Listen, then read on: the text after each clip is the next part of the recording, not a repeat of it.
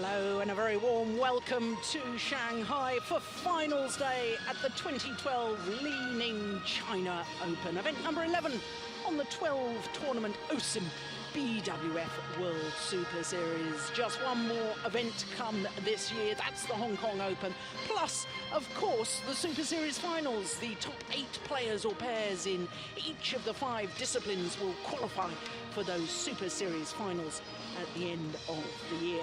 Well, as I say, it is finals day today, and we're starting with mixed doubles, and the Olympic silver medalists Zhu Chen and Ma Jin, they're up against the Malaysians Chan and Go. Then women's singles, and the Olympic champion Li Sherui, she's up against the 3-time former world junior champion, looking for her first ever Premier Super Series title.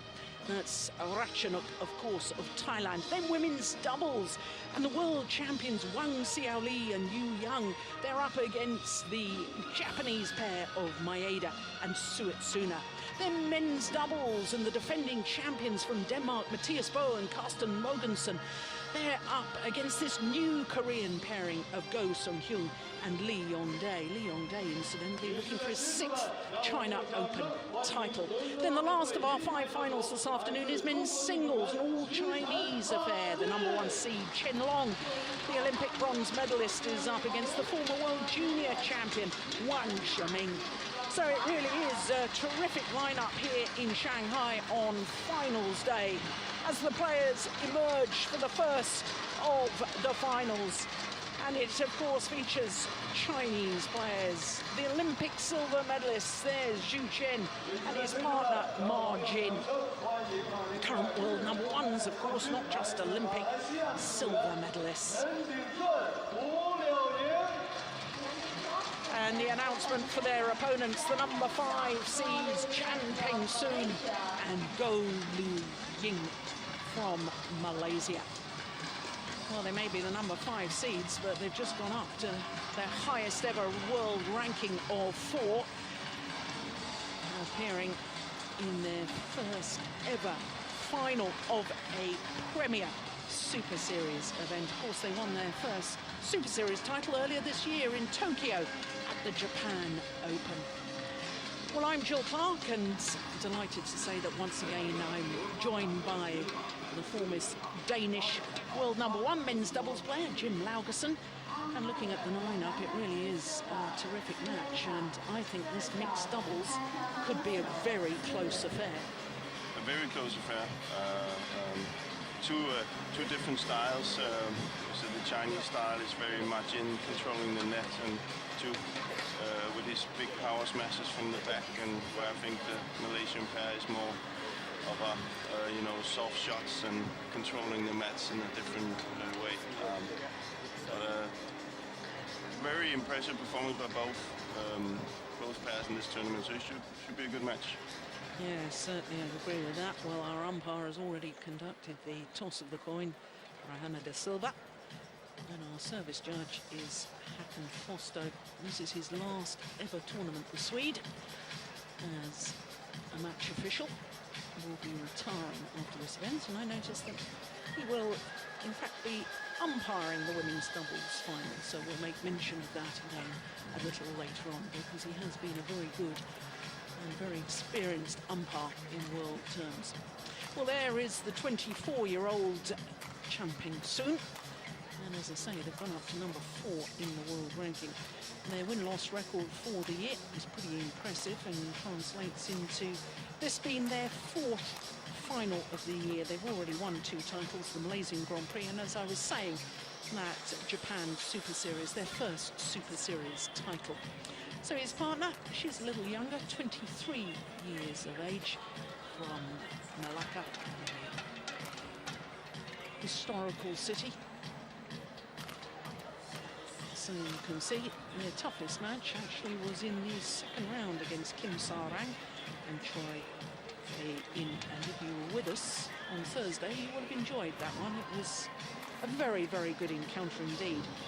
In the semi-final, they defeated the number 3 seeds, Tentoi Ahmad and Liliana Natse, as you can see, in 2 straight games. And both Jim Laugerson and I were a little surprised at that, because we thought that the Indonesians were playing very well. Just an indication, perhaps, of how well the Malaysians are playing.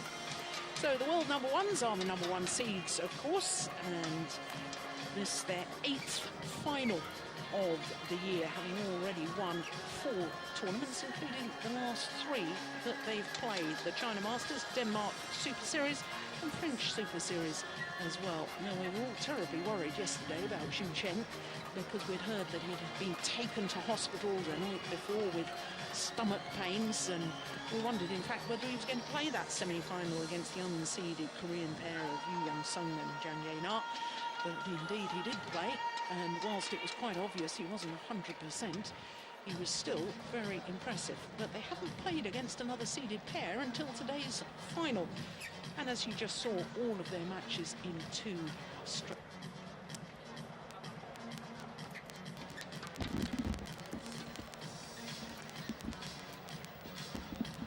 So,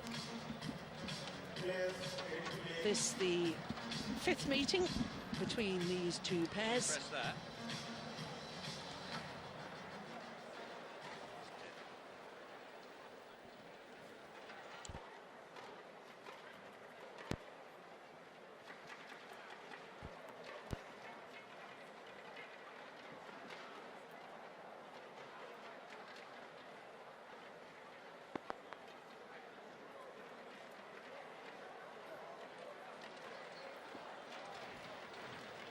Well, there's the man we were so concerned about, Zhu Chen, the 27-year-old, although he's going to turn 28 later this month, from Jiangsu province. He's a bit of a footballer, fancies himself as a footballer.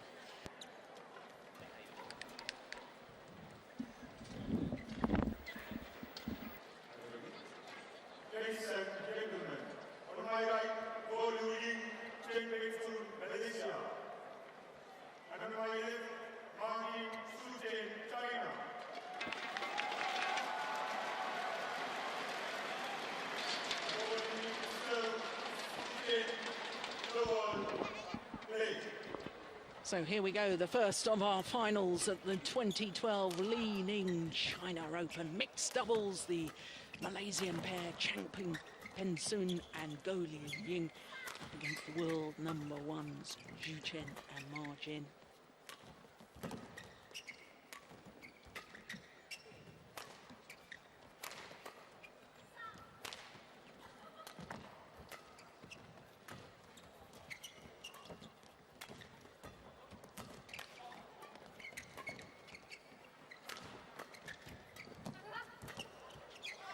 Good opening rally.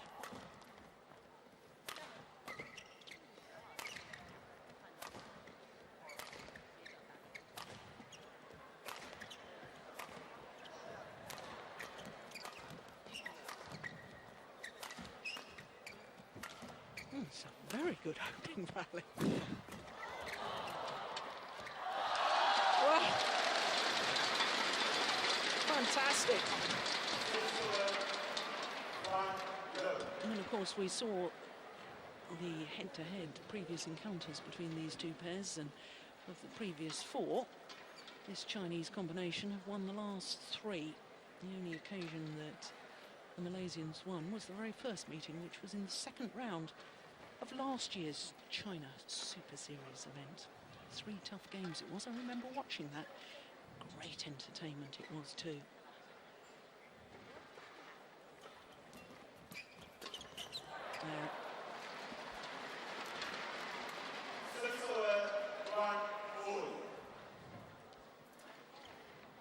Smart service returned by Chen. Surprising staying forward.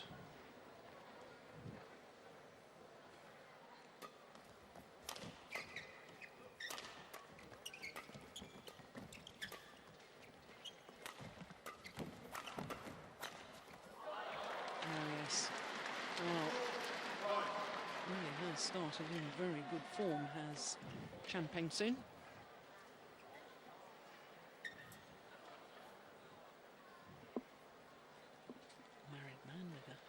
Baby son called Milton. He's a real sweet lad too.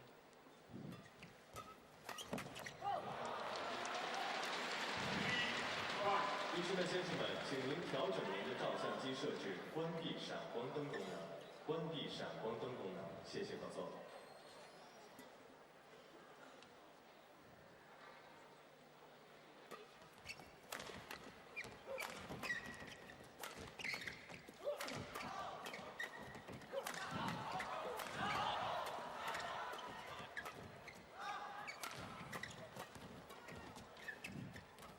Clever. Oh, well My played. goodness, that's good.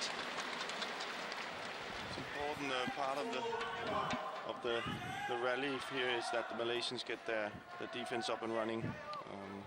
As we saw yesterday, Chu was really effective in his attack. If the Malaysian can make him work on the back, then it's positive for them.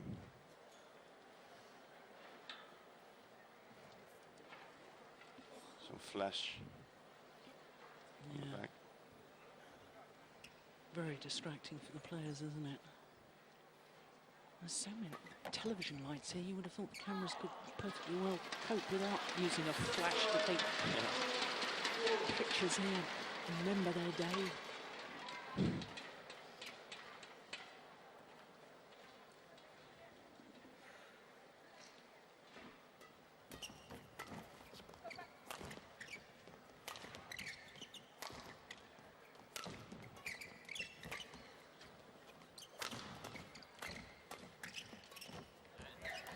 Yeah.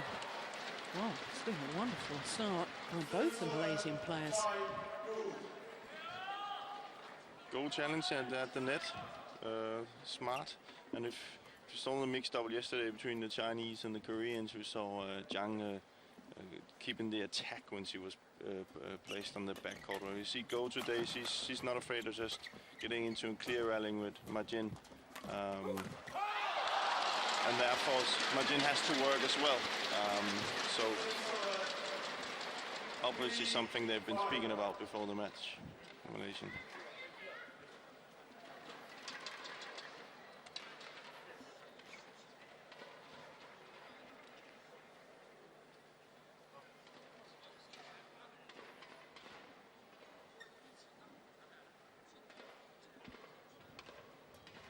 That's a good serve.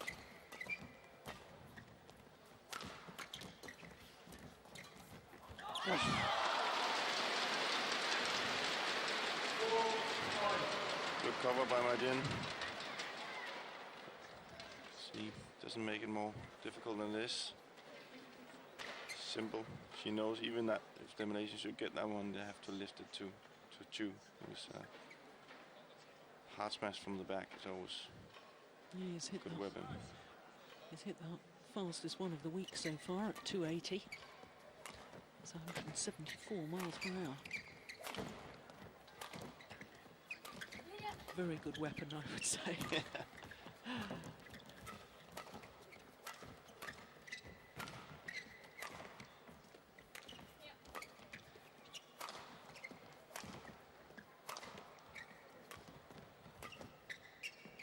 And there she, not afraid for rally. Go. Totally different from yesterday.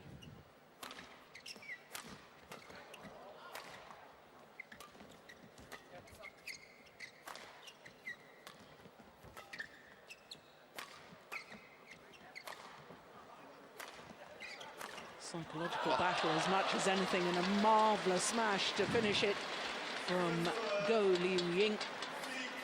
Perfect placement towards the right hip of Zhu Chen.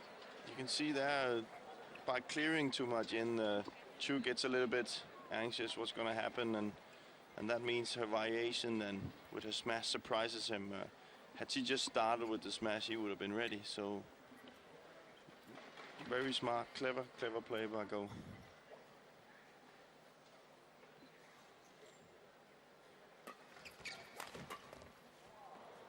Oh, it's just long. But she was in the right place. Had anticipated, stood her ground at the net, as you were saying.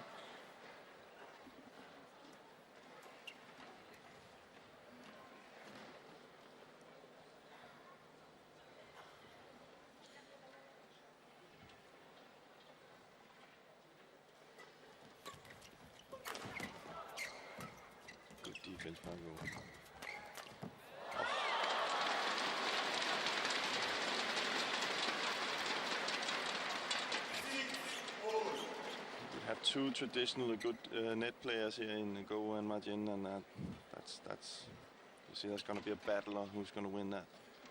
And I think the one who comes more successful out of that net play is going to win the match.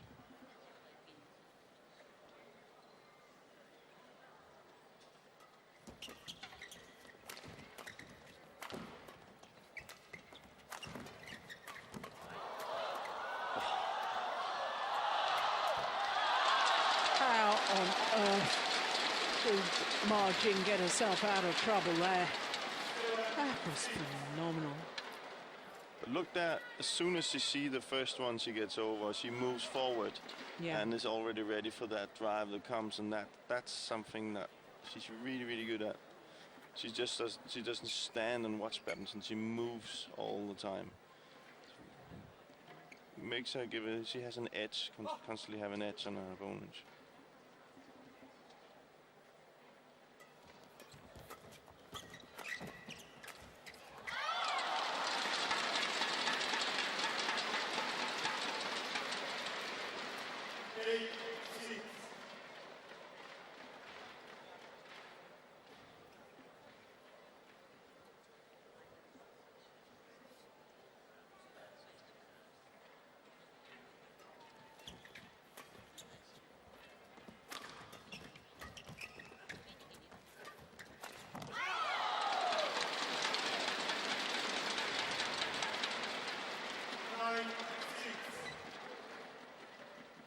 Well, this is a run of 5 straight points.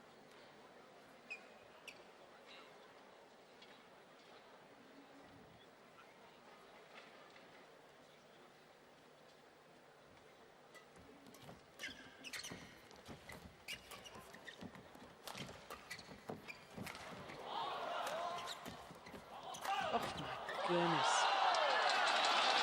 Yeah, so determined to try and keep on the attack. Way out of position. Look, he leaps from mid-court area by the time he's landed. Shuttle's already gone cross-court. Chen has to be very careful with his smashes where he places them, you know, when he has to look where Margin is standing when he hits on her. You know, mostly she will go and try to cover her forehand side. So maybe try and direct it to her backhand side. Oh, well played.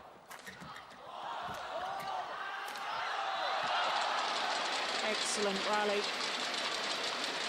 And on a run of 7 straight points.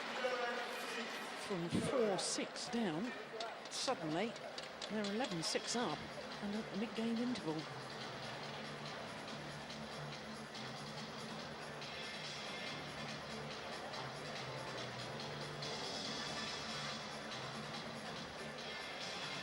Well, it's been a good start to finals day, hasn't it? Very intense play in these early stages of game number 1 of the mixed doubles. Jeremy Gall, amazing coach there.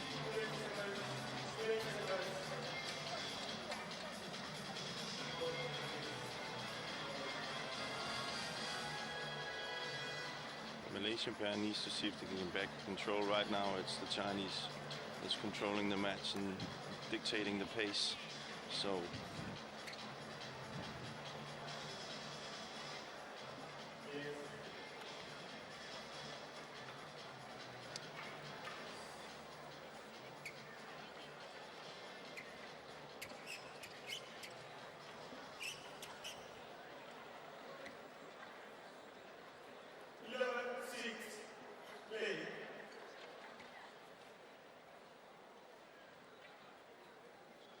And just watch this serve from Xu Chen. So often as he plays the low serve, he sort of throws his head back. It's a most peculiar action. Have you noticed that before? no, I haven't. Probably as a coach, you'd tell players to keep the head still, a little bit like putting in golf, Yeah. I would guess. But so often, tends to almost fidget and throw his head back. There you go. Yeah, I've never seen that before. but it's working. Yeah, can't criticise it. No. Maybe it's you know, players have tendency to have different rhythms in the serve, and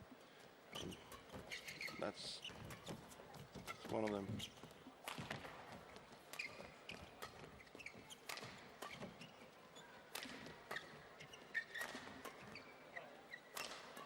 Oh, that's nice.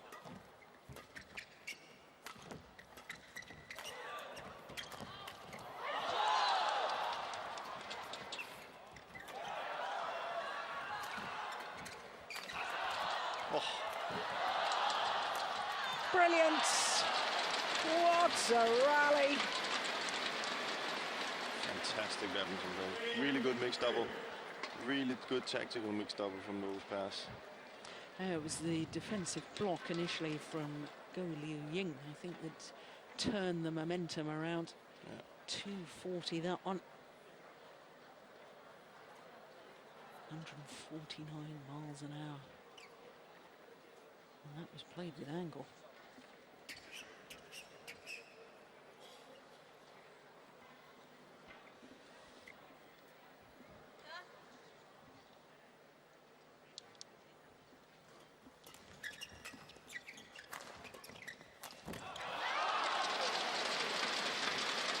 Good angle from Bajin in her smash.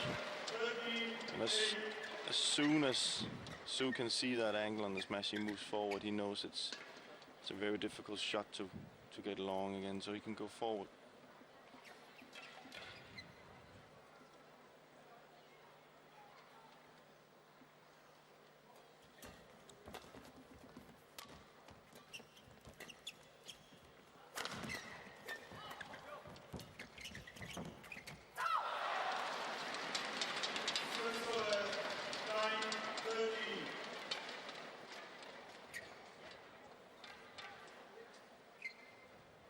One of the rare breed of players, Margin, who's been #1 in the world in both women's doubles and mixed doubles. Oh, she was #1 in women's doubles with Wang Xiaoli, who will be seen later on playing with Yu Yang. I must say she's really focused on the net today. She's taking the challenge.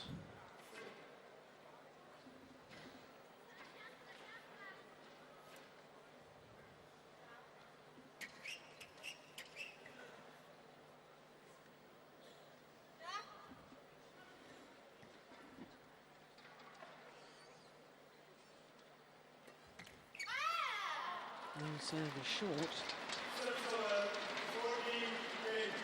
I think he tried to serve to the side, trying to get a little bit of variation in it, but didn't get enough power on the serve.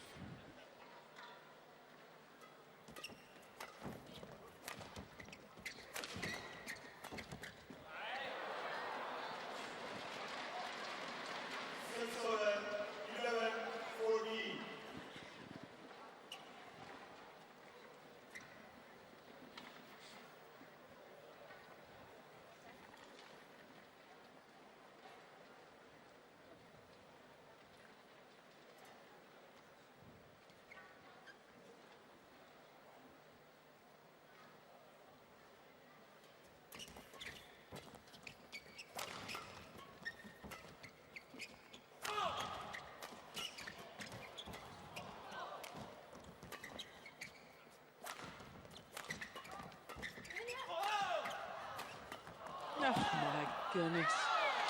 And now he's hit it long. The frustration that all their good attacking shots just kept coming back. A little bit unlucky.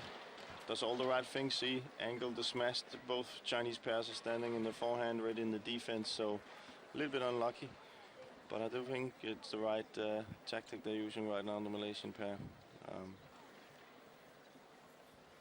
Chinese were a little bit lucky to escape that one.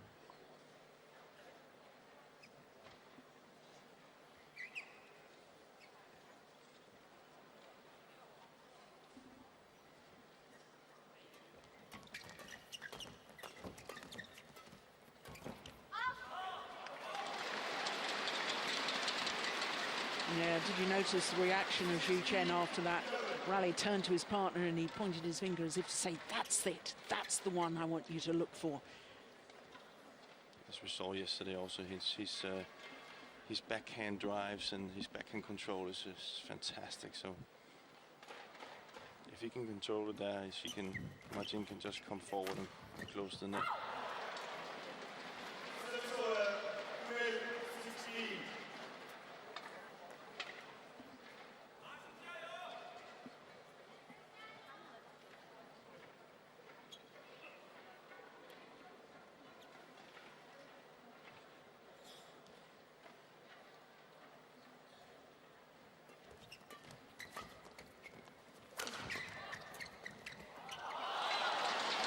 Lovely, isn't it?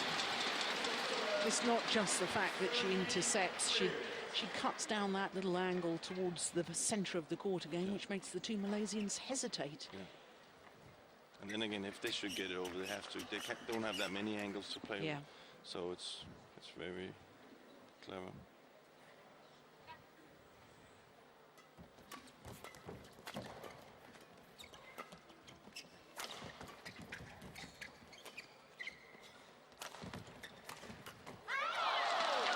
Did well to get behind that, did Margin. There's something that I think Chen should be a little bit aware of, is that when he hits on Margin, when he hits her in the forehand, she's driving a lot. When he hits her on the backhand side, she puts it to the net. So maybe that's something the Malaysian could use, that go forward when he hits her on the backhand side, because it's very often it comes short to the net, and then he can kind of, if he hits her in the forehand, he can kind of cover it himself. But definitely just tells you that you can't just hit hard, you have to really place your shots.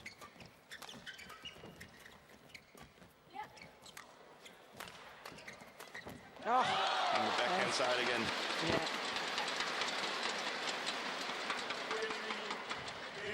The power generated from virtually no backswing of that racket from Zhu Chen, played with absolute perfection.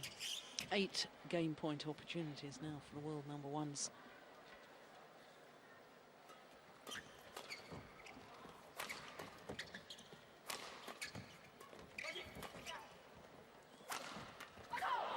That's better. Good angle on this master.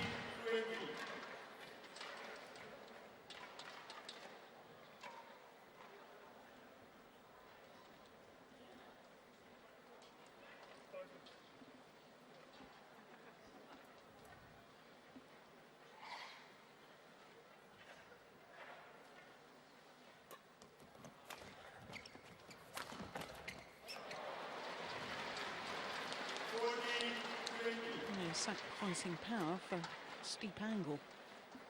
It's much more effective. Yeah. And Chu is all the time looking to use his power, so.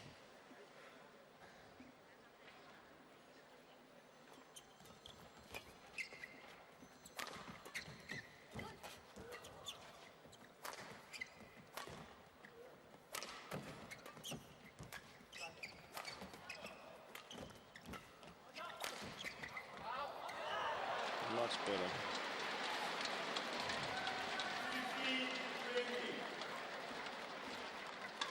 But the thing is, the way the Malaysians are playing right now is really clever play, but it's just so difficult to constantly, you know, if they're to win this one, they have to do this in every rally. They can't, you know, let loose. They have to be disciplined, because in the other game, you know, the Chinese are too good. Error on serve, a disappointing way for such a good opening game to end 21-15. 21-15 confirms the umpire. Just over 20 minutes of play.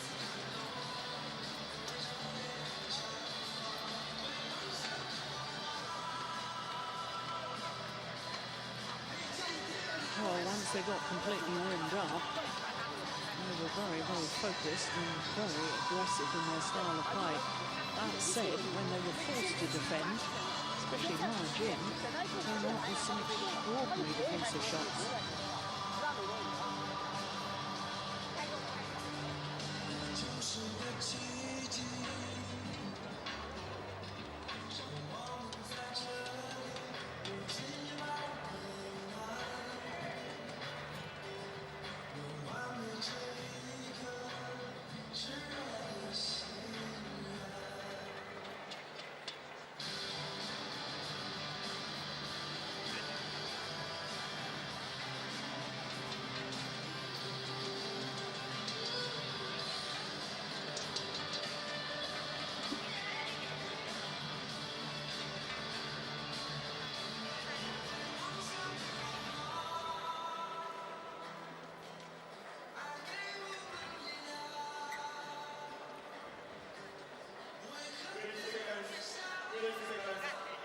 There's still plenty of chat going on between the two Malaysians.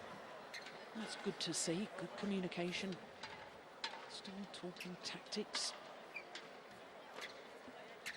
I think they need a very good start here. Yeah. Malaysian pair. I think they have to continue how they finished in the first set. Find the right angles and the right pace.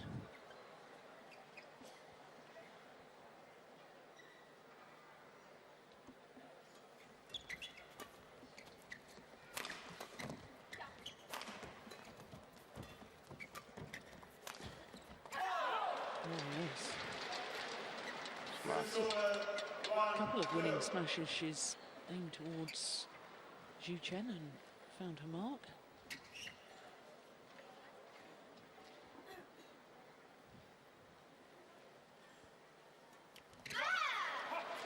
Oh, she ended the opening game with an error on her serve.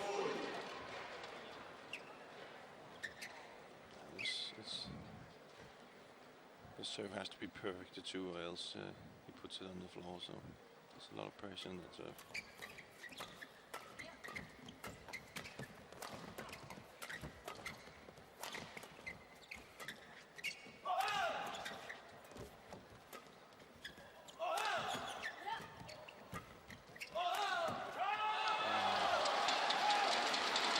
A little bit more patience. I like that first smash where you almost could see what I spoke about when he went for the backhand side of Ma Jin and went forward to close the net. A little bit more of that, I think, would be more effective than just hitting hard on especially on Zhu, because they're just too good in the defense.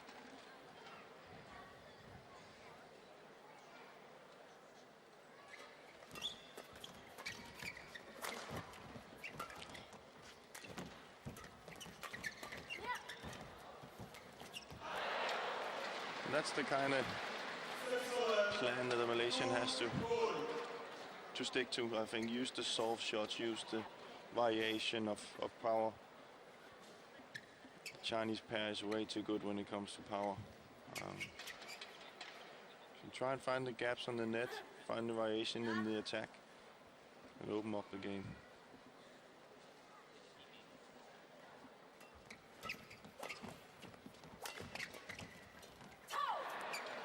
Soft shot. An easy block to the net.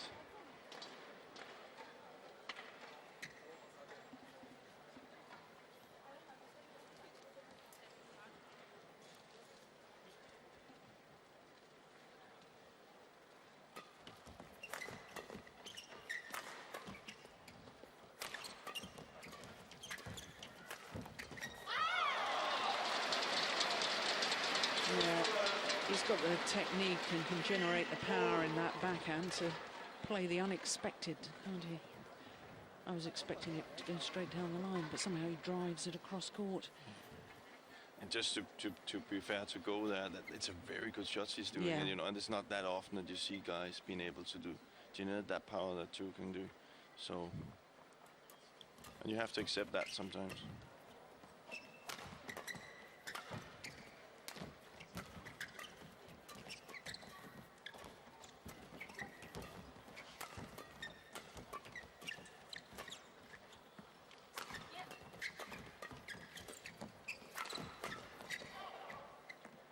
Oh, it's landed in. Oh, he could have played it. It's a misjudgment by Chen Ping-soon. Good rally, though. Oh, yeah. Inside edge of the line.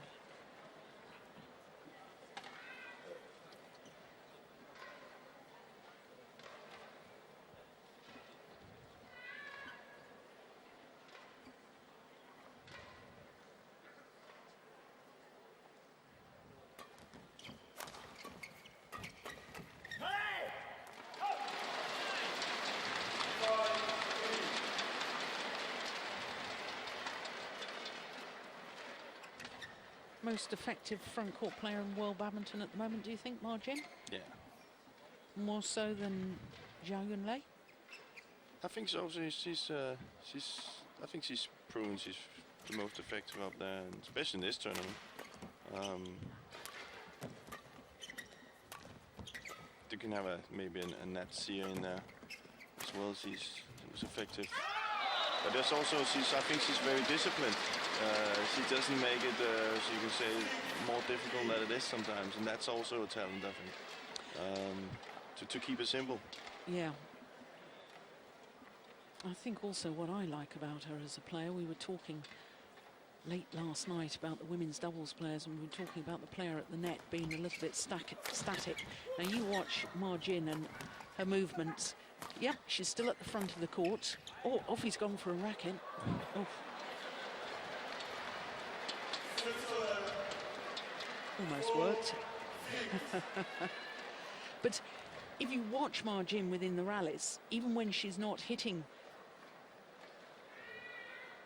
or trying to intercept, she's the movement back and forward, side to side, not all the way back in court, but just towards the mid-court area. And then so as she's going to try and intercept, her body movement is going forward, and it just makes her such a threat, doesn't it? It does. She's kind of like, I think it's called roaming around. Yeah.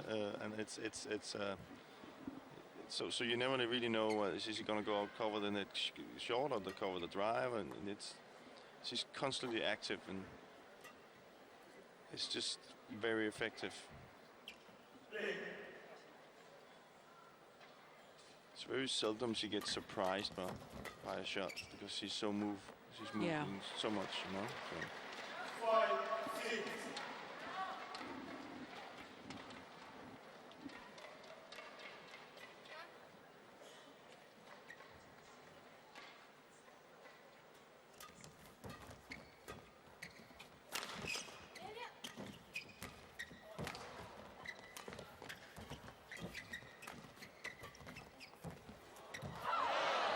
Good rally, good control from Go Liying. Good comeback.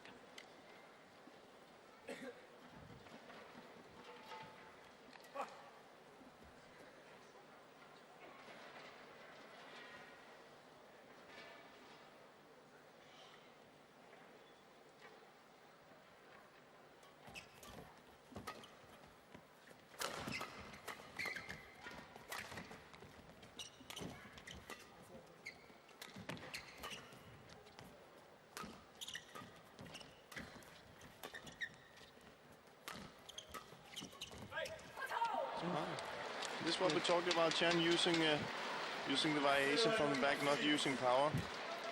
And you see the effect of that.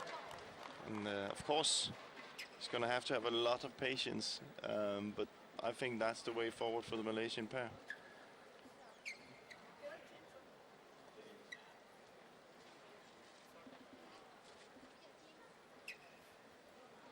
Both the Chinese are standing and waiting for power, so.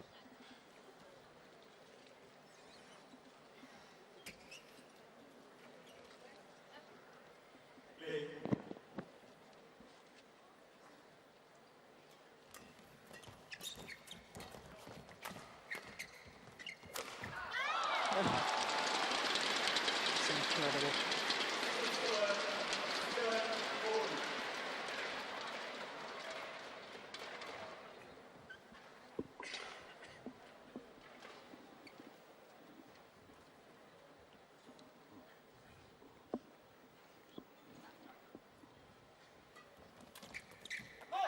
What a return.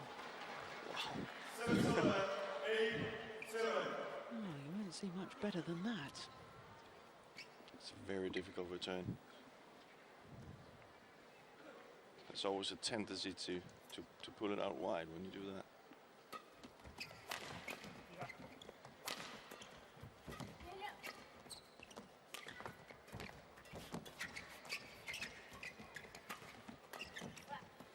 Oof. Yeah, big confusion.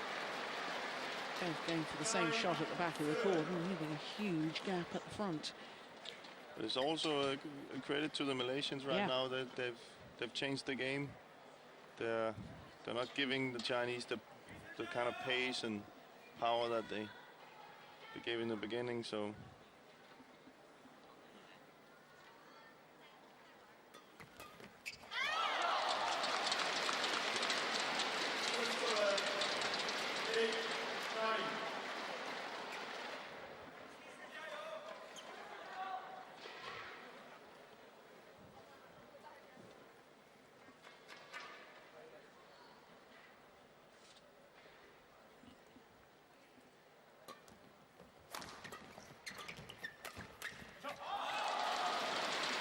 Just snatched at that a little. Apologises to his partner. Yeah, well, that's good to see because he knows that. Yeah. And that's what I talked about. He has to have so much patience and discipline, and just accept that the other game is the Zhu and Ma Jin is much better at.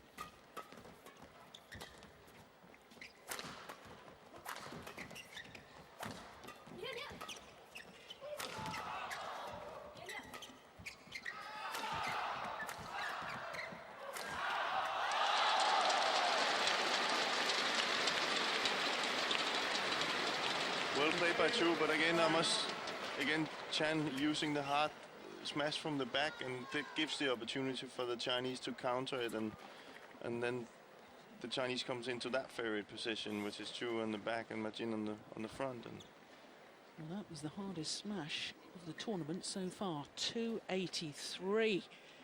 Goodness me, 175 miles an hour. No wonder they didn't get it back. And another reason to keep the net.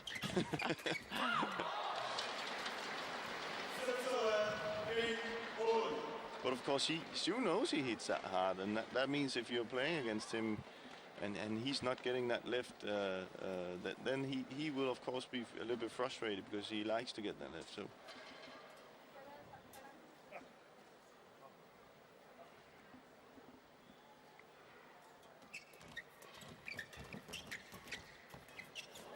Oh. A little net exchange there, won by the Malaysian.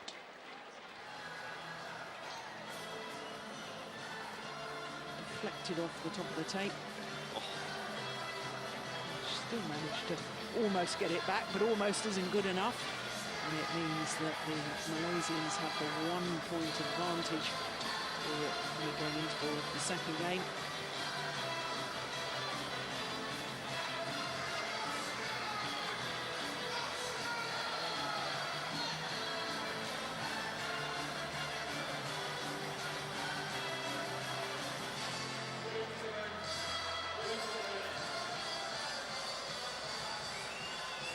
She looks very cool, Ma Jin. Yeah. Well, she's a former world champion in mixed doubles, won with Zheng Bo in Paris in 2010. And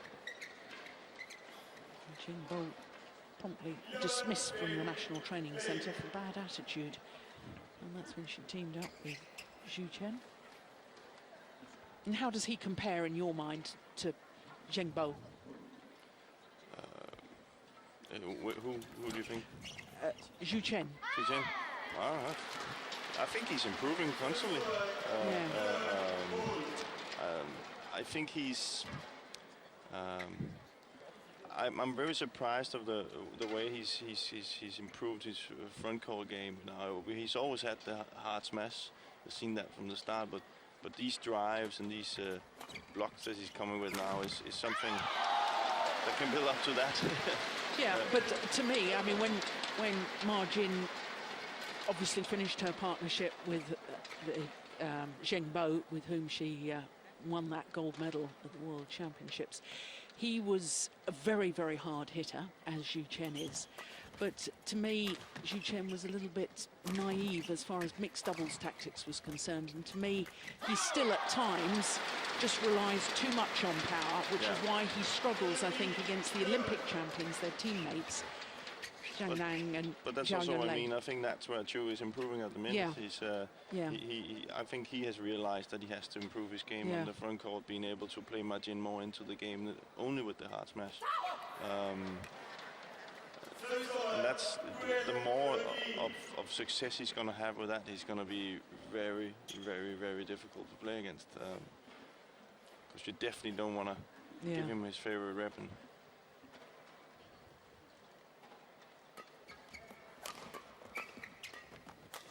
Yeah.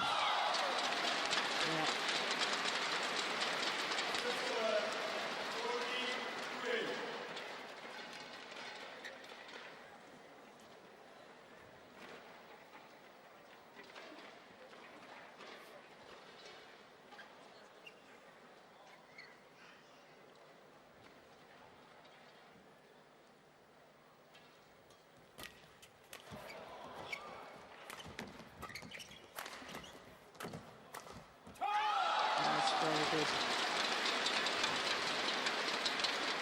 Again, Chan.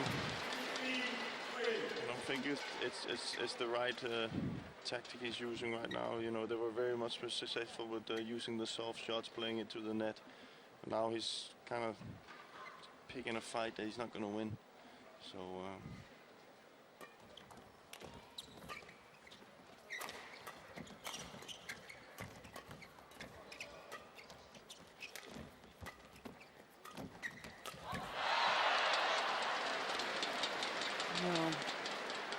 Yeah, but you know, that's still more effective.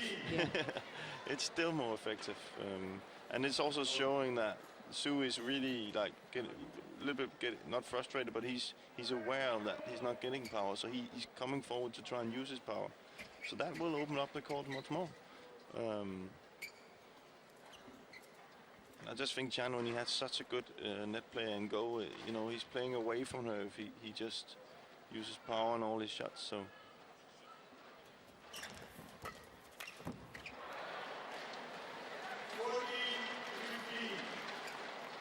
But you can also see now he looked back at his goals, he kind of knows it.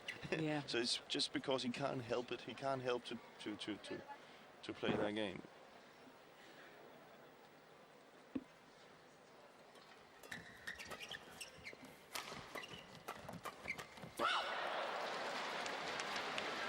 Really well by Go. Malaysia's back level.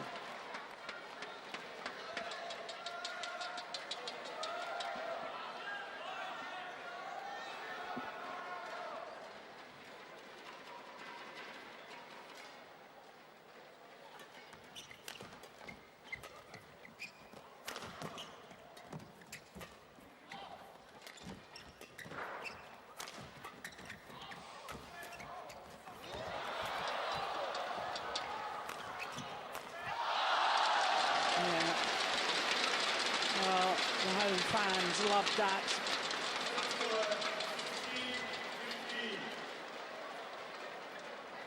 But again, it was Chan opening up too soon on 2, and no need for that.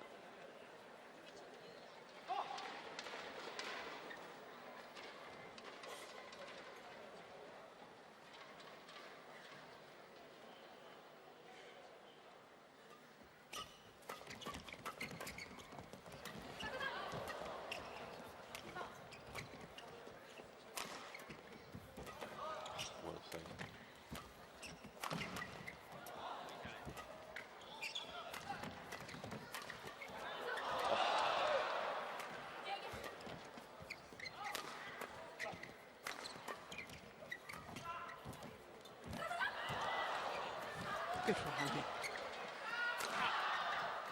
Clever. Oh. Really, really good mix double. Really, really good mix double.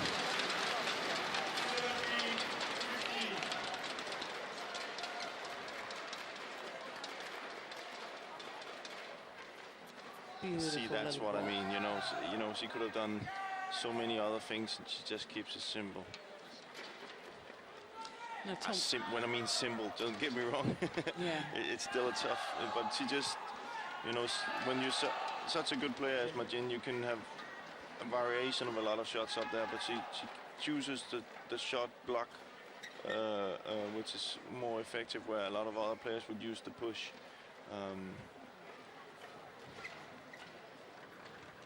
Now tell me, what's with this different coloured shoelaces with Go?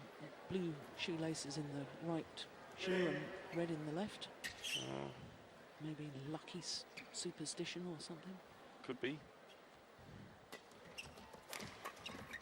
Fashion. Oh! Sensational again from Margin. And it's actually really well played by Go, and the first one, which is a really good shot, and then just an even better look at that. Just an even better shot back. Almost get it over again. There's two really good mixed double ladies here.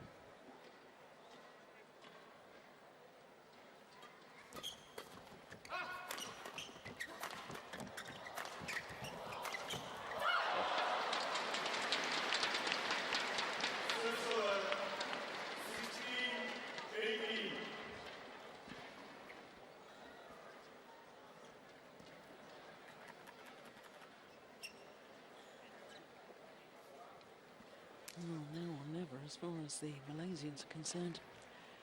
Really need to close this 2-point deficit.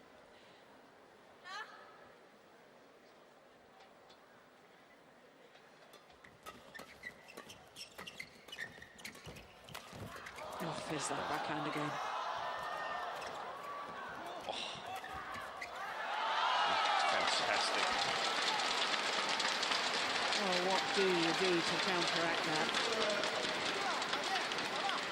But that we talked about before, the improvement of his game. Both now uses the drive and the block, so he can mix it up from his backhand. So he doesn't only have the hard pushes.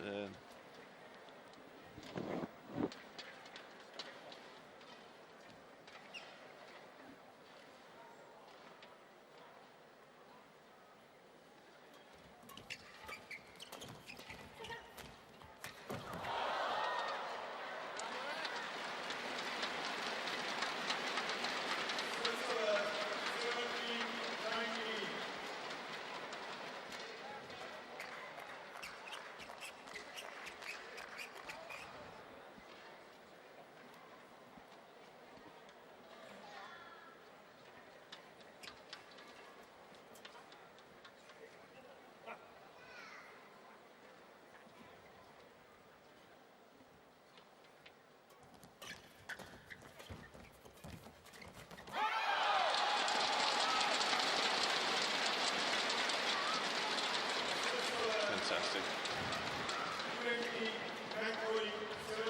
And I actually think Go's playing really well at the net. Martin is just that better player right now. So I think she's proving my point. Yeah, match point opportunities. Oh, it's just wide. Their 5th title of the year, their 4th tournament title in 4 tournaments played. What a run they're having. 21-15, 21-17 in 45 minutes of play.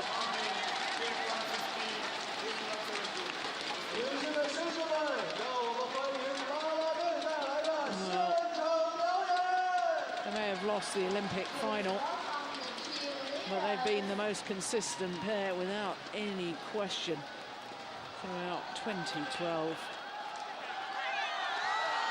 And for Margin, it's 3rd time lucky. 2 previous finals that she's ended up being beaten here at the China Open. This time, she's the champion. And this time, with Zhu Chen, it's a convincing victory. 21-15, 21-17.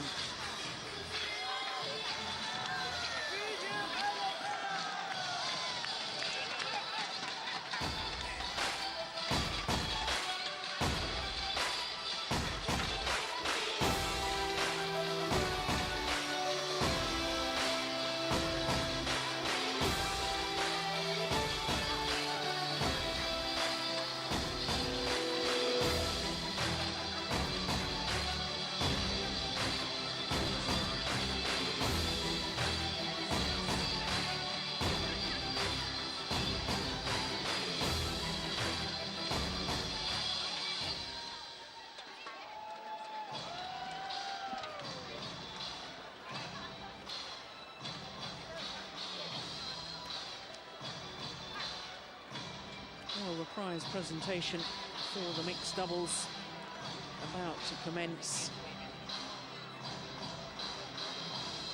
And for Zhu Chen and Ma Jin,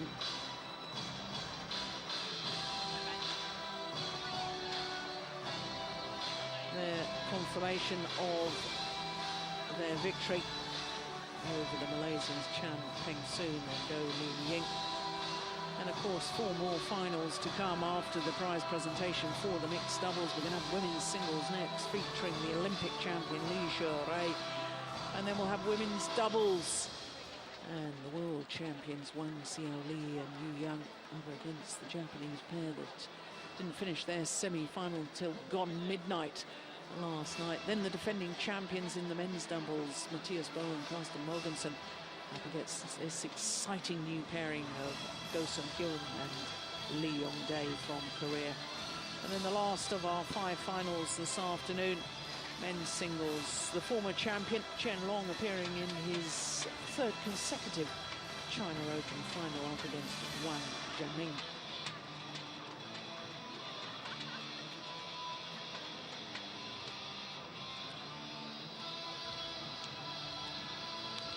Well, a good final to get us underway here on finals day of the Li-Ning China Open.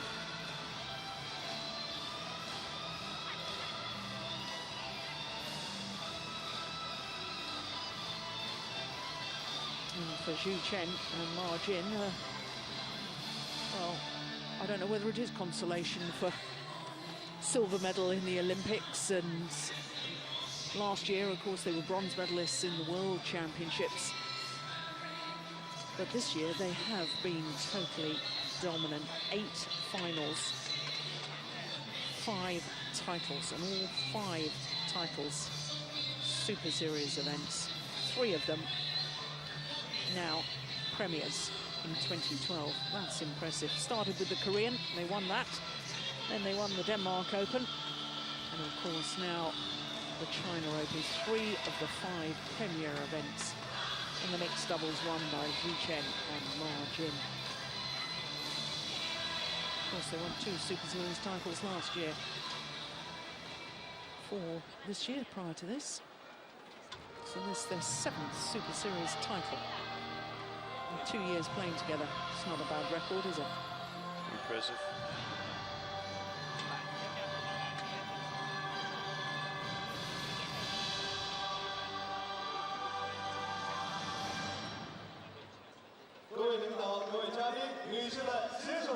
Distinguished guests, dear friends, ladies and gentlemen. 李宁2012中国羽毛球公开赛奥盛世界羽联超级系列赛顶级赛李宁杯混合双打颁奖仪式现在开始。Good afternoon, welcome to 2012 Li-Ning China Open Awesome BFF World Super Series premiere. The award ceremony for mixed doubles will start shortly. 有请获奖运动员入场。 Please welcome the players.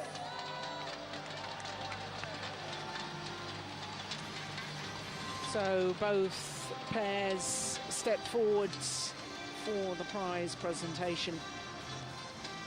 获得李宁2012中国羽毛球公开赛李宁杯混合双打亚洲运动员是马来西亚陈炳顺、吴柳莹。 The runners-up Chen Peng-soon, Goh Lin Ying from Malaysia.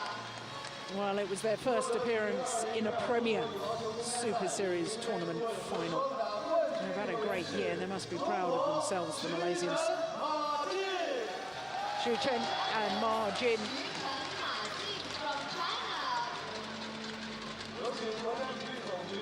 Both the Chinese players have previously had to settle for second best at this particular tournament. As far as Ma Jin is concerned, twice a beaten finalist.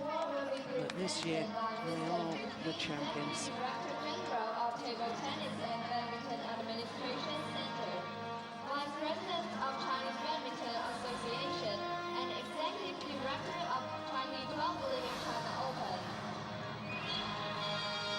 Mr. Yu Bin, Deputy Director General of Table Tennis and Badminton Administration Centre, and Vice President of China Badminton Association, the executive director of the 2012 Li Ning China Open Organising Committee, making the initial presentations. We will now invite Mr. Shi Liang, Director of Pudong Yuanshen Sports Development Center, member of 2012 Li Ning China Open, to present bouquets of flowers to the players. And the flowers presented by Mr. Shi Liang.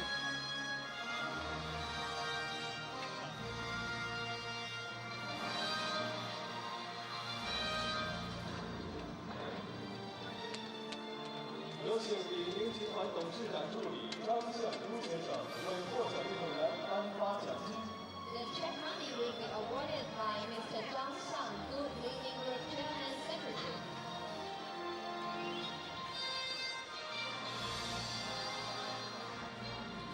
Yes, and the prize money and the congratulations from Mr. Zhang Xiangdu from Li Ning, the sponsors of this China Open. 有请奥盛中国华东地区副总经理林晓慧女士为获得冠军的运动员赠送奥盛天堂椅。 Please welcome Mr. Lorenzi, Assistant General Manager of Awesome China $31,600 for the winners. 15,200 for the beaten finalists. And also, of course, our Super Series title sponsors, OSIM, protocol. also to make presentations.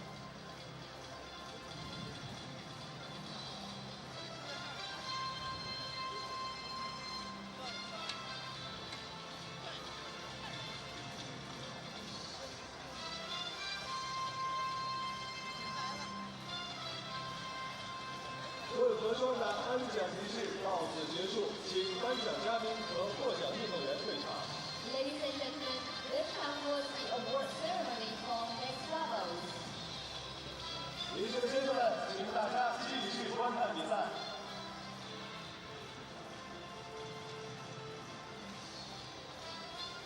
Whilst the Malaysians, I'm sure, are very disappointed right now not to have won the title, I think they'll look back on this China Open, this premier event, with great pride. Big win for them in the semi-final against Tantowi Akbar and Liliana Natsir. Of course, they were the #3 seeds from Indonesia. Then they were up against a better pair today. Yeah. So you have to accept that. Su and Ma played really well. Had a good tournament. He didn't look sick. No. See, it was worth playing that semi-final when he definitely wasn't feeling 100%. We could tell that. Well, the mixed doubles players take leave of centre stage. And it means that coming up very shortly, we'll have the women's singles final. And it features the Olympic champion, Lee Sherui, against the 17-year-old from Thailand, Intanon Ratchanok.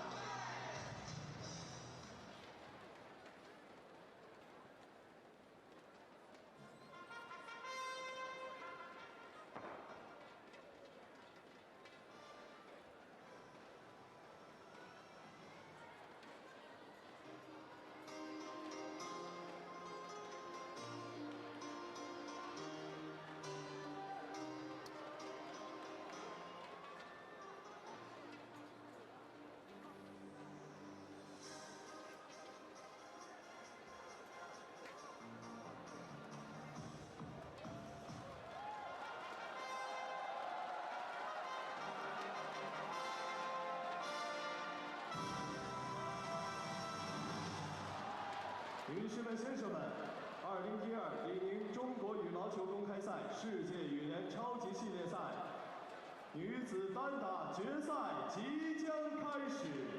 Ladies and gentlemen, welcome to 2012 Lining China Open Awesome BWF World Super Series Premiere. The final of women's single is about to start. 有请裁判员、司线员入场。 Please welcome the line judges.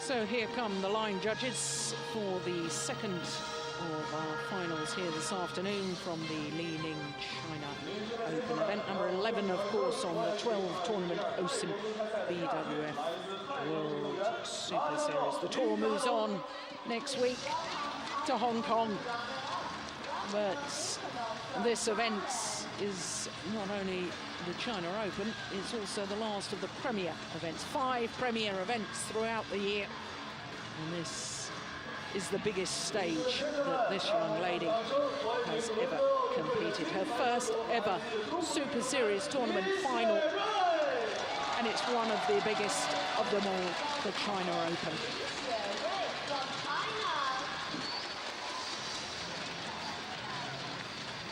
The Olympic champion, Li Shi-rui,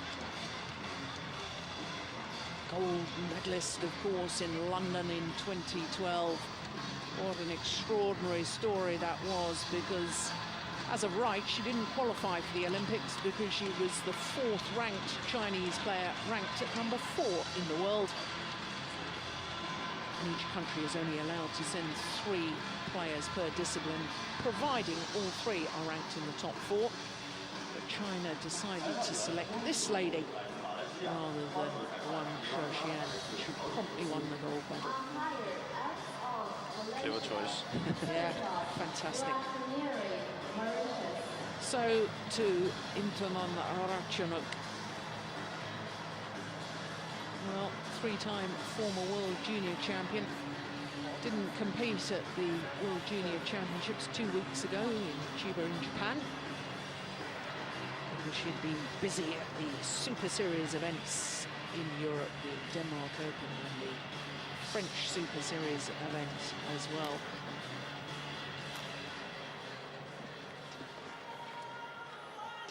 Which is probably why she's in the final here. Yeah. Smart choice, because it is difficult to play that many tournaments in a row. So. Yes, the World Junior Championships, I think they have a draw of 128, don't they? Yeah. There's lots and lots of matches. Well, it's paid dividends, because here she is in the final, just 17 years of age. Not seeded, as you can see, 10 on the world ranking. And a win-loss record for the year 27 and 19 translates into having reached 1 previous final. That was the Thailand Grand Prix. 1 semi-final at Switzerland and 5 quarter-finals. Now look, what a battle she's had to get through to today's final. That first round was against the new World Junior Champion, Okahara from Japan. Needed to battle all the way there, an hour and 2 minutes. Quarter-final against the European champion, number 6 seed Tina Bown, and then in the semi-final against the number 5 seed Juliana Schenk, who disposed of the world champion in the quarter-final stage. So to the number 2 seed, the 21-year-old from Chongqing in Sichuan province. 2 in the world, 2 in the seeding. But down to number 3 in the Super Series list, down from 1 after the last Super Series tournament. And there you can see her semi-final against Mitani, who won the French Super Series event. Her first 3 matches going the full distance, but no seeds. That's an interesting way through to the final for Li Shi-rui. This is the 5th meeting between these 2 players. And interestingly, it was Ratchanok who won the first meeting, which was in the quarterfinal of the US Open last year. But the last time they met was the first round of the Denmark Super Series last month, the last of the premier Super Series events prior to this one. Well, as we look at the Thailand coach, Udam Charapong, and there's the Chinese coaching bench as well. Shudder to think how many times these two will play against each other in the future. Are you ready? Ladies and gentlemen, on my right, Ratchanok Thailand. Anko Liang. And my left, Thailand. And there's our service judge, Dheeraj Ganadri from Mauritius. Not all play. So the women's singles final, the Olympic champion, far side of the court, the number 2 seed, up against the unseeded, hugely talented player from Thailand. Over. 1 love.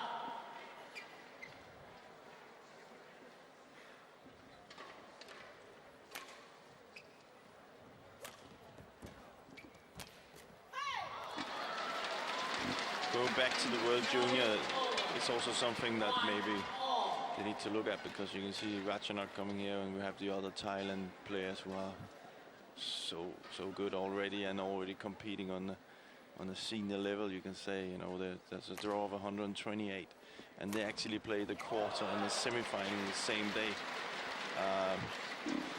So you can see that if she had played that one, that would have been way too hard, and she probably wouldn't have been fit enough or ready enough for this tournament. So.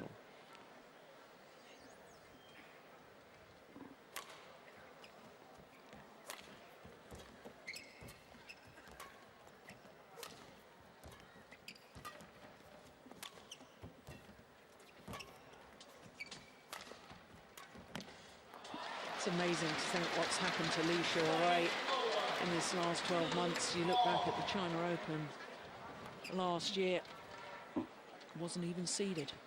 No. Now she's the world number 2. She's the Olympic champion, All England champion. In fact, already won 5 titles this year.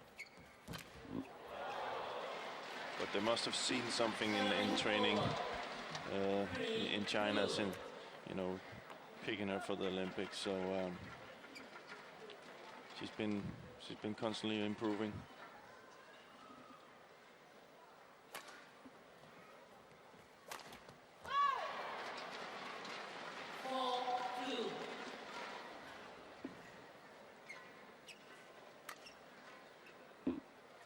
She had a period of play that included the Uber Cup Asian qualifying zone through the German Grand Prix, all the way through to the Uber Cup finals, and then after the Olympics as well. And she won 35 of 36 matches played throughout that period of time, and that includes All England's, Olympics. Must be nice. It's well, I think that sort of compares. Do you remember last year, Novak Djokovic? Yeah. Had a winning streak that the whole world of sport was talking about, and we've had a winning streak from Lee Xiaorui that's equaled that sort of dominance throughout that period of time. Yes, since the Olympics, she's had a bit of a lull. That's understandable, but you know, she's right up there with some of the great sports people in world terms. Yeah. We should be singing about it and discussing it and praising it. definitely should. It's you know, it's also when you are up at the top there, you know, there are so many players that are gunning for you that keeping that streak going is even more impressive. Yeah.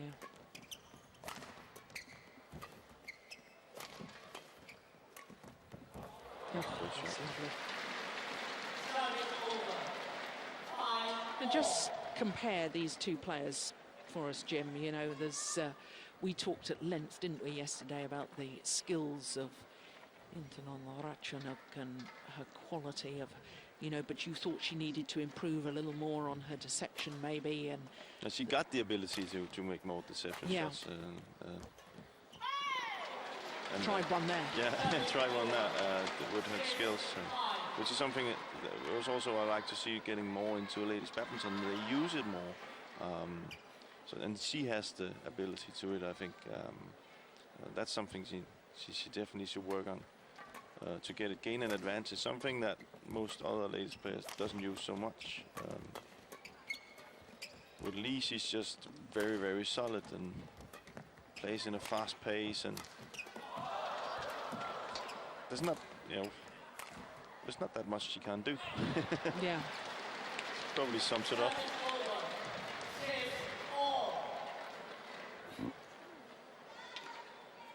And then she's cool, you know. She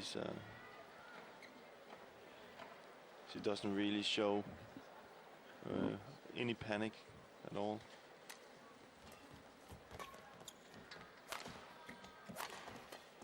Oh, that's nice.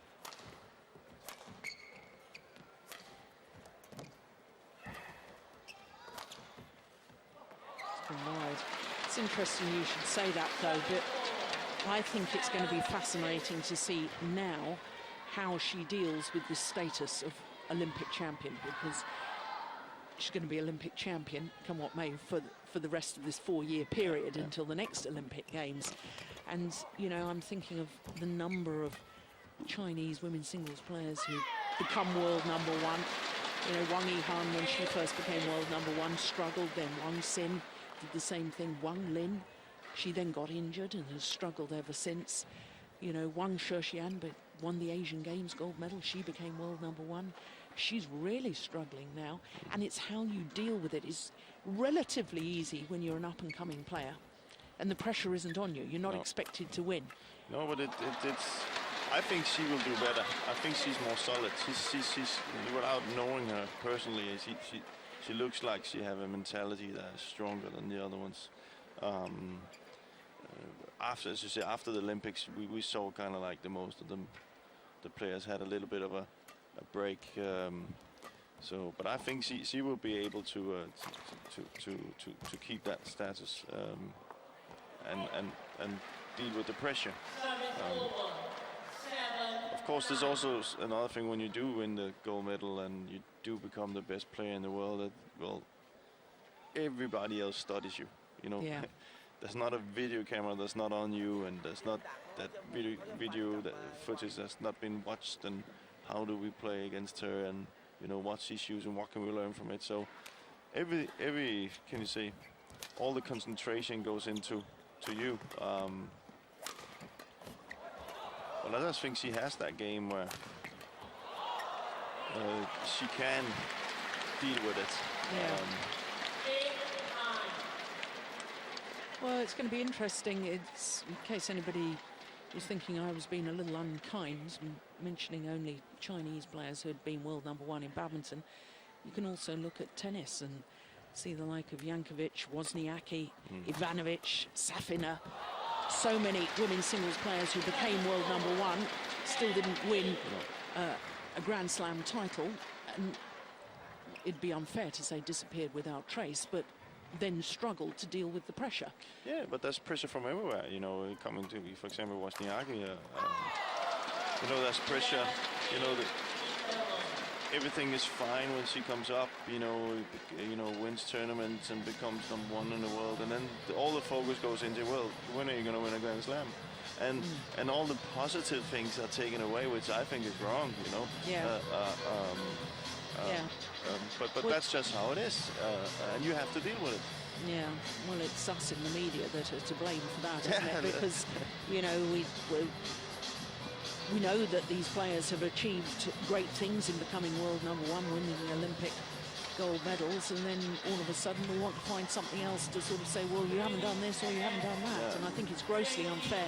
I look at these two players and I'm just awestruck by the amount of talent that these two individuals have got. I hope that they both deal with the pressure, because I think these two could, over the next Olympiad, this next 4-year period, could take women's singles to a whole new level. They That's can. very, very exciting. Yeah, they definitely can. They definitely can.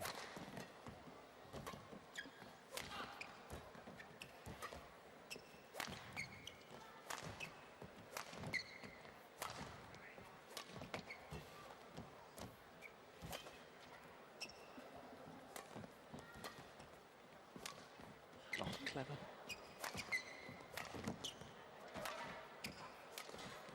Oh, that's magnificent. Well, we've talked earlier in the week about singles. You've got to try and outmaneuver your opponent, especially in women's singles. We see the shuttle played from the back to front, from side to side, gradually making your opponent late back to the base position in the center of the court, and then that's when you can go for your winner. That was a classic example. And what Lee's doing right now against Ratchanok is she's really using these punch clears to the backcourt, which is a little bit flatter, so it doesn't really give Ratchanok time to use her favorite shots from the backcourt. And then she comes in with the counter move herself with these cuts she has from the back lead. So she's just very, very solid. Let her have it again. Oh. Yeah. Well, she's fifth on the list for the tournament for the hardest female smash. Ratchanok. And she's not the tallest of athletes, so her timing and technique must be absolutely superb.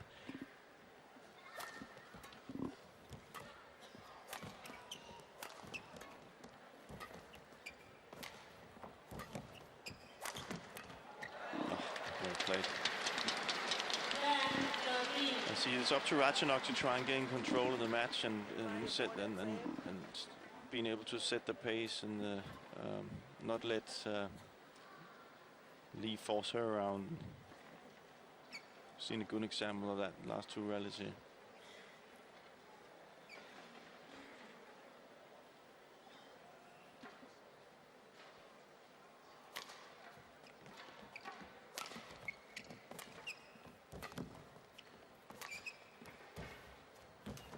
See that? That's might look simple, but it's, you know, the two lifts she has is all the way down to the corner, and then she follows up. She's so quick at the net. She reads the game so well.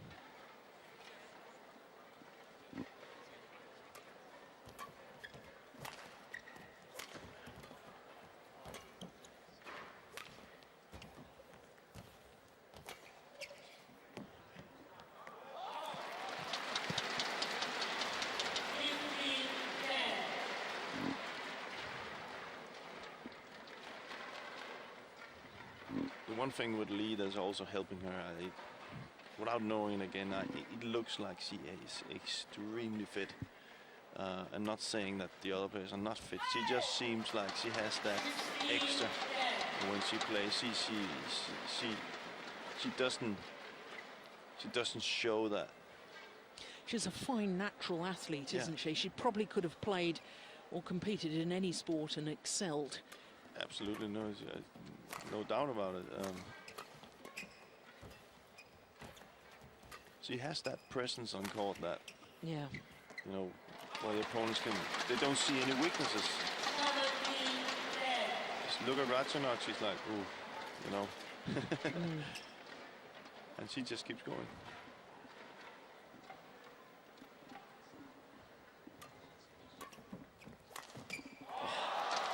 It's fantastic, isn't it?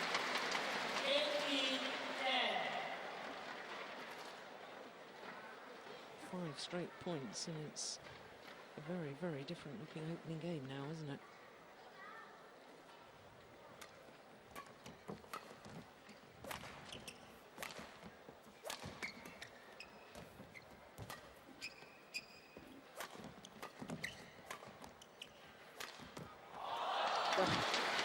Oh my word. You see, that's the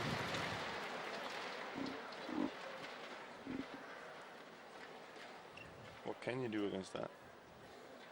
That's the problem. Yeah.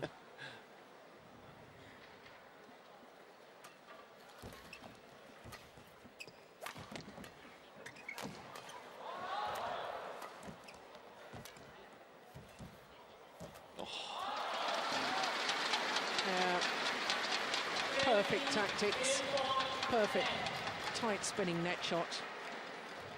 And now on a run of 7 straight points, 10 game points.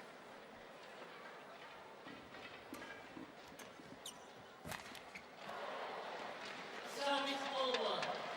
11-20. And you can see now why she's won 35 matches or so out Yeah. of 36. That's probably the easiest point she's given away in this set.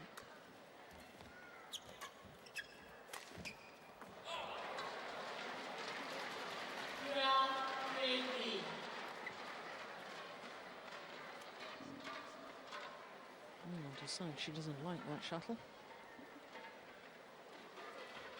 Yeah, but you see that, you know, very focused, you know, that's where normal players probably would, you know, okay, I'm up 20-12, I'll just try one more. But she's not taking anything for granted. She's focused 100% all the time, so.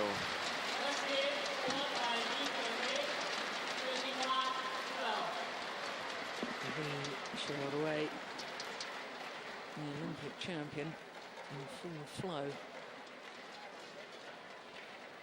21-12, just 15 minutes.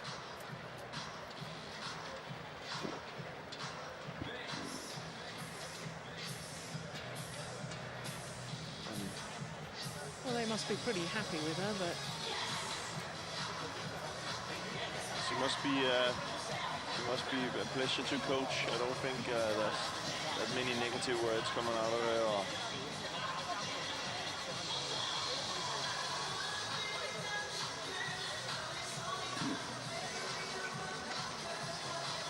Of course, for Ratchanok, it's about finding a game plan she believes in now.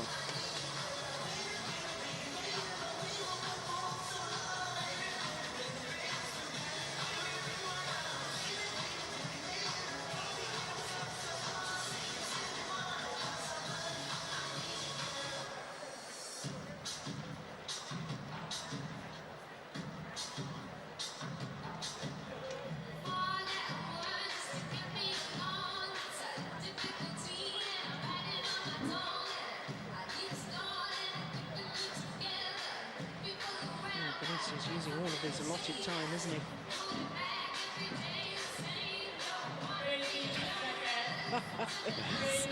I do love watching him. I really do. He's such a character. Yeah, He's so but animated the way he talks to his players. yeah, well, that's, you know, it's really good right now because he needs somebody like that. You know, she's been totally overpowered in the first set. Nothing has really, you know, everything she's come with, she's been countered. She needs some belief.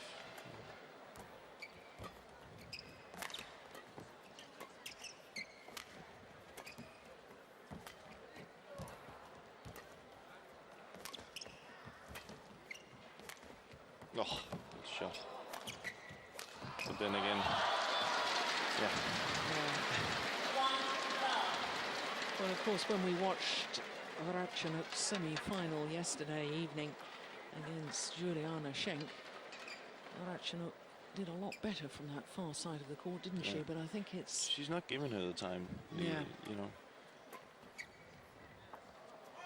And you see these uncharacteristic mistakes from Ratchanok, and that just because everything is just a little bit faster than she's used to. And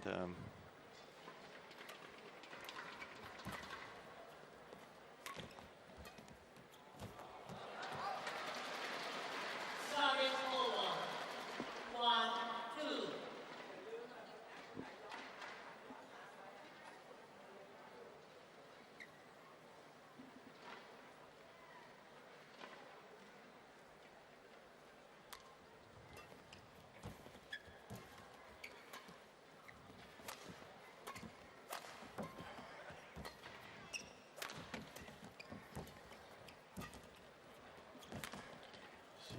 she's forcing her from the net. Oh. Fantastic. Well, you said to me yesterday you'd like to see women's singles players playing more and more like the men's singles players. I thought Li Xiaorui in that rally, style and tactics, very much like the men's singles players. And we will see more and more of that, I think, in ladies singles. Also because they do, as you said, they are much stronger nowadays, so they do hit harder and they do move quicker, so a lot of other things will open up.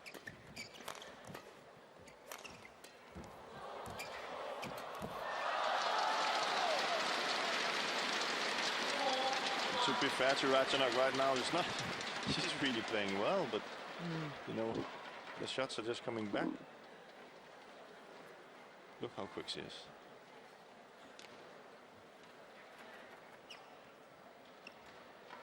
Of course, her 2 tournaments in Europe, Super Series tournaments. Well, she only played 1. She only played the Denmark. Lost in the quarter-final stage to Juliana Schenk. And the China Masters, her first tournament after that Olympic gold medal, lost to the young Indian player, great talent, Sindhu. And she seems to have got back her focus and her form now that she showed in London. Not to take anything away from the players that beat her there. No, but not this, at all. This is the Lee that won the gold medal. They should expect to play the next time. So.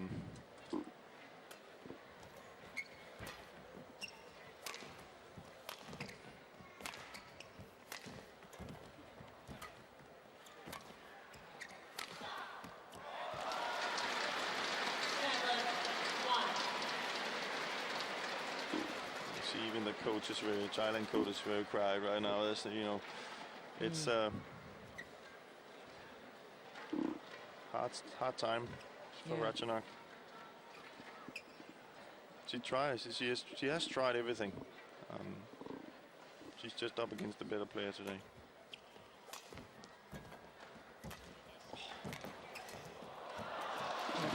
Fantastic. Pleasure to watch. Yeah. Both skill and tactical wise and movement. Look how quick she is up. She's almost on top of the tape when she hits it. Oh, that's still good too. Oh, she's absolutely storming through the second game at the moment. It's funny to see her attack compared to the other attacks we've seen in the game, in the other matches, in the other days. She's not afraid to play on the lines. She's really her attack is so wide, and that, you know, when you have that control, it's, see again, she's hitting the line almost every time. And when you're playing with the drift and in the big hall, you see people normally play with a mat, and you see. He's just in control.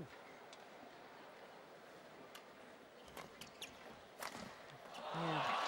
This He's time proving my point. Yeah. Really is incredible to watch. 10-point advantage, 11-1 lead in the second game, having won the first.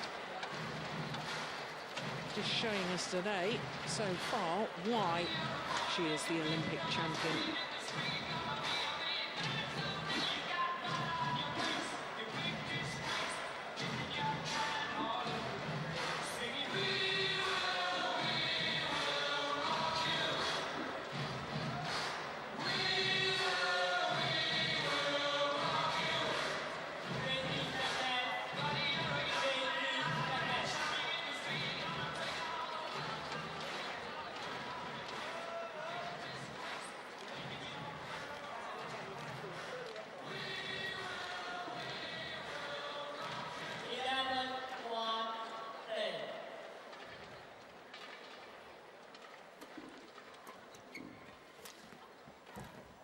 I suppose the only question is, will Li Xiaorui just lose her focus and intensity and If she does, then of course the Ratchanot will be able to pounce. But quite frankly, while she's playing the way she's been playing so far, I'm not sure there's another player in world badminton that could take her on in this form. No. And she's, as I said, this is why I think she is showing why she has no problem being the one on the top. She's not taking anything for granted, even though if you have a gold medal or whatever, she's in there and she's up with 10 points, and she can be up with 11 points. She would do it. 12 points. She would do it. You know, she won't lose focus.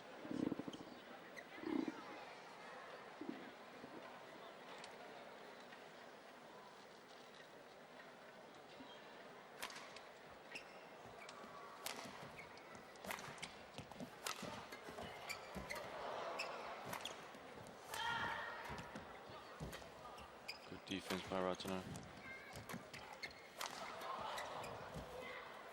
Look at that net shot. Oh. Out. Oh. It looked like Look, a little wry smile from Alicia Ray, because that shuttle that hit the top of the tape had been lifted woefully short, but it was spinning ferociously. It was actually quite difficult to control. It is very difficult. You know, often see people mishit that. You know, because it almost comes down with the, you know, the feathers first, and not the cork.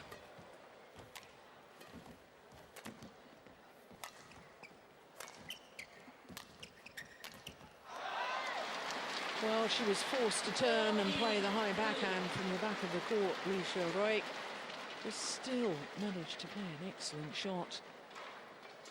Normally a sign that a player's in trouble.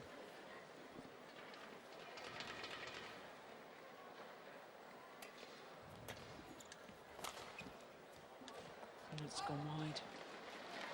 Service over. 3-14.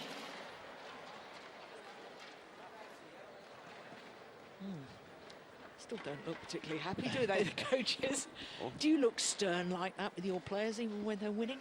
I think I would look a little bit more comfortable in this situation.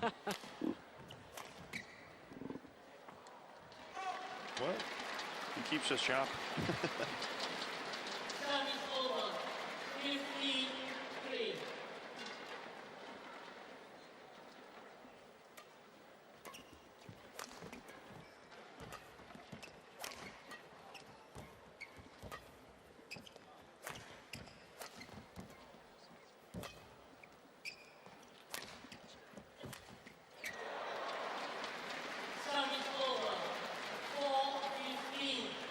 That's about the first occasion she hasn't really got behind the shuttle, Yeah. isn't it?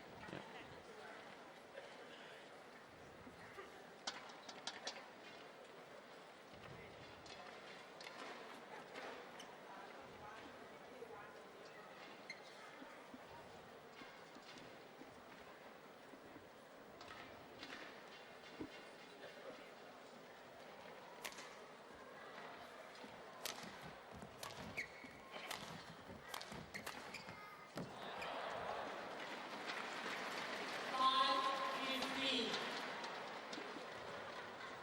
Well, there they are. Calm down. Don't panic. Still got a 10-point advantage.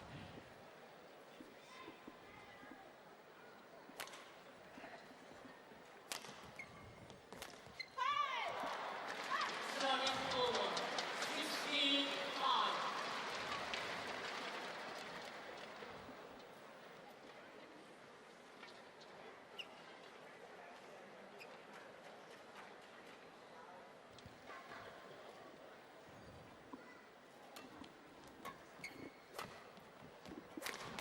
Oh, Good that's shot. a great smash. Service over. 6-16. It's also one of the first times she's had time to hit that smash.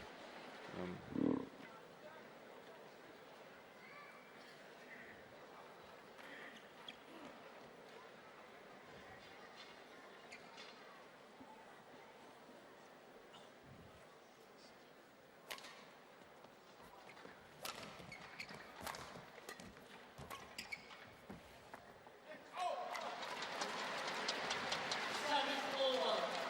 17-6.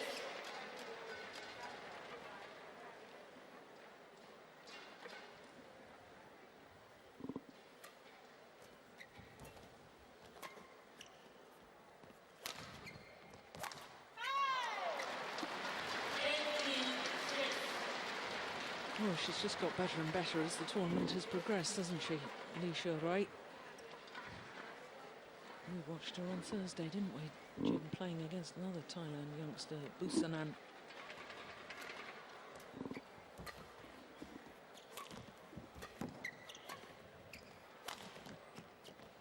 Just wide. Service over. 7-18.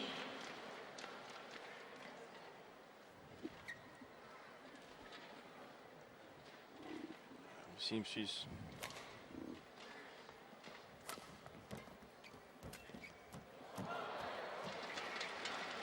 she's got such a comfortable lead, she can go for those. yeah.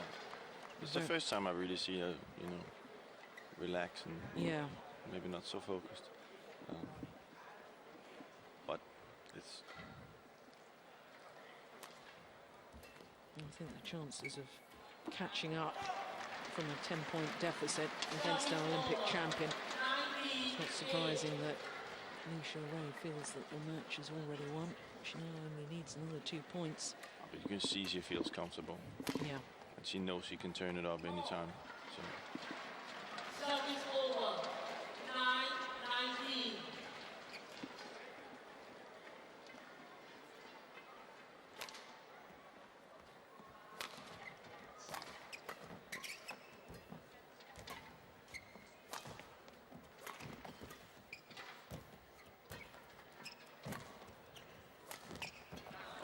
Glorious. Cutting across the shuttle, bringing it down so steeply, bringing it down so precisely. And now, match points.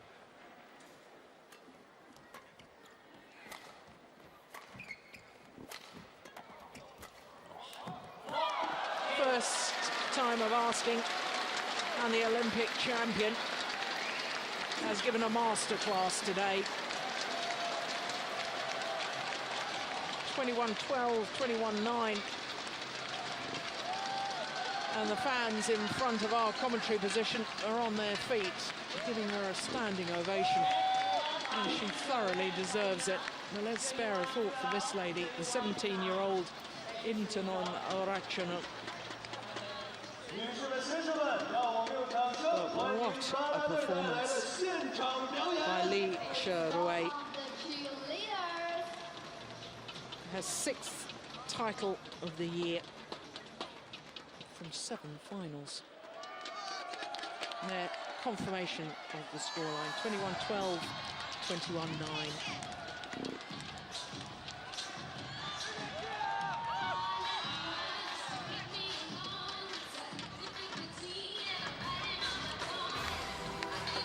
probably the lead we will see over the next couple of months. She seems to be back in tip-top form again.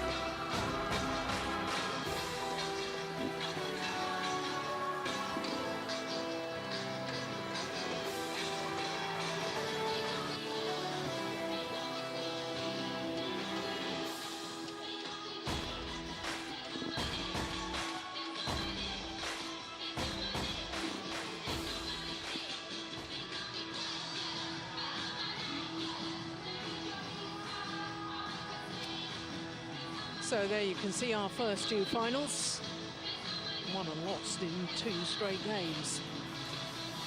First 2 titles, the mixed doubles and the women's singles, both going to China.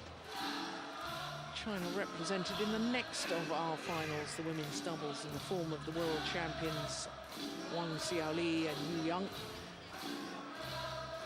But China cannot make a clean sweep of titles here because the men's doubles is the Danes, the defending champions, up against the new Korean pairing of Go Sung-hyun and Lee Yong-dae.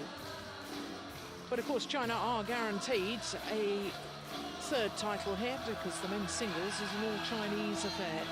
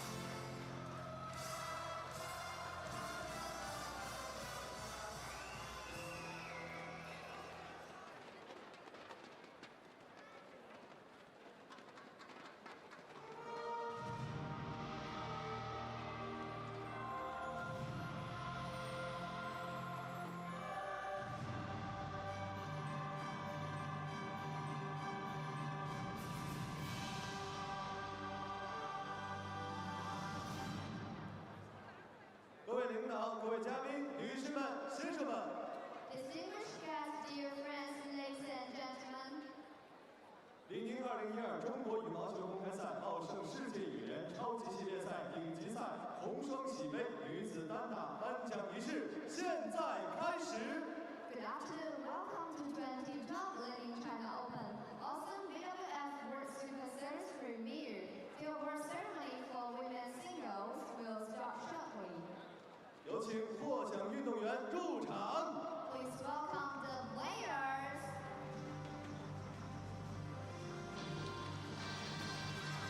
So the women's singles finalists brought forward to the podium for the start of the prize presentation. 红双喜杯女子单打亚军运动员是泰国运动员拉扎洛丁达蒙。 The runner-up Rajanov Intago from Thailand. 获得李宁2012中国羽毛球公开赛红双喜杯女子单打冠军运动员是中国运动员李雪芮。 The champion Li Xuerui from China. 有请上海市体育局局长、赛事组委会主任李玉义先生为获奖运动员颁发奖杯。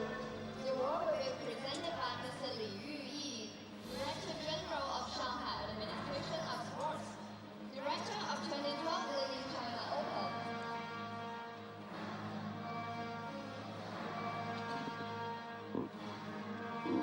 So the presentation's been made by Mr. Li Yuyi, Director General of Shanghai Administration of Sports.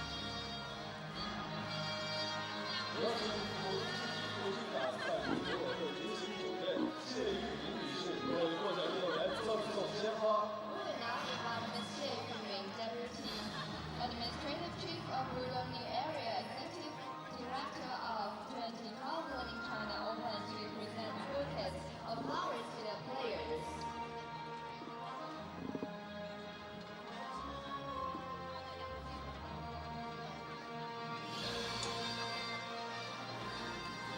So there, Yumin 上海红双喜股份有限公司总经理娄世和先生为获奖运动员颁发奖金。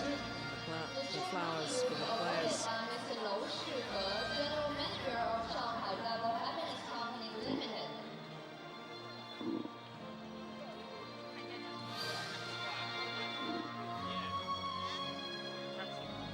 Mr. Lau Shihe presenting the checks.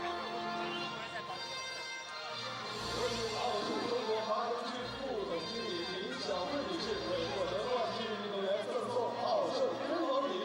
Please welcome Mr. Liang Lei, Assistant General Manager of Awesome China Company Limited, to present Awesome Beauty Eyes to the champion. There's a limb from OSIM, Super Series title sponsors throughout the entirety of the year. Also making a presentation as well.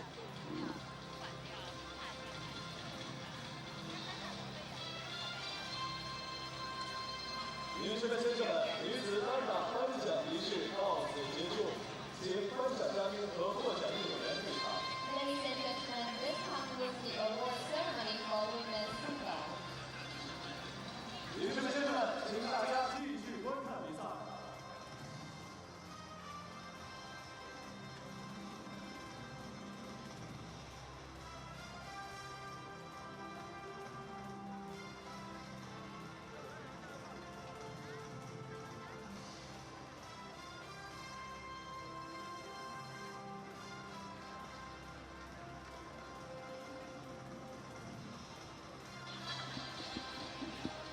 So our next final will be women's doubles.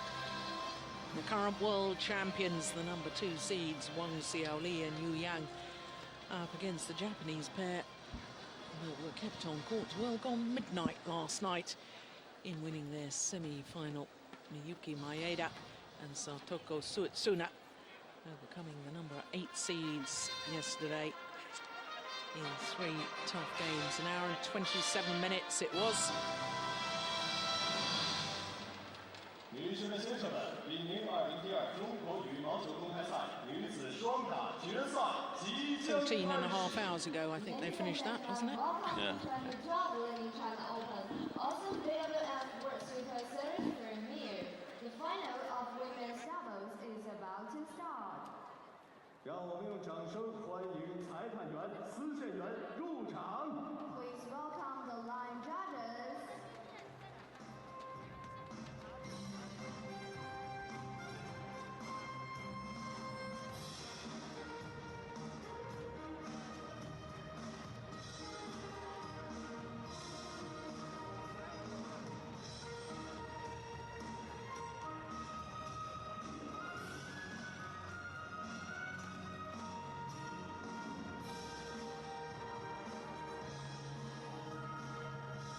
女士们、先生们，让我们用掌声欢迎日本公开赛的4强选手，来自日本的运动员前田美顺、莫冈聪子。 Please welcome Japan Open semi-finalist Miyuki Maeda Sakoko Suesana from Japan.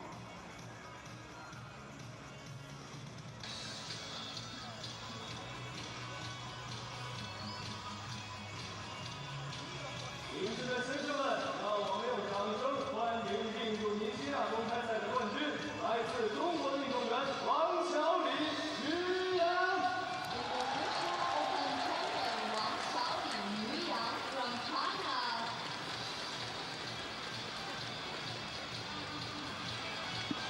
The world champions, Wang Xiaoli and Yu Yang.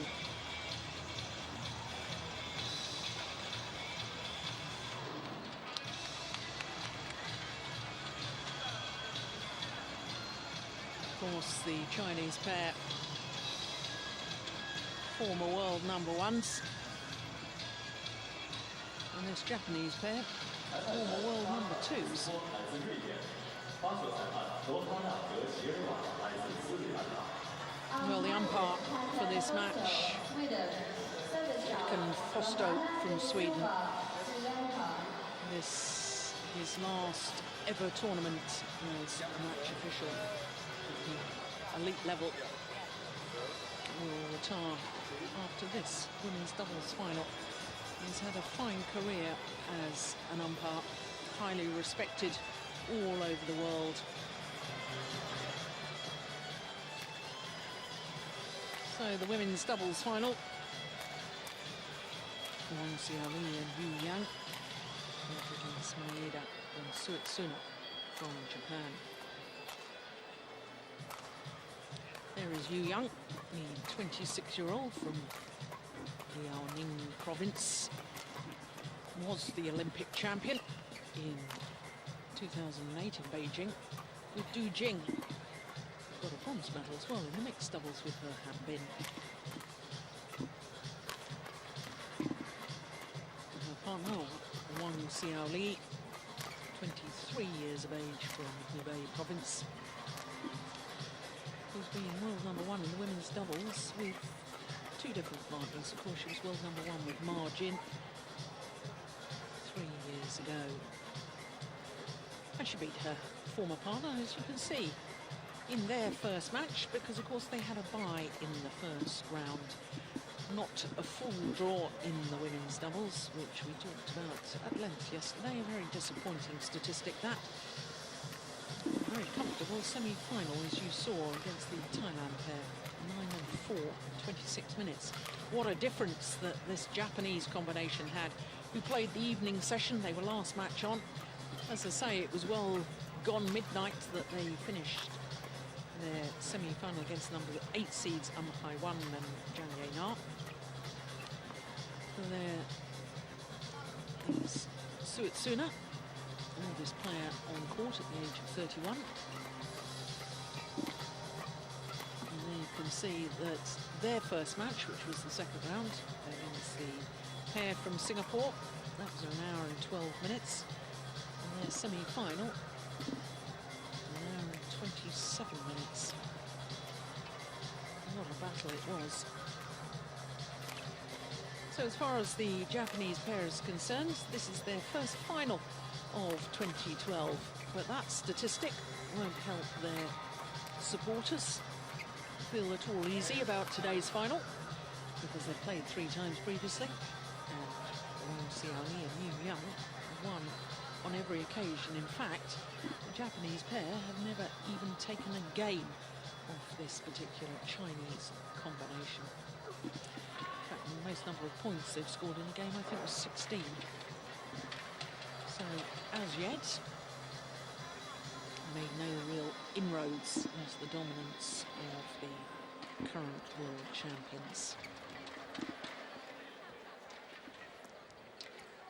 And definitely one of the reasons for that is, we spoke about yesterday, if the Japanese pair decides to just stand in their defense, the Chinese, compared to the Koreans, are way too strong for that today. So if they're to have any chance in this match, they need to go up and try and play some front court.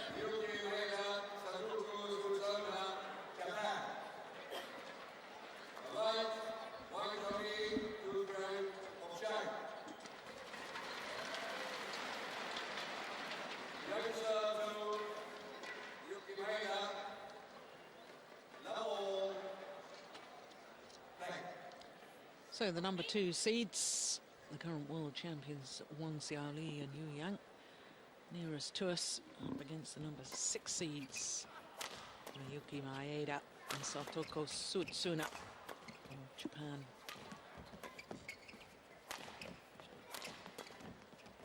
And of course, this is a match that many people thought might never happen, because whilst it's all been well documented what happened at the London Olympic Games, I think we'd be remiss not to make mention of the fact, we have to make mention of the fact that this pair from China was one of 4 pairs that were disqualified from the Olympic Games for not giving their best efforts in the last of their group matches. And this lady, Yu Yang, actually on a social networking site immediately announced her retirement from the sport and conveyed how heartbroken she was, and she said, "Farewell, my beloved badminton," which was a signal that she intended to retire. But Lee Yong-bo made note of the fact at the time. He's virtually said, "I'll decide when my players retire," and I think she'll be back. It's not her decision. And indeed, she is back.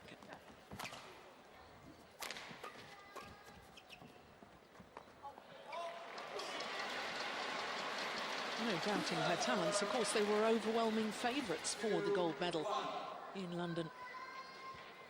Yeah. Oof, what a good call. That was just long. Well, they won 2 points here, so they changed their style.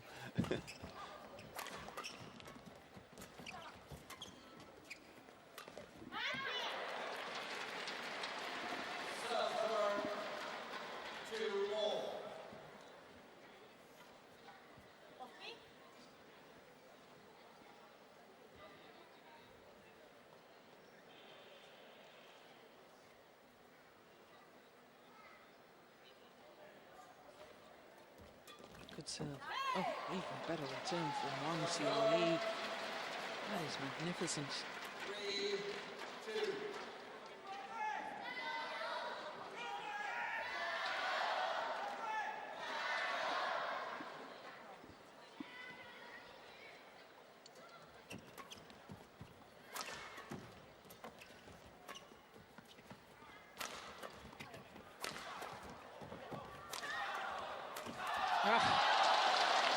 There's the power play from Wang Xiaoli.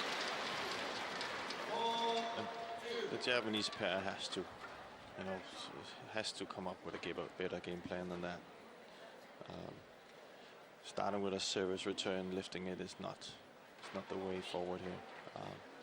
They need to go up and try and challenge the Chinese in the attacking game.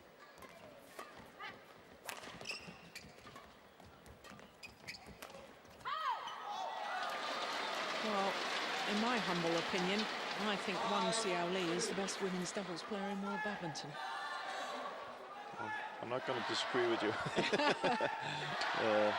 I think she's so talented. She's got wonderful racket skills. Hits hard as well.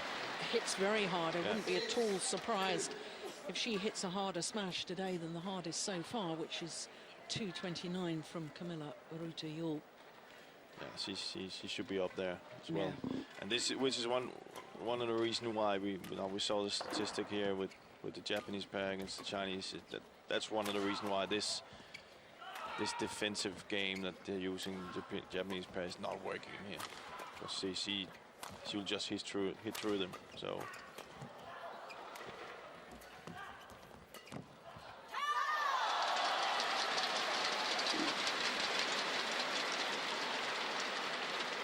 They're way too powerful.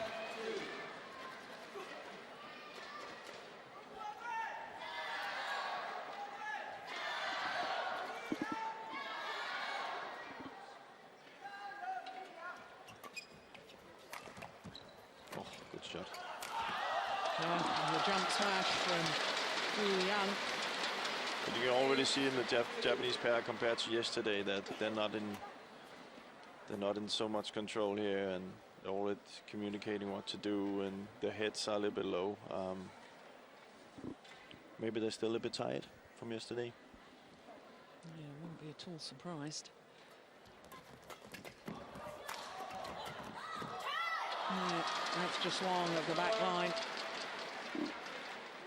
Umpire Hatton Foster just warning Yu Yang not to try and influence the line judges. And did it in a very quiet way. That's why he's such a good umpire. Yeah, well, it's good, because it wasn't the worst case of that, but he's telling it, and I like that. And I think we should see much more of that, because we have to remember the line judges are human. You know, they can be influenced as well, and you know, top players telling it if it's in or out is you know, makes them doubt what to call it, and therefore it's important. It's important that the umpire comes in and says, "This is the end." You know, don't try to influence the. And you see that more and more. But I would like to see it taken a step further, where, you know, if it's constantly been done, then we have to see some kind of a penalty for it. You know? It's actually the same as diving in football. Basically, I would say you try and gain an advantage you shouldn't gain by telling the line judge what it is.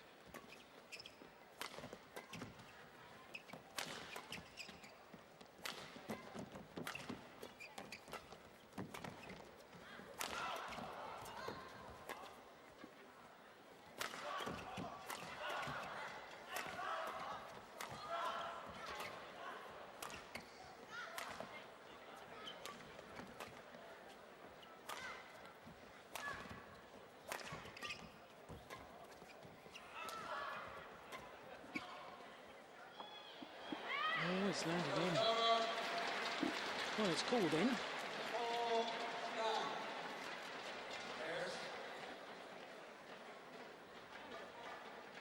That's a good call. Very good call. See, this is the second time now. This is exactly what I mean. You know, this is now trying to influence the call twice now, and we need to put a stop to that, because that was a good call. And you can see if the umpire doesn't go in and protect the line judge, you know, I wouldn't be feeling comfortable sitting there then.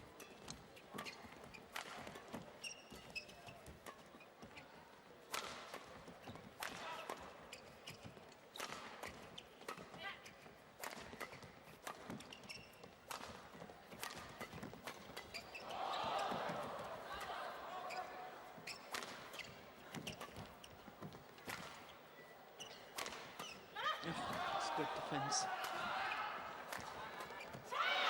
That's better.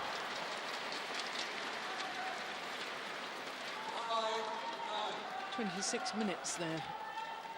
Semi-final yesterday, as opposed to an hour and 27 minutes for the Japanese pair. Big difference. Yeah.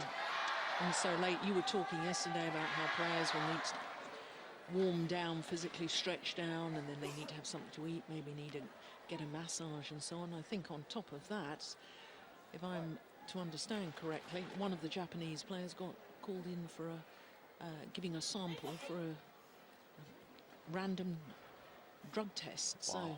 So Yeah. that's tough. That's very tough. Yeah.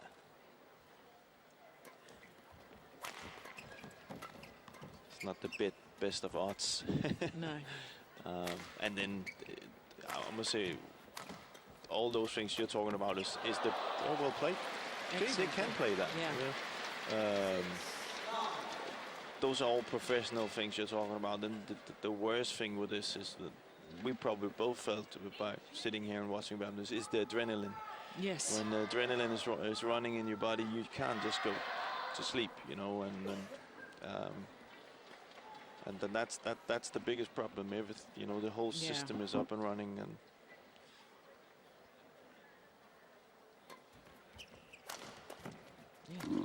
our adrenaline was pumping last night, wasn't it? Yeah. You know, we both felt, you know, we'd had such good semi-finals and it was such a marathon women's doubles match to finish it off. And as we walked back to the tournament hotel, we were buzzing. And, you know, for a player, it must be 100 times worse. In that much longer to calm down and come down from that.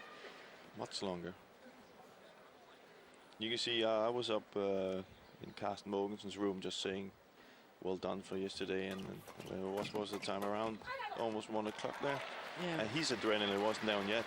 And Yeah. he played, I think he plays the first or second match from 7, so you see that's it's just telling you that it can take some time. Well, this is a great comeback by the Japanese pair. Narrowed the gap to just 1 point.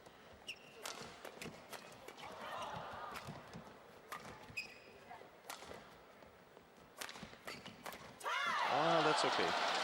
Well, they're trying now. After they started with the usual routine of playing it very defensive, they've tried some attacking here and have success with it. And this should continue doing that.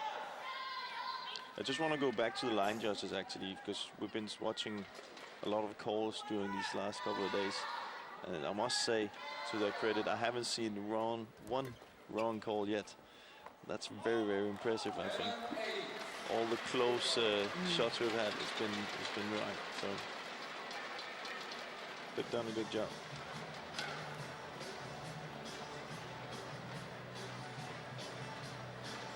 Well, at least the Japanese pair closed the gap down considerably. There was 6 points adrift just a moment ago. Half that deficit to just 3 points now, but look at the body language. They do look very positive, don't they? Yeah.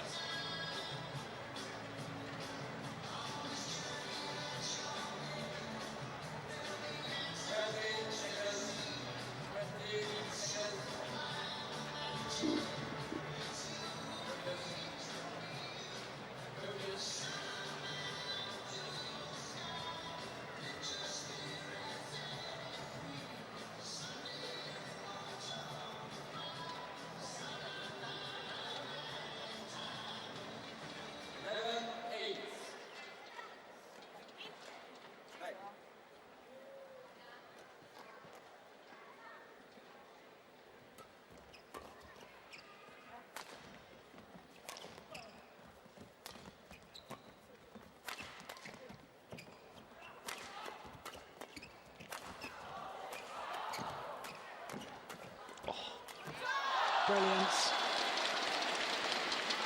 I like that. That's really, really good. Yeah. And this is the interesting thing, you know, when you watch these two pairs. We were talking last night about the Japanese pair, how we'd like to see them taking more chances going forward and trying to intercept, take those half chances, you know. And I think that the reason that the Chinese women's doubles pairs in general have been dominating over recent years is because they do that. They do try and build the rally. They do try and get the net player involved. Yeah. And so they have taken it to a more positive, more aggressive level than we did go through a stage at one time with women's doubles where, you know, I hate to say it, but it did become a little boring because everybody was just wanting to defend. Yeah. Now, the real top players in the world, they want to try and attack. Yeah, that's good to see because, but it's also again coming to that they're stronger and hitting hard. harder. Yeah. So they've kind of taken it to you.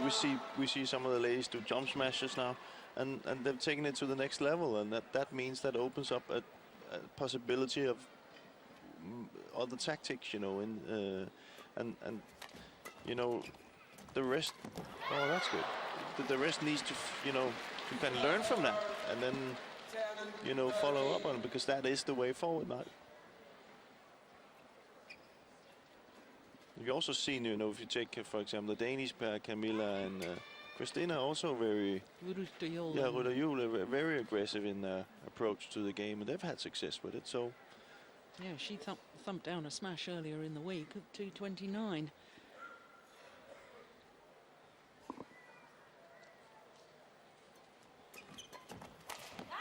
It's about 143 miles an hour. yeah, so no reason not to use that.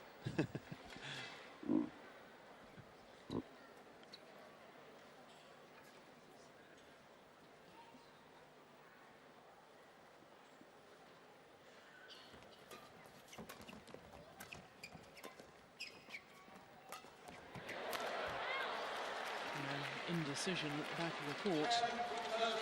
Good length.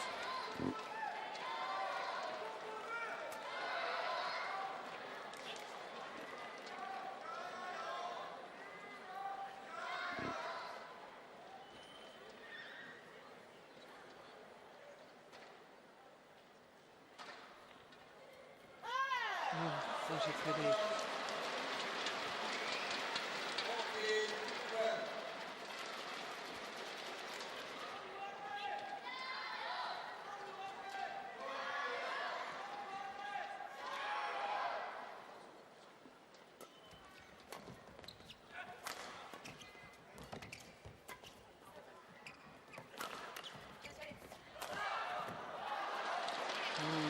Hit it long.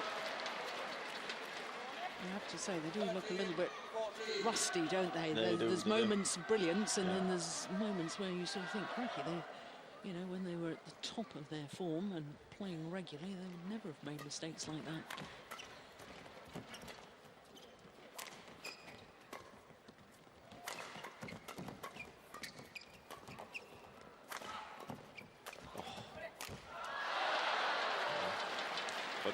But you can just see if the, you know, the Japanese are known for being good in defense, but when Wang hits it, you know, they can't get it long. They can only try and drive it back, and you can get in on the net. So, but they've missed the two big shots here. Brought the Japanese pair back in the match.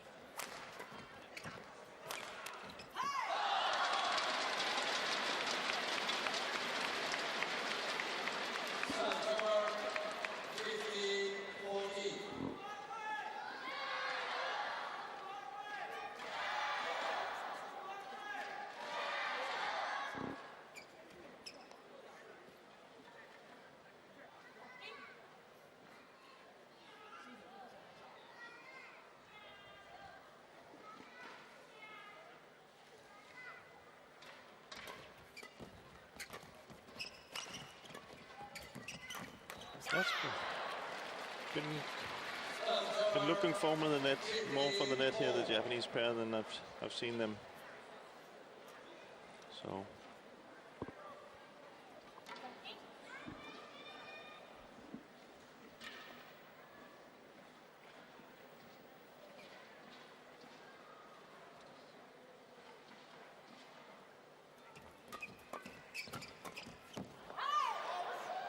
Just long.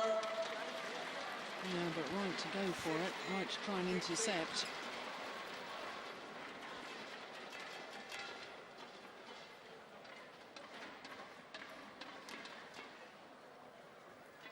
Another flash.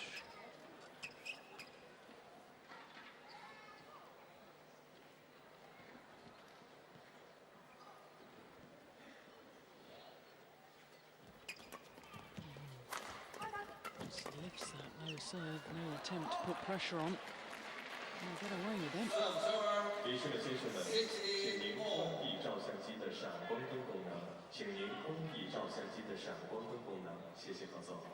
Ladies and gentlemen, flash photography is not allowed during the game. Thank you for your cooperation.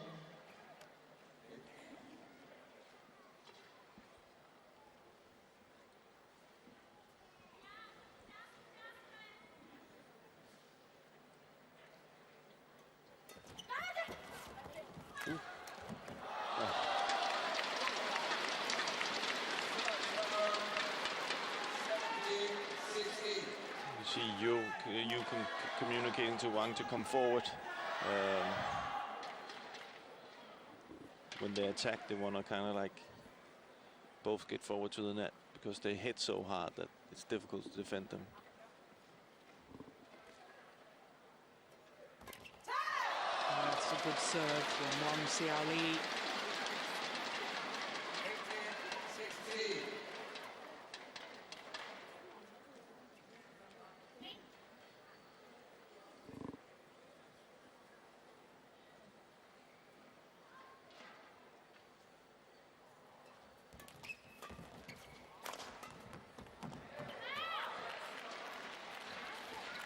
Serves over 17-18.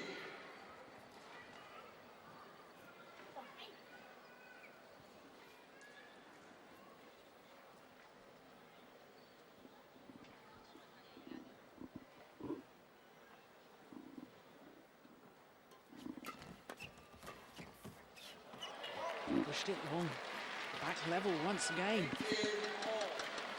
Seem to struggle with finding the length on this side, the Chinese pair. Been hitting it out quite a few times.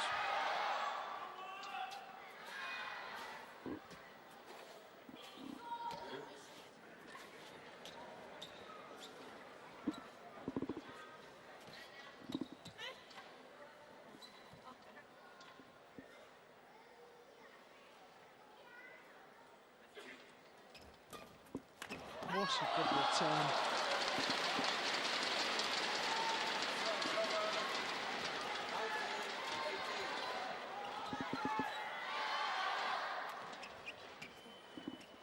She just changed the angle at the last And second. This is why I rate her so highly. Yeah. I think her racket skills and variation is second to none.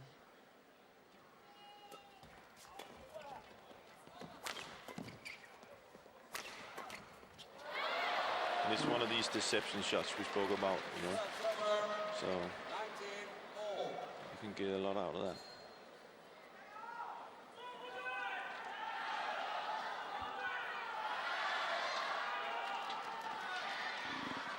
All.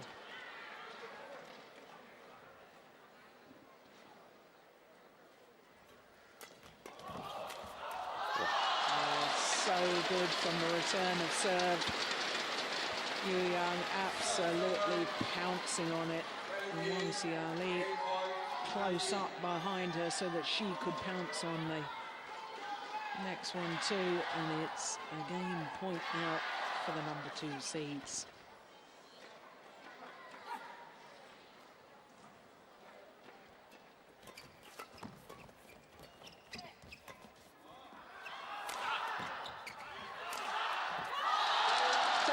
First time of asking, much to the approval of the fans here in Shanghai.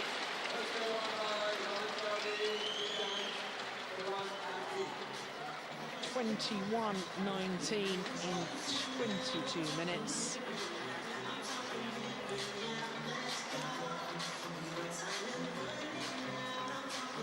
Getting number 1 to the world champions.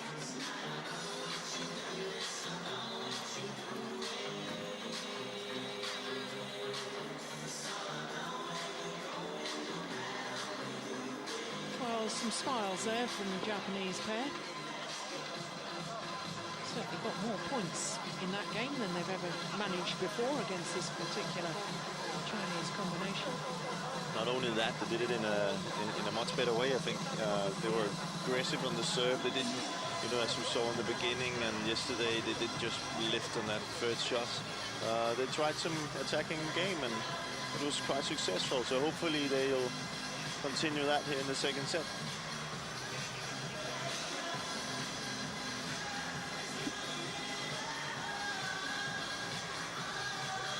The Chinese pair are very effective in the service situation. So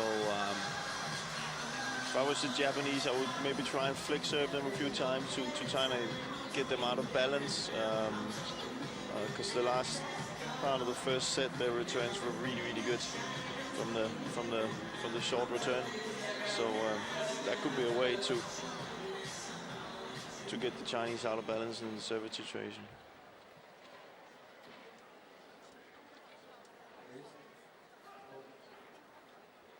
Japanese pair taking all of their allotted time. Hack and Foster saying, oh, come on, get back, got to be ready.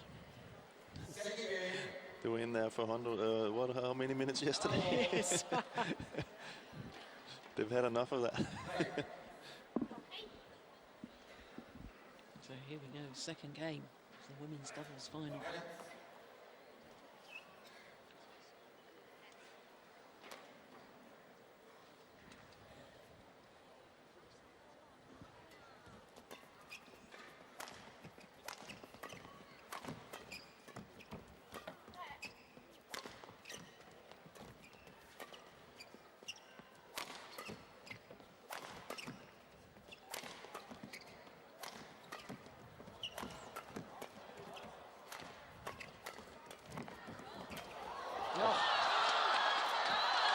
What a rally.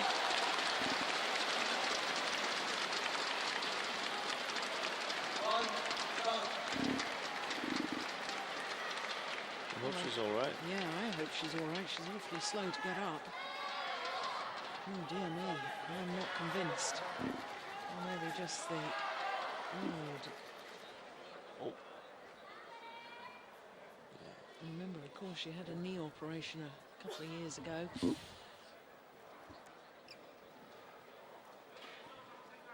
I think it's more... Sometimes when you try to save yourself from the knees, you hit the hip instead, and that can hurt.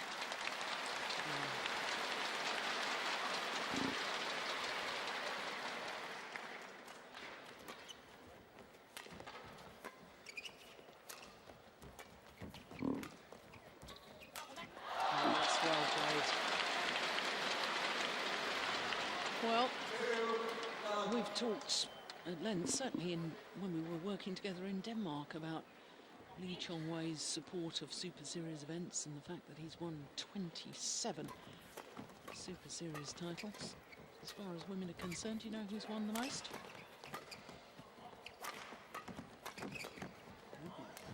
That's a good one. It's Clue, she's on court. You? Yu Yang, 26 Super Series titles. And we're going to see the third most successful player in Super Series history in the men's doubles final. Lee. Leon Day with 25 Super Series titles so far.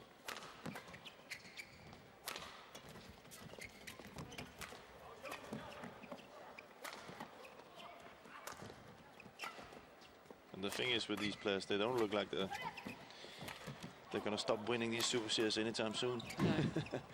But I think you might add a few to those. I think that's why, you know, whilst I'm sure there's a lot of women's doubles players in the world, you know, disappointed to see this lady back on the courts and back playing so well again, having thought that she was going to retire. You know, I'm actually very pleased to see about. Don't condone what happened in the Olympics, and, you know, the way that those matches were, I use the words, contested in a measured way. Yeah. It was awful to watch, and I'm not for one moment, but they are wonderful badminton players. And, you know, Yu Yang, she's only 26 years of age. Yeah. She can easily keep playing through to the next Olympics, and if she's already won 26 Super Series titles. She can actually double that. Yeah. With her age, she could double it. Exactly. Yeah, but you know, we know her caliber of as a badminton player, and when you think about what happened at the Olympics, that's probably you know why people are so disappointed, because they know what she's able and capable of doing. So that's also why she couldn't really fool anybody. So I'm just happy that she's still playing, because she has something, I think, that a lot of the other lady doubles could learn from. Her way of approaching the game, her way of attacking the game, I just like to see. And you know, I think this Chinese pair here and some of the Chinese pairs are setting the standard. I think especially this one is setting the standard, and the next generations that come up are watching them. They will, of course, try to idolize how they play and be even better at it. And that's what I hope. Therefore, it's good to see them back on court. And from, you know, an aesthetic point of view, as a fan watching sport, you know, watching today's final is a very different spectacle to us watching the semi-final, because we've got a pair here that likes to be adventurous, likes to attack, and it's a very different style. It's dependent on the day which style is going to win, but from an excitement point of view, for me as a sports fan, I like to see the attacking play. Yeah, of course. Everybody does, I think. And not only that, that's one thing, but you also have to see it's effective. Yes. It's you know, all these players are here to win, and when you see something be effective, you have to try and copy it yourself and be even better at it. Look at that. That's magnificent. And that's a style that I just hope that the new generation watches and say, this is something we will take to a higher level. We've seen we've seen jump smashes from some female players here in this tournament. We'd like to see that come even more into the ladies doubles. Well, I've heard from our colleague here that's doing the radar speed gun that in the opening game, indeed, Wang Xiaoli did break the tournament record with the speed of a smash, 231 kilometers an hour.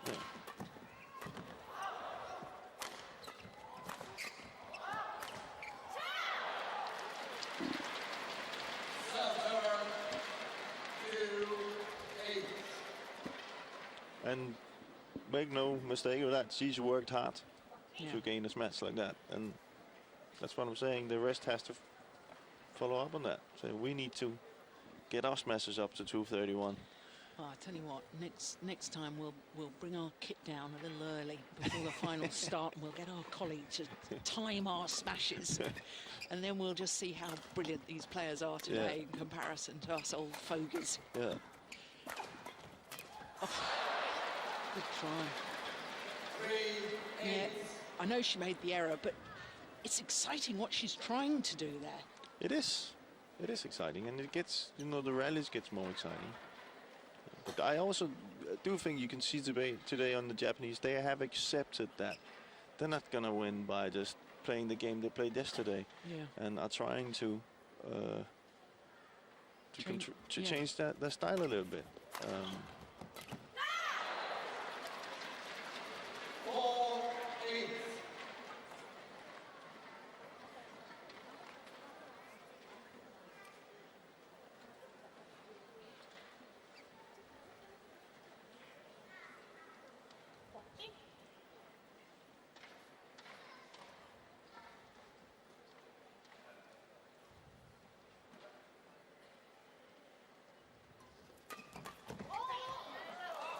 Return of serve, it perhaps was a little loose, but still such a good return from Wang Xiaoli. I think the Japanese need to bring in a flick serve to get them away from that.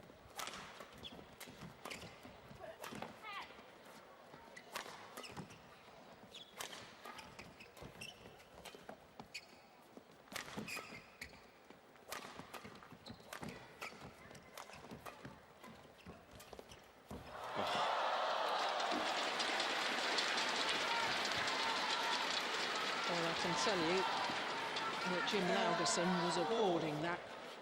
But that's Superb. superb. Little, not lucky. That's superb. Yeah. You see, that's well, that's the way forward, I think. To have more and more ladies players playing like that.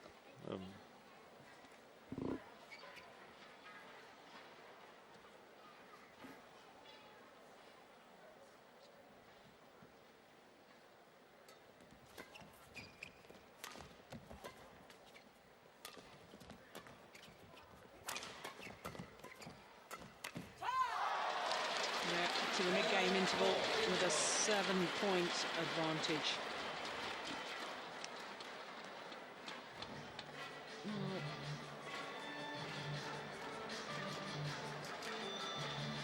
I have to say that I'm pleased to see the Japanese pair are trying something different, as you've already pointed out. And I guess for the Chinese pair, if there was a moment that they might not be match fit, they may be physically fit, but they might not be match fit, having not played since they were disqualified from the London Olympics. Now's perhaps the time to catch them before they've really sharpened up and got back to match fitness. And then again, they probably feel like they have to prove something. Yes. So they're Yeah, good point. Well, I think we've got a little bit of trouble here. that was that hip. It's more the back, but that's. Well, we're watching the replays from the opening game. But I can tell you that here in the mid-game interval of the second game, Sakoko Suetsuna is in trouble physically. The medics are all around. Putting spray on her back. She got a push when she tried. I think she tried because of a knee injury. She tried not to land on her knee, which meant she kind of fell on her hip and her back instead. And oh, glad to see that she's all right to continue. it's also another thing, you know, when you have to take into consideration when you haven't had that break between your matches, and if you haven't slept that much, and you had to do drug testing and all these things, you know, injuries becomes. Oh, she doesn't look good. No, she did, in fact. Oh, she looks very stiff. No, I think she's in big trouble. This is critical times for her, because you don't want to. Of course, you're in the final. You want to do everything you can, but if it's. Yeah, but I mean, against the reigning world champions, quite frankly, you'd have to be your absolute best. Yeah, you see, she can hardly move. It's the last of the Super Series tournaments next week in Hong Kong. She doesn't want to do any serious damage. She should be careful now, because you know. Yeah, she's. Well, unfortunately, we're not seeing it here. Yeah. But she was bent double. Yeah. The back is something you shouldn't really take chances with, you know, especially in badminton. Yeah. Um, dear me, I'm really not convinced. there's many good badminton players over the years that's been out for long. Like Sonny Conjuro is one of the. That took a year for him, and he still struggles from it. So knee and back, be very careful.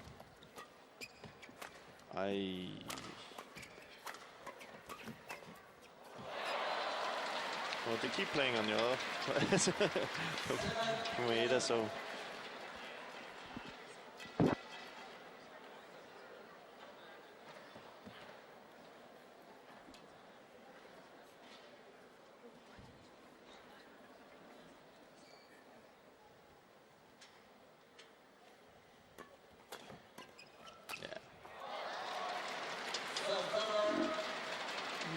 Don't like this, Jim.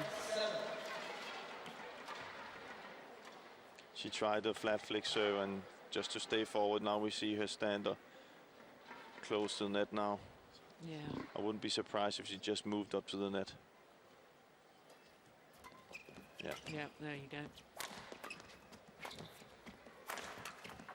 Well, what would you as a coach, if it was your player, would you be sort of shouting in between rallies, just call it quits, or do you just completely leave it to the player? I would listen to the player, and if the player says I can't play or I have a bad back, I would say, can you play or not play? Yeah. And then make a decision. Yeah. If you play on, you know. You see, she can't move. I would Really? stop this. I would straight away. This is not some. Yeah. This is really bad. Yeah. So She's saying enough is enough. enough. Yeah. Yeah. Good choice. Yeah. Good choice. Yeah. Well, very disappointing from our point of view, but very, very wise decision, I think, from Satoko Suetsuna. It was obvious she was struggling, not finishing her match till well gone midnight last night, an hour and 27 minutes, that semi-final. And then, of course, been asked to produce a sample, and perhaps didn't go through all of her stretching routine and warm down properly. Or maybe it's a completely new injury today, who knows, but it was obvious. It doesn't help, let's put it that way. It doesn't help when you don't have the proper preparation. And you can see, I know she took a fall, but it doesn't take a lot when you haven't had the right preparation. Yeah. Well, very wise decision, although very disappointing for us, because Suetsuna struggling, and that was very obvious indeed. But it means that Wang Xiaoli and Yu Yang will retain their title that they won a year ago.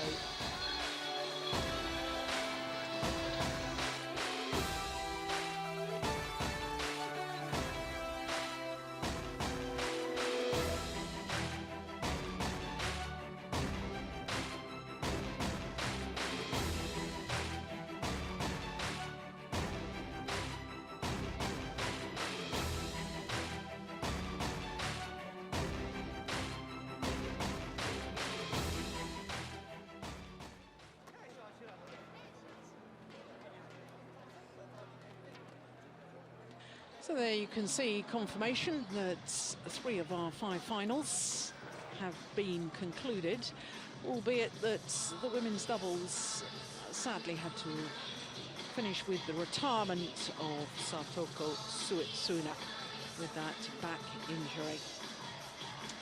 And of course we will have the women's doubles prize presentation coming up in just a moment, and then following that we'll have men's doubles, and I wonder if Boa Mogensen can do what Wang Xiaoli and Yu Yang have just done, which is retain their title that they won last year. They're up against this exciting new pair of Go Seung-kyung and Lee Yong-dae. And then, of course, the last of our 5 finals this afternoon is men's singles. And the former champion from 2 years ago, Chen Long, is up against the former world junior champion, Wang Zhiming.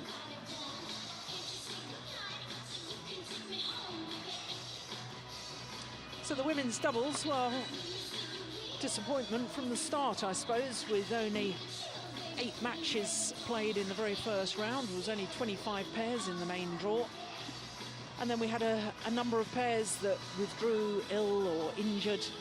And so instead of having 16 matches in the first round, as is normal in a draw of 32, we only had 8 matches.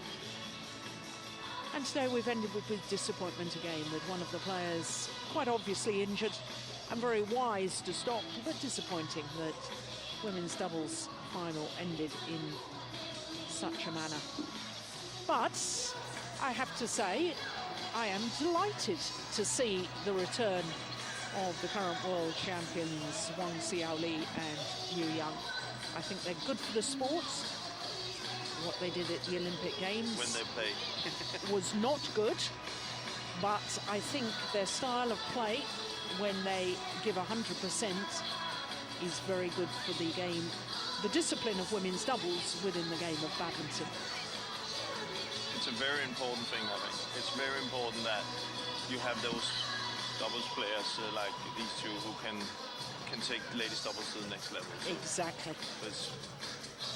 Yeah.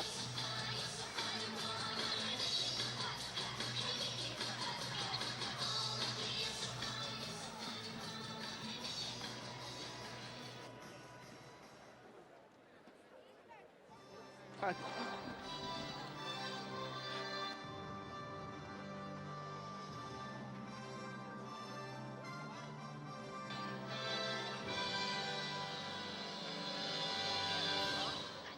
各位领导、各位嘉宾、女士们、先生们， Distinguished guests, dear friends, ladies and gentlemen. 本次中国羽毛球公开赛得到了冠名单位李宁公司官方合作伙伴瑞萨电子有限公司的全力支持，在这里我们表示衷心的感谢。 Good afternoon, welcome to 2012 Leading China Open. Also, BWF World Super Series premiere. The award ceremony for souvenir for sponsors will start shortly. 下面让我们有请李宁品牌运动营销总监李竹君女士、瑞萨电子有限公司上海分公司计划中心总监吉田先生上台，有请。 Please welcome Ms. Li Zhujun, Leading Group Sports Marketing Director, and Mr. Yoshida Yoshihiro, Renaissance Electronics Limited Company, Shanghai Branch Director of Corporate Planning Center. 有请上海金普投资公司董事长、上海市羽毛球协会副主席李根和先生向冠名单位和官方合作伙伴颁发赞助商纪念牌。 The souvenir for sponsors will be presented by Mr. Li He, General Manager of Shanghai Jinpu Investment Company, Vice Chairman of Shanghai Badminton Association.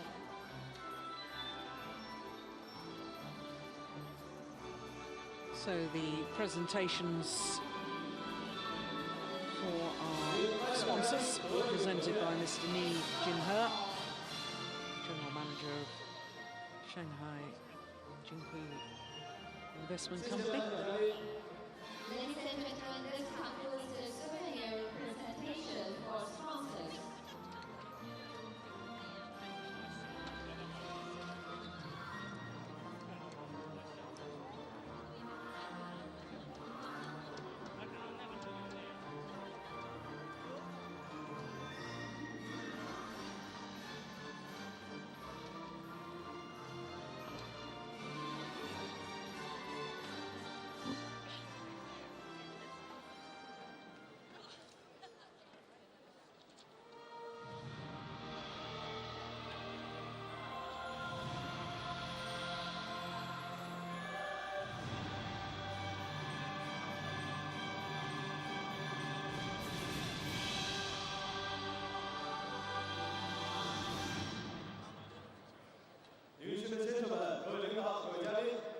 Distinguished guests, dear friends, ladies and gentlemen.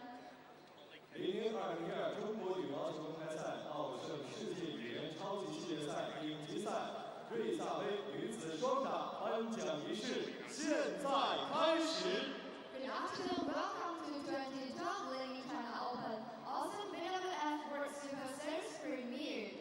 The award ceremony for women's doubles will start shortly. 有请获奖运动员入场。 Please welcome the players. So the players are called forwards for the prize presentation for the women's doubles, led out by Wang Xiaoli and Yu Yang. 中国羽毛球公开赛瑞萨杯女子双打亚军运动员是来自日本的前田美顺、莫冈聪子。 The runners-up Miyuki Maeda, Satoru Suetsuna from Japan. So the number 6 seeds Miyuki Maeda and Satoko Suetsuna well, ended in disappointment, but this their first tournament final of the year, and it was a Super Series, their first ever Super Series Premier final. But now Yu Yang joins Li Chongwei as having won 27 Super Series titles. 18 women's doubles now. Sorry, 22 women's doubles and 5 mixed doubles.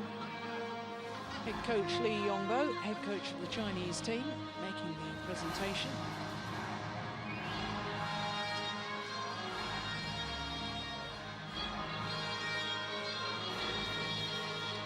Of course, Li Yongbo is also Deputy Director General of Table Tennis and Badminton Administrative Centre. There's a lot more than just a head coach. Deputy Director of Rural New Areas Sports Bureau, Deputy Director of 2012 Leading China Open to present bouquets of flowers to the players. Mr. Xiao Chiwei presenting the flowers.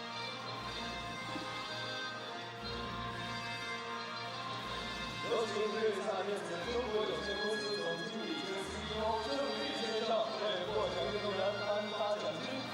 check money will be awarded by Mr. Zhang Li, the President and CEO of Renaissance Electronics Company Limited.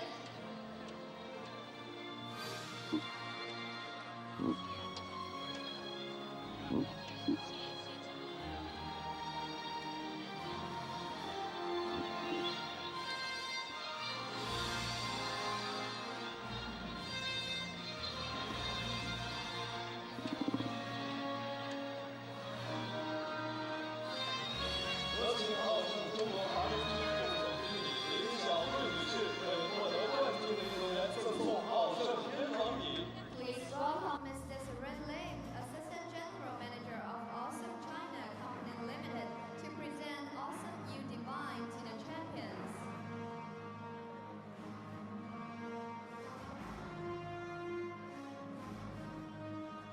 有请颁奖嘉宾与获奖运动员合影留念。 Is protocol.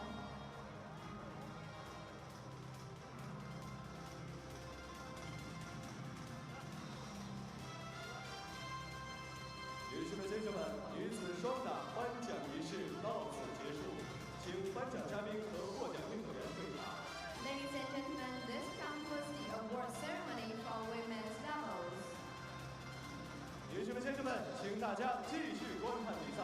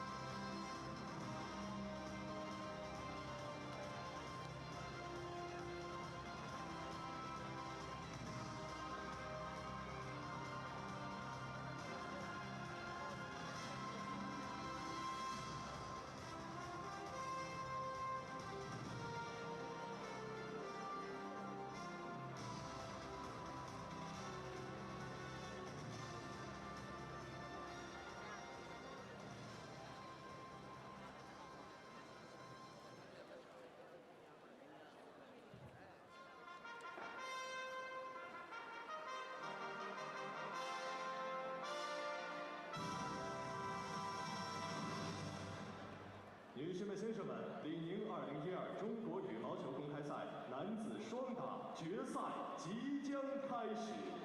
Ladies and gentlemen, welcome to 2012 Leading China Open Awesome BWF World Super Series Premiere.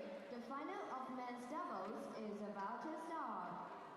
有请裁判员、司线员入场。 Let's welcome the live judges.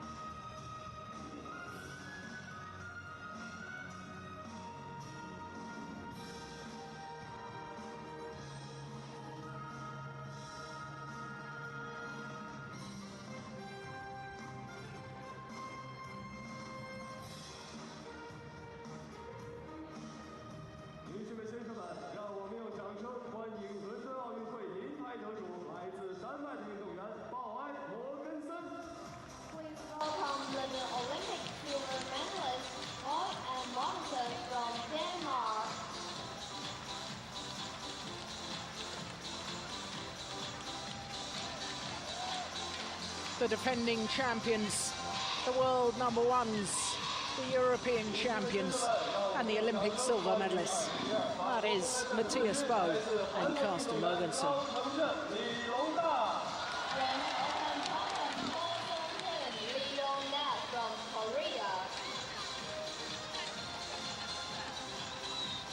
Their opponents, Lee Yong-dae and Ko Sung-kyung, started this week in the qualifying event.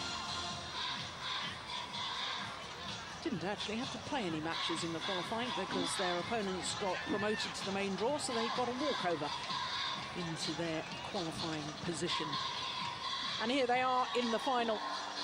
And it's not altogether a surprise when you consider the last of the Super Series events prior to this China Open, the French Open, they won. Also not a surprise because the man who's just shaken the hand of our umpire, Lee Yong-dae, has actually already won 5 titles here at the China Open. 3 men's doubles, 3 consecutive titles in men's doubles, 2008, 9 and 10. And also won the mixed doubles twice as well in 2008 and 2009. His partner, well, he was beaten finalist in the men's doubles last year playing against Boe and Mogensen, but of course a year ago Ko Sung-kyung was playing men's doubles with Yu Young-sung. So the Danes, well, they obviously like playing here in Denmark. This is their 7th appearance here at this particular tournament, and this their 3rd time in the final, because they were beaten finalists 4 years ago in 2008. They are the world number ones, as I say, and therefore the world number ones are always the number 1 seeds. This is their 2nd spell of being world number ones. It's their 4th final of the year, that win-loss record translating into winning those European Championships and losing in the final of the Indonesia Premier Super Series event, and also, of course, losing in the final of the Olympic Games. Now, they didn't play any seeds until yesterday's semi-final when they played against Koo Kian Kiat and Tan Boon Hyung of Malaysia. All of their matches, as you can see, in 2 straight games, and all of their matches under 40 minutes in duration. That is very impressive indeed. There's Ko Sung-kyung, the 25-year-old, studied in Busan in the south of Korea. 7-1, their win-loss record for the year because they won the French Super Series, lost in the first round of the Denmark.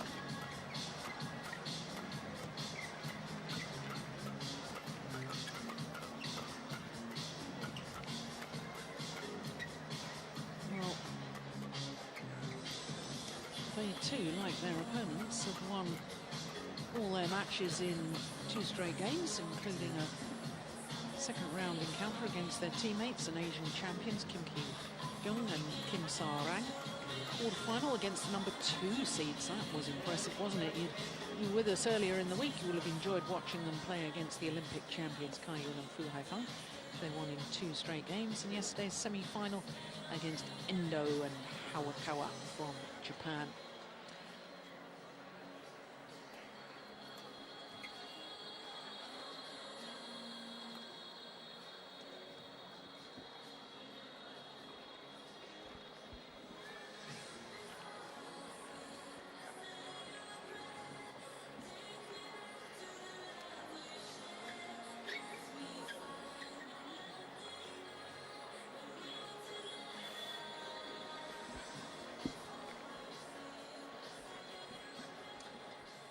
Well, the Danes looking calm, taking their time as always. And I spoke to them yesterday, and Carsten said to me they haven't really used any energy at all. That might sums it up, that they feel really good and they're ready. For Ko and Lee, I would say this is the first really big test for them. because Carsten and Matthias would put them under a lot of pressure that they haven't, I think, so far been put under. Especially in the service situation,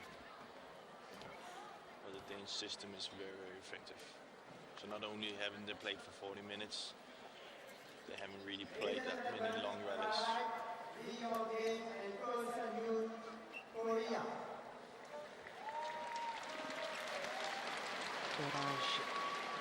Great.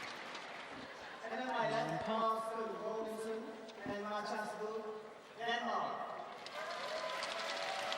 Lampard from Mauritius. Service judge Leon from Malaysia. So the defending champions from Denmark getting this final underway against Go Sung-hyun and Lee Yong-dae.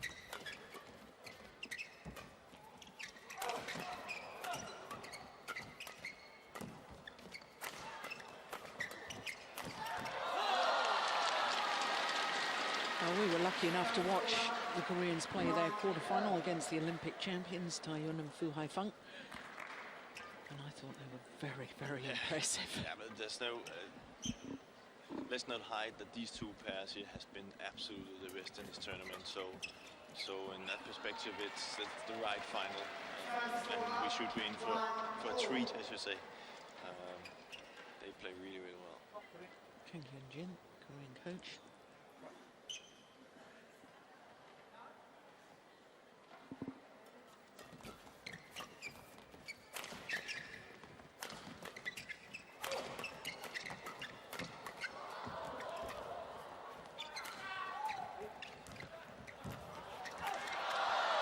Yeah, well worked. Zua already clicking his fingers. Now, why do Danes click their fingers instead of clapping? I don't know. It's not all the Danes that do that, I think. I think it's a golf clap, as you call it. Oh. Not wasting energy. Yeah.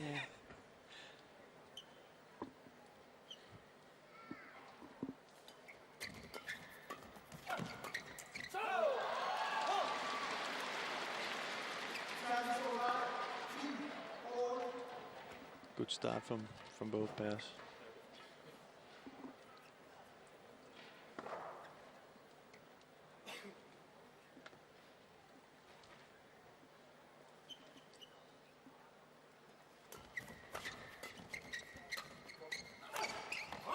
That's the smash.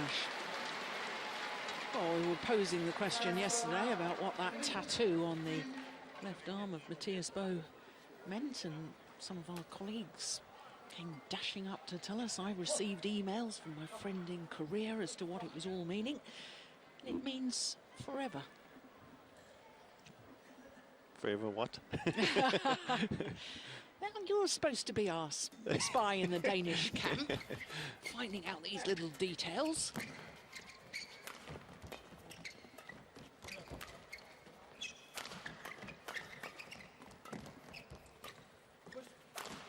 Oh, that's a great angle.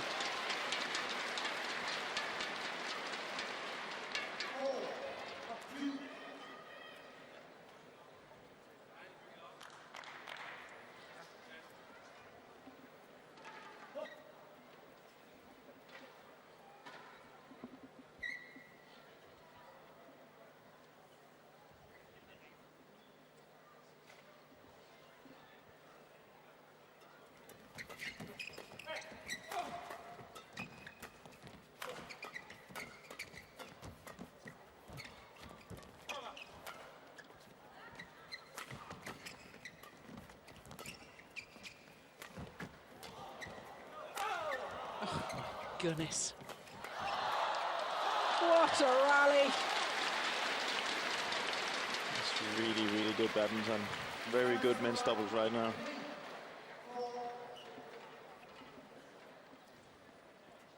.266. Wow. Said yesterday some of his part of his game missing was hitting really, really hard, and that must been doing some weightlifting during the night. It's 266. It's very, very hard.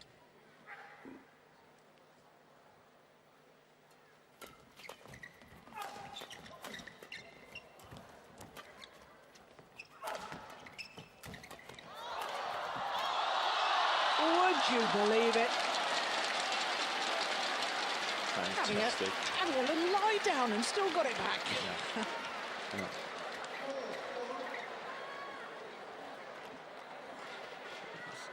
You see Lee has been trying to counter the move a few times playing into the net, but he's playing a little bit too high, and you can see the Danes know he's going to try, and so they're already standing close to the net. So he needs to be careful playing it that too soon.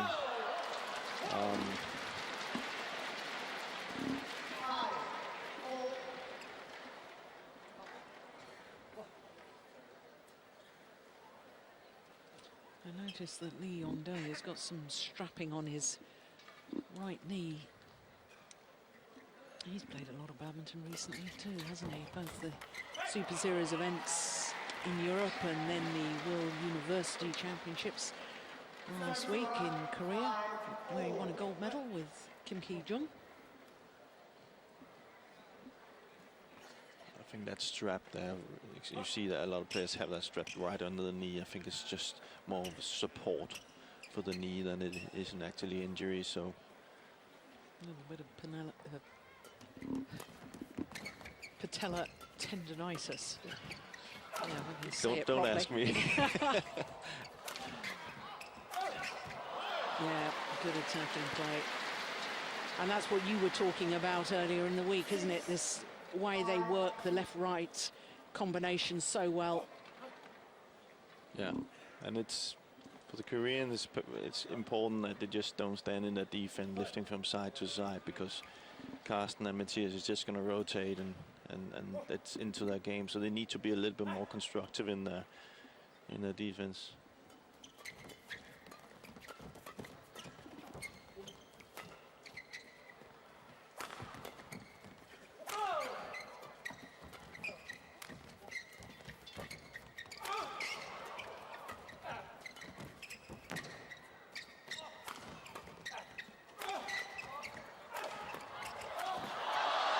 Yeah, well worked. Yeah.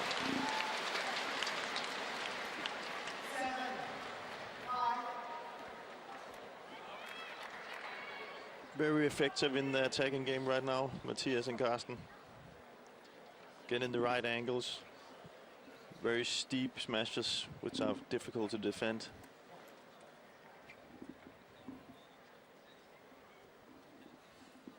And a much different game today than we saw yesterday, where they were much relying on the service situation. Way more rallies today.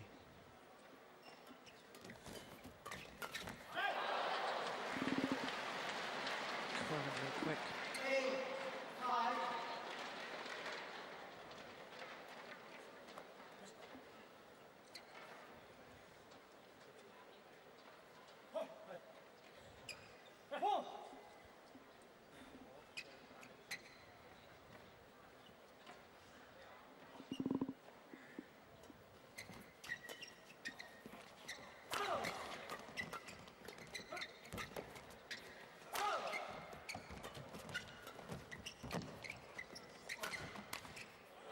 Missed it. He's very, very physically strong athlete, is Go-Sung-hyun.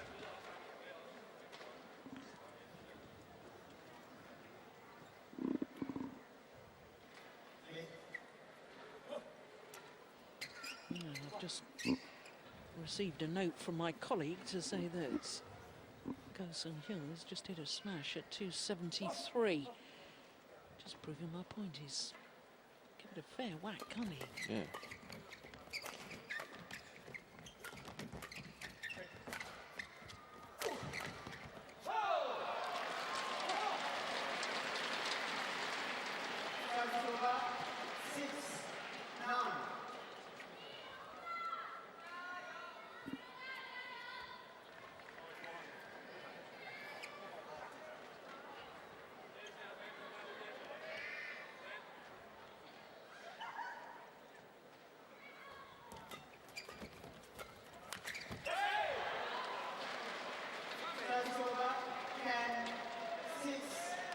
I've always felt that when Go Sung-hyun was playing regularly with Yu Young-sung, that they really found the Danes very awkward to play against, and I always felt that the Danes always had confidence when playing against them as a pair. Is that a fair comment? No, that's fair.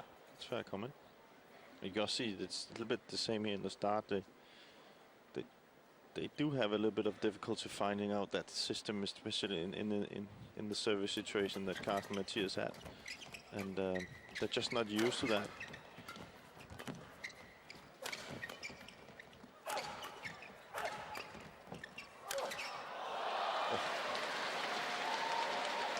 And the Danes are in total control. Total control.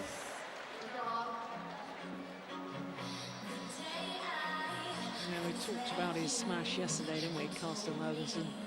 The angle, the steepness, not the biggest of athletes. He's a tall man, though, but not as solid as his Korean opponents. But he's probably got the best smash on court. Yeah.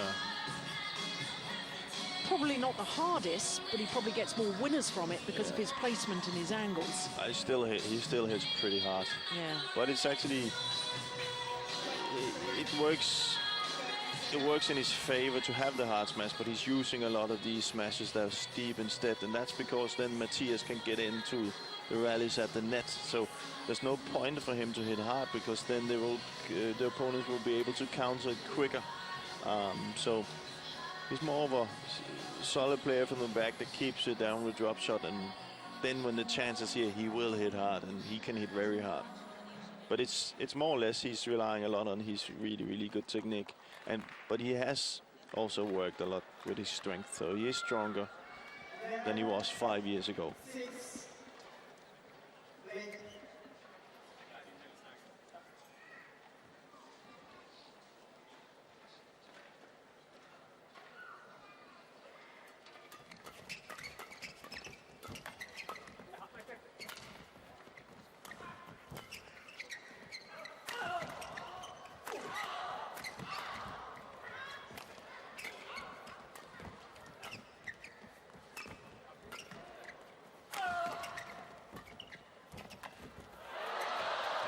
Well, he created his own luck there, Matthias Bo. Yeah, but Ko had to go forward and broke his string, so I don't even think the Danes saw that.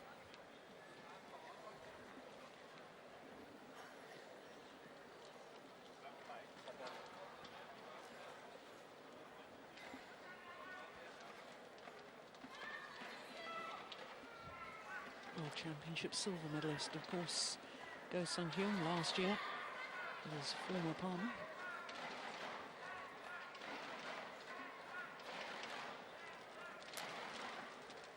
World Championships is an event where the Danes, after all their list of successes, All England titles, and Super Series titles, Olympic medal, never actually won a medal at the World Championships yet.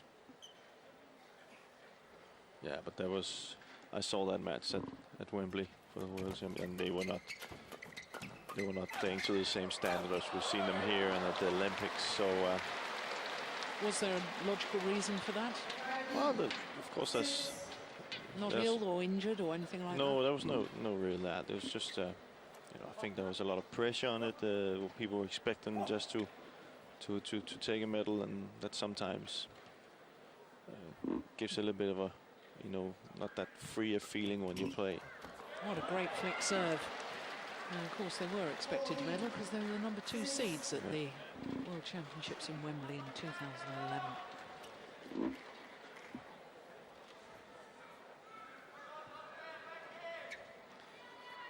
Well, when you consider that they won 10 of the last 11 points, the Danes.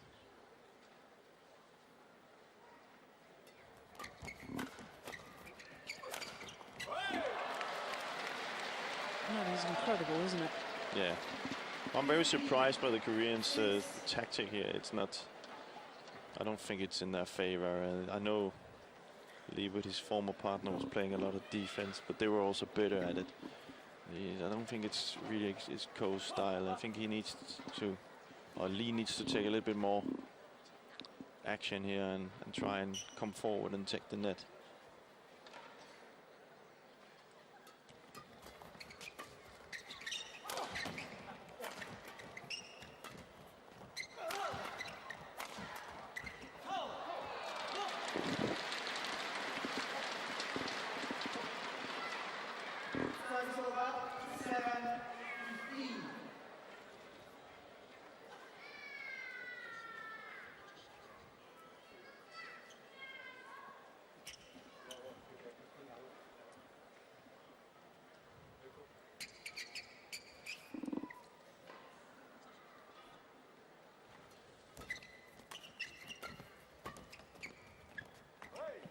Oh, it's landed in.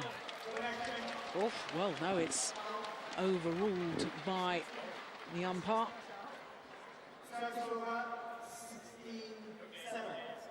No, hopefully we'll see that again.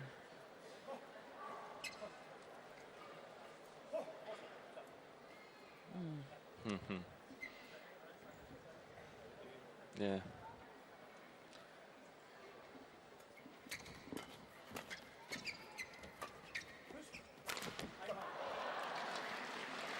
Well, he has to umpire when it's, you know, when he's on the backcourt on the far side where he has to be really careful when he overrules, because it's almost impossible to see for him. Yeah.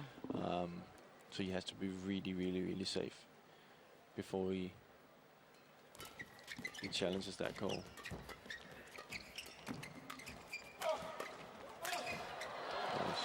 String has gone in the racket. But I'm okay with him overruling it. But where I have a problem with it, when I also had a problem with when I was a player myself, is if it's been overruled after the players have reacted. If you know what I mean. You know, first after that, Carsten and Matthias told him it was out, then he called it out, and you know. Yeah. Therefore, you as an opponent, you feel, well, he's changing the call because you've been told to change the call, and that's something you have to be very careful of when you're an umpire. We saw Carsten Mogensen there take the scissors to his rackets, having broken a string. He wants to release the tension throughout the internal racket head, so just cuts all the strings.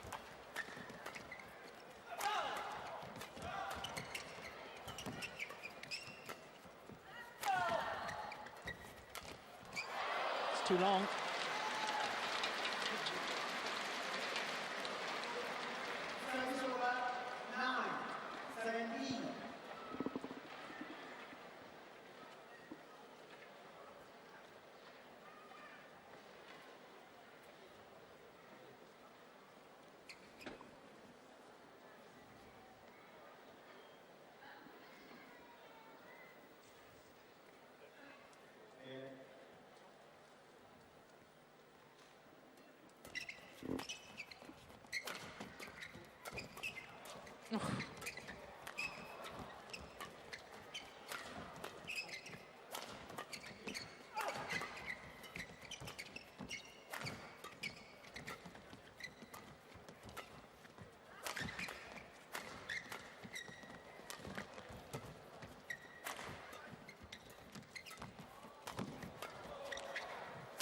Good ready.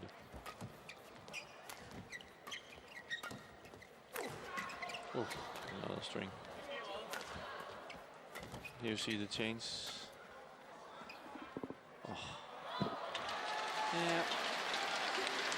Good judgment in the end, but he might as well have left it if he was in doubt, because his partner had broken the strings of his racket. Quite surprised Lee Yong-dae didn't dash off once he got to the net. Yeah, but he tried, and then he could see there wasn't really a possibility, and then he stepped back in. There was also the chance when you do break a string and you are at the front, you could have that chance where, you know, even with a broken string you can kill it. It's more or less if you're on the back, it's a problem, so you need to get out and change it. But we've seen a lot of broken strings this week, and it's of course because today it's a little bit warmer than yesterday, I must say, but it is a little bit chilly, and therefore the strings have a tendency to break.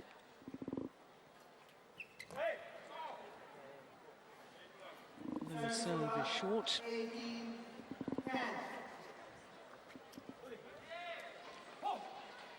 And that's a gifted point that the Koreans really can't afford.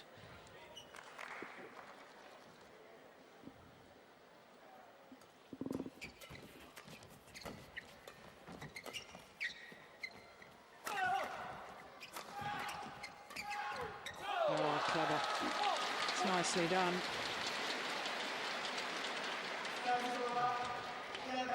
Smart. You know that Carsten moves back in his defense to give himself time, and then comes in with a block.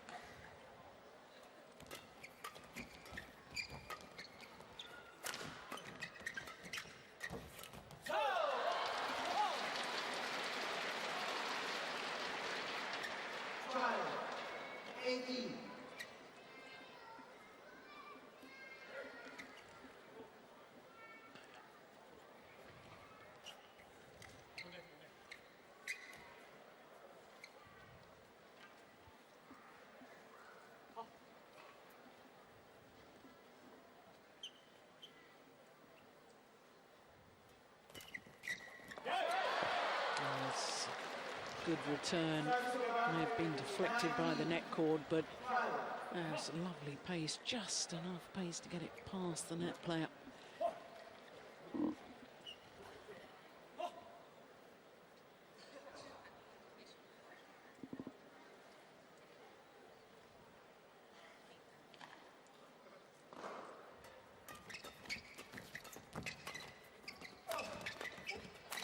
Oh, dear me. Another one.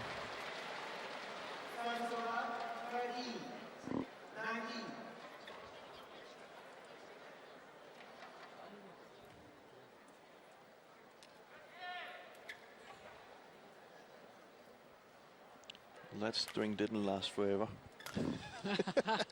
So it's not that. It can't be because of the strings. Now this is your homework, Jim Laugerson, to find out why he's got forever. Oh, we'll find out the next time. I will find out. Good man. Yeah, good smash from Lee Yong-jae.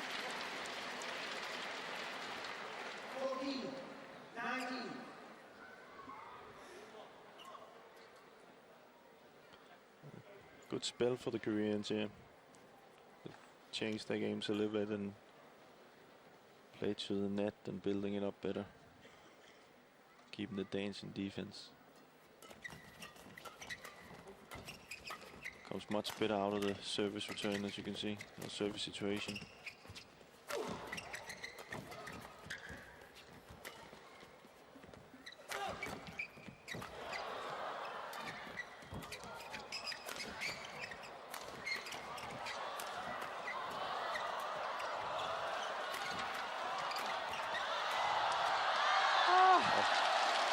Fantastic rally. Final shot just long of the back line. Good save by the Koreans, but I must say, again, see how effective it is for the Danes to go that left-right hand all the time. They seem to fool the Koreans into playing to their forehand all the time. But really good defense by the Koreans. And closing the gap.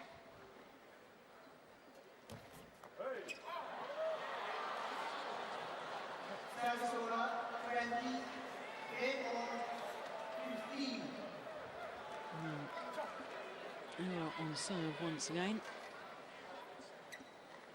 And 5 game point opportunities for the defending champions.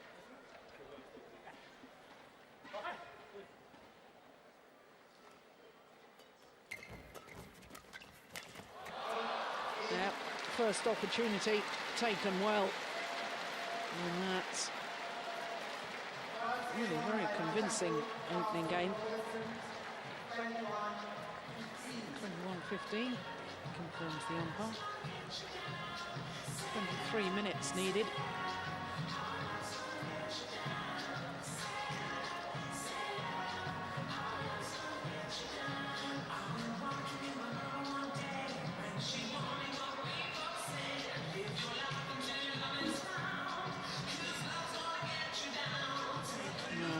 we can't hear what coach Zouar is saying.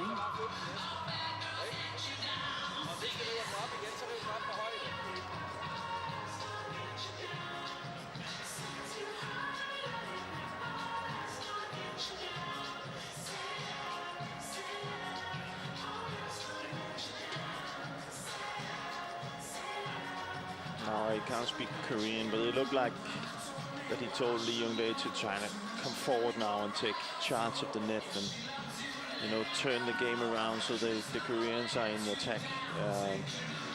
And then from there, have some variation. Carsten and Mathias' defense today has been very, very good. So as soon as they hit without precision, they're being counted. So for the Danes, it's all about keeping momentum, keeping that going, what they've done so far, and keep that variation in the attack, because they've been very effective there.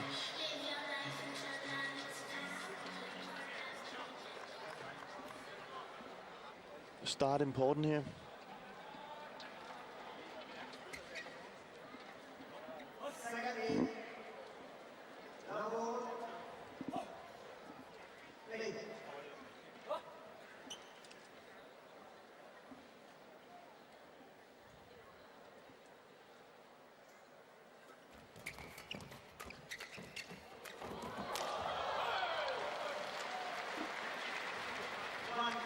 Well, it wasn't the cleanest hit from Mathias Bo, but it was very effective setting up the rally. That was the one.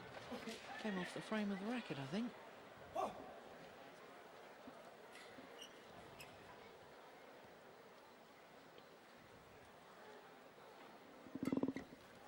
good flick serve.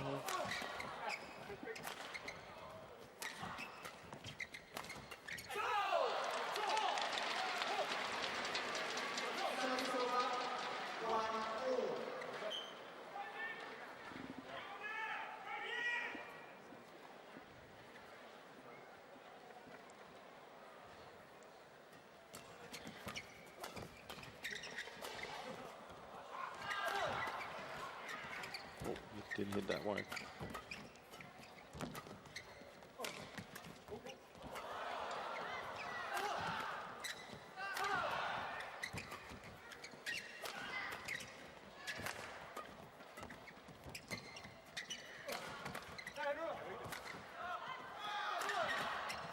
It's a good rally.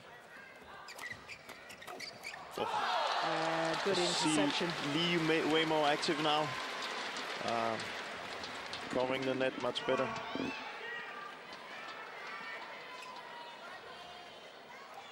So he's kind of aware of these mid-court shots that the Danes are using right now and trying to close that off. So Yo can work from the back. Or Ko, sorry, not Yo.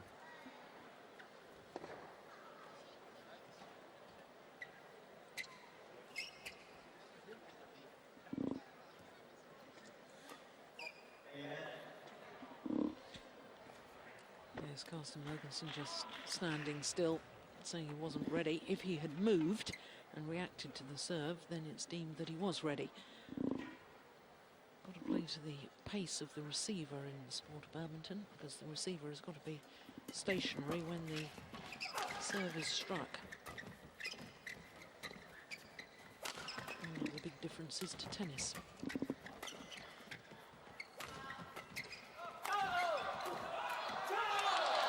Well worked again. Very definite change of tactics. Yeah, much more effective now. And also, what I like there is that they changed the direction of their smash, you know, from forehand to left hand, or left hand, oh sorry, forehand to backhand and backhand to forehand. Which means that they can follow up on the shot. Oh dear, that's a shocking serve, isn't it? Struggles with the serve today, Ko. Normally an area where I think he's pretty good, but maybe he's a little bit nervous.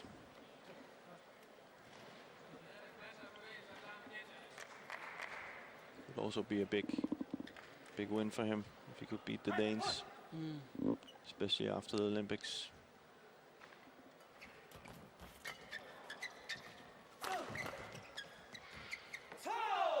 Yes, because inevitably people are going to compare Go Sung-hyun to Lee Yong-dae's former partner, Jung Jae-sung. And of course, with the Koreans losing to this Danish combination in the semi-final of the London Olympics, I mean, then of course, if this new Korean combination could beat them, then it's sort of saying, yeah, we're going to be a better pair than...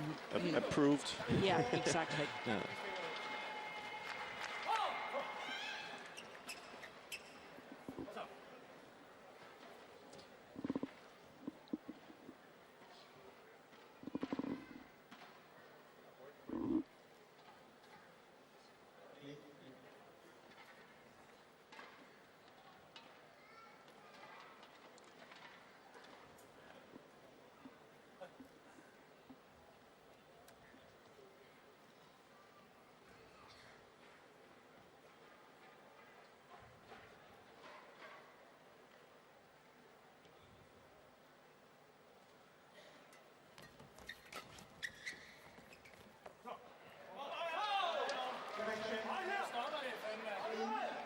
Oh, my goodness. Well, there's another overrule by our umpire, and once again, it's in favour of the Danes. It's out. That's definitely out. Oh, dear me. Yeah. Well, you saw this coming, really, didn't you? Yep, and I said it again and again and again. Yeah, for the umpire to overrule on that back line, far side from where he's sitting, he's got to be absolutely certain that his... I'm okay with him overruling something if he's really, really safe, but I'm not okay with overruling when players are telling him to overrule it. That's the problem. Yeah. And there you need a strong umpire. Yeah. No, unfortunate. Yeah, but that's the way, you know, that's the way sport is going. You know, so you need a strong referee in a football match nowadays too. So that's he will learn from this. Yeah. See all sorts of things going on the court right now. You know, waiting too long, discussing, overruling. You know, this is not the kind of game we want to watch. So. Yeah, it's what we were talking about the other day, isn't it? The fine line between you're playing within the rules, so you're playing fair, but are you using gamesmanship where you're stretching the rules to the cusp of legality? Yeah.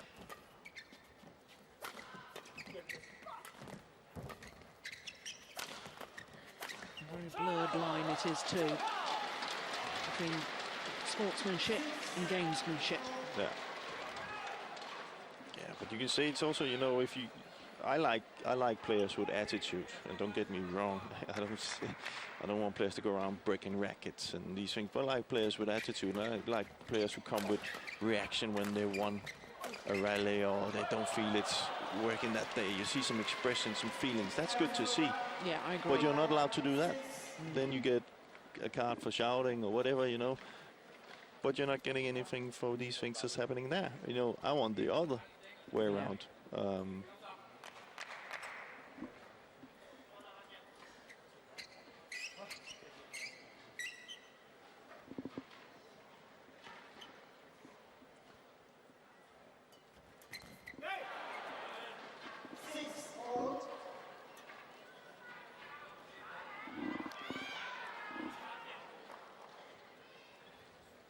And from the first set where we had rallies, we went into this where it's a lot of breaks and no rallies, and this is really, really a tough time for, I think, especially for Korean pair who lost that first set but wants to play. And you can see they just do simple, easy mistakes now.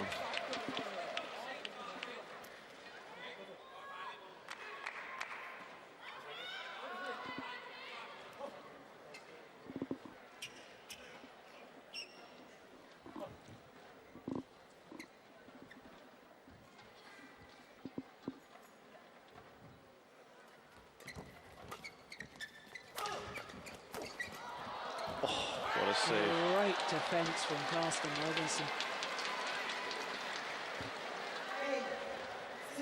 Fantastic save by Carsten. He is capable of doing that every single match. He keeps making those saves.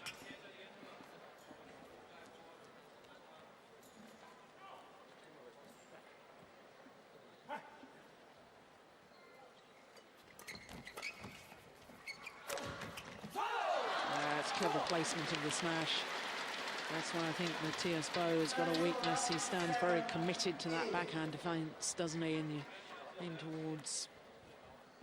You can see if you were the Koreans right now, if you just hit the biggest smash you could from the middle of the court on Carsten and he saved it, and you've hit a smash from the back court down on Matthias. So it should give them some kind of an indication of maybe who would be best to hit on. Or smash on, not hit on.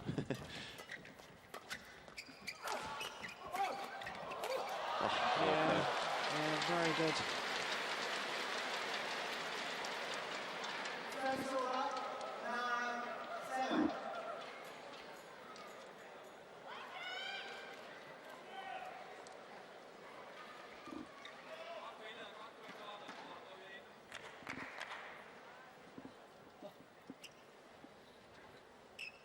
Playing really well, the Danes. The attacking game is fantastic today.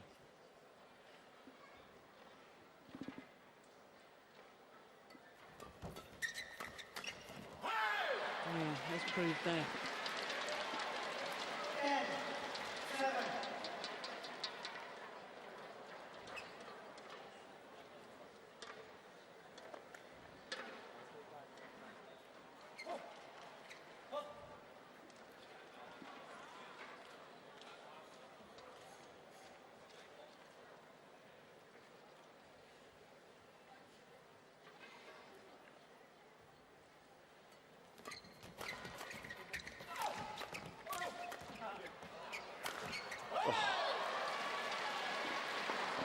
To the mid-game interval, and a new racket will be required by Carsten Mogensen.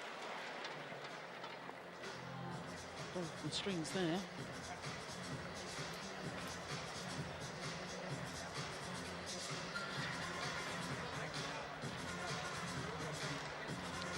So a 4-point advantage. Sort of reminiscent of the opening game, really, isn't it? Remember, they were 4-5 down in the opening game. Before they race through to 15-6, 11 or 12 points. 4-6 down here in the second game. 7 of 8 points. They have the advantage at the mid-game interval.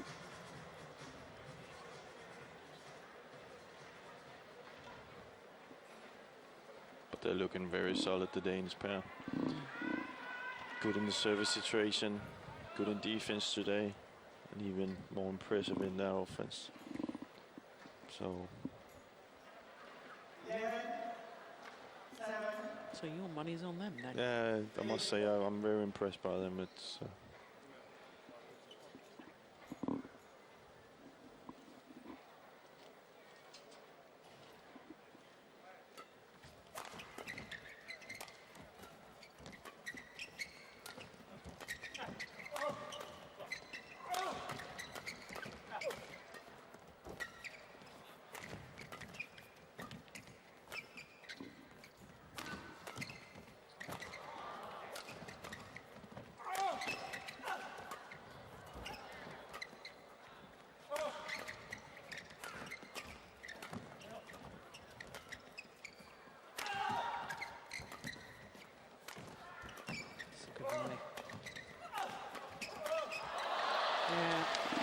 relentless with their attacking play.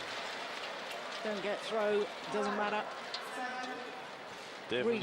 definitely a weakness in the Korean side is I can see Carsten and Matthias is using. They keep using Ko in the defense, keeping Lee Young-dae away from creating anything. So that's something he needs to go back and work on if this Korean pair is to be successful. course, they definitely shown in their weakness today in the Korean pair. Clever play by the Danes.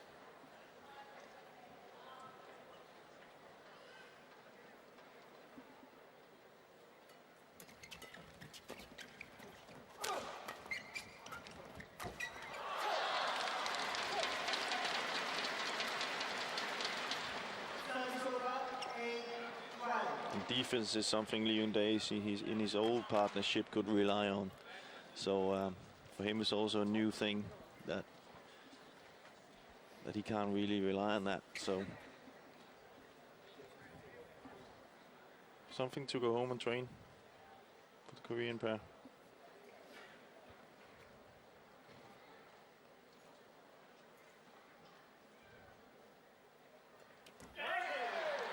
Dear me, well, he needs to work on his serve as well, doesn't he? Yeah, but it's that break there. It's interfering with his rhythm. Smart move by the Danes.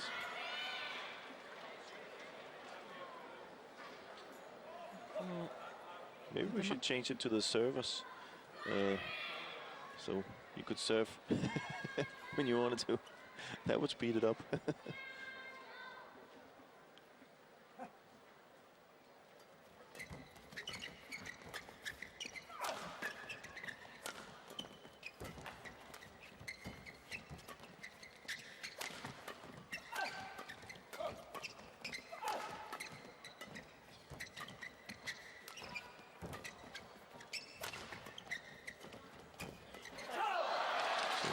Well, the Danes, we thought this would be a close encounter. They're certainly having to work harder. This is the longest match they've played so far.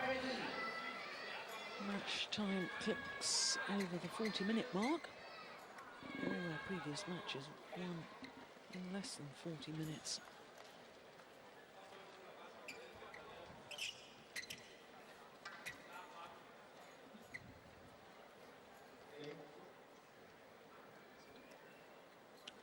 So it's not forever under 40 minutes either.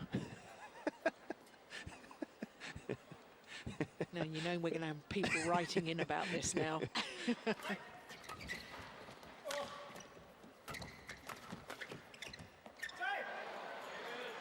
Forever optimistic or forever young, I don't know. Oh, yeah, that's plumb on the line.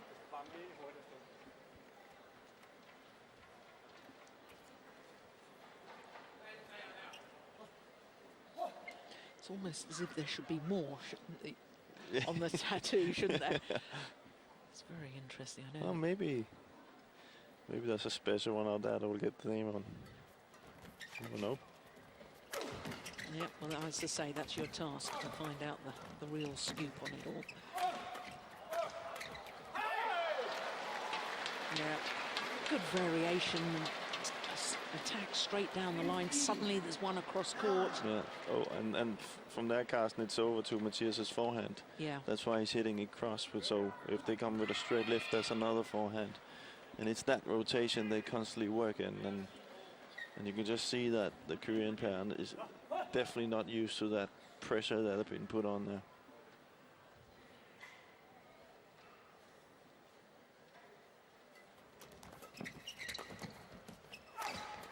I think you have to find one pair that, of course, you have to say is by far the best at that. It's Fu and Kai. Or Fu and Chai is. Oh, called over.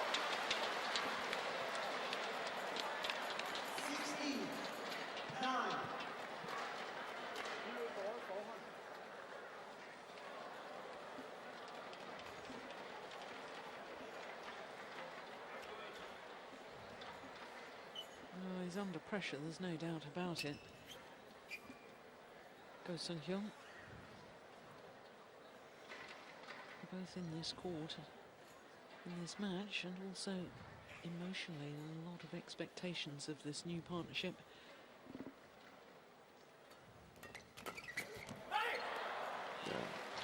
But at the moment, they're being found wanting. Danes are playing just too well.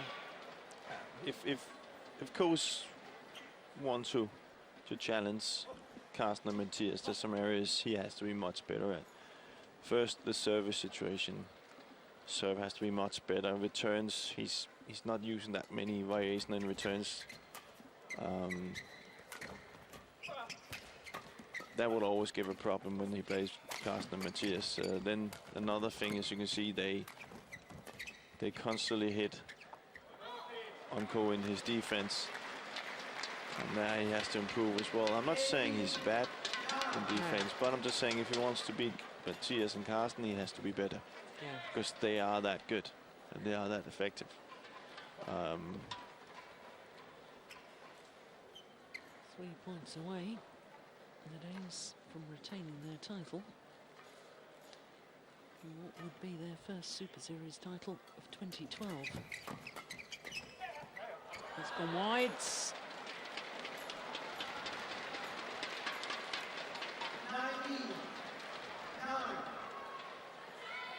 I think this must be one of the best tournaments ever for the Danes. I don't think I've ever seen them being so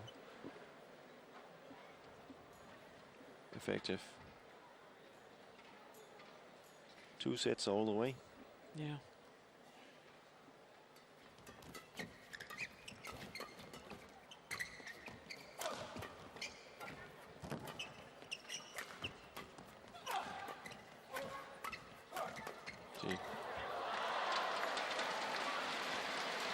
Constantly using Ko in the defense. That's something he has to go home and, or as a pair, they have to work on. How do they improve in that?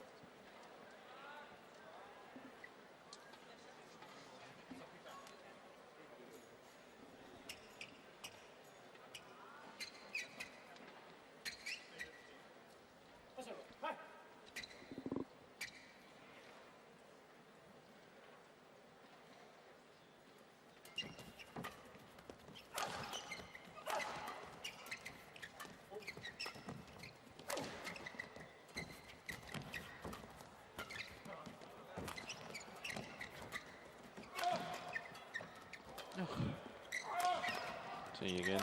Yeah. Using Ko. See, Leon Day is not in the game at all. Oh, well, there was a call from Matthias to his partner to leave it, but Carsten was right. It was going to land in. Oh, by the time he decided to play it, it's too late. Made the error. I think out of 10 shots, 8 of the shots are going to Ko at the minute, so.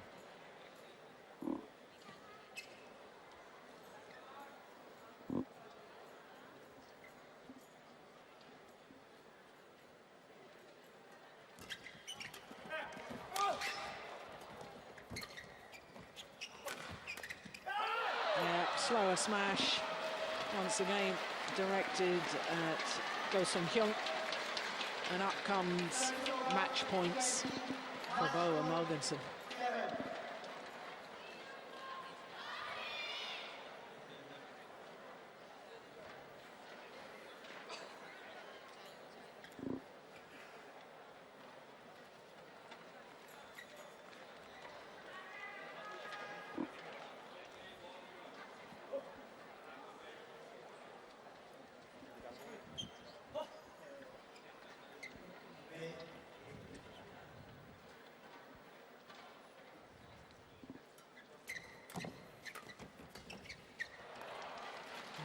First of the match points has been saved.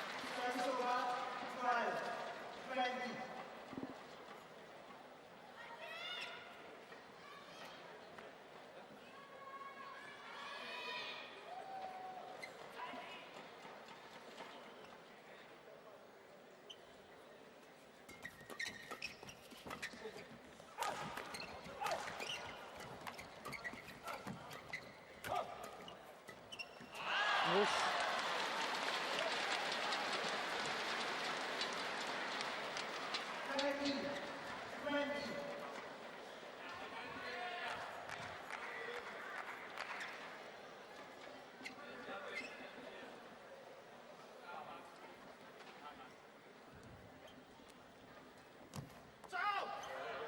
Oh, low serve has landed in.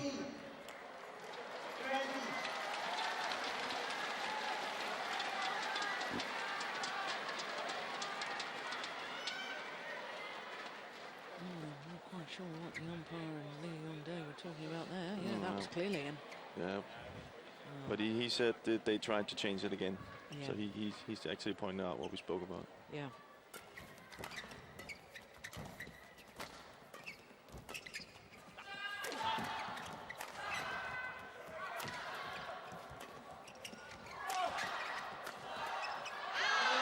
This time.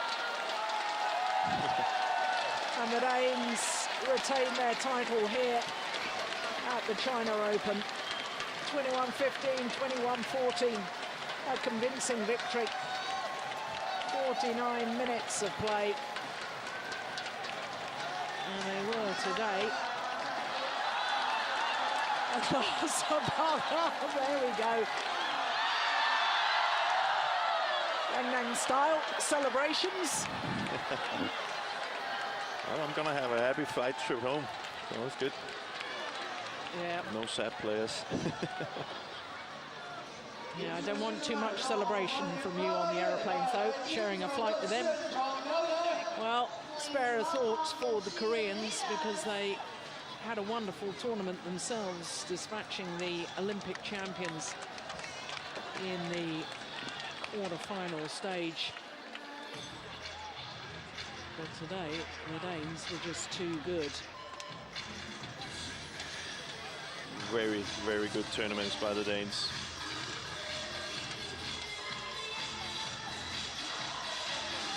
Some rhythm. That's the best dancing I've ever seen them do. Especially from Carsten. 21-15, 21-14. And their first Super Series title of 2012. And it's a premiere. And their 15th title in total. And their 8th Super Series title in total. The Danes in great form.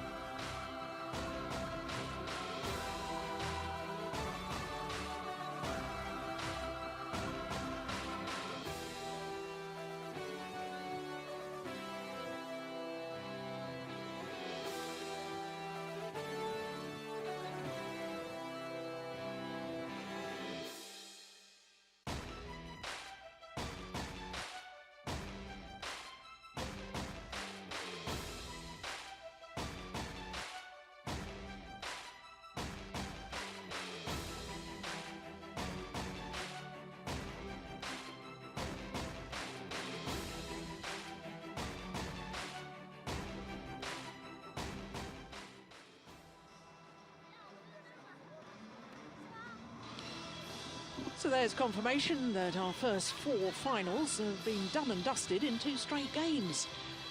Goodness me, well, when you think back to Thursday, and all of our matches bar one went the full distance. The Danes retaining the title that they won 12 months ago. The 3 other titles so far going to China. And of course, China will take the last final this afternoon, because it's an all-Chinese affair.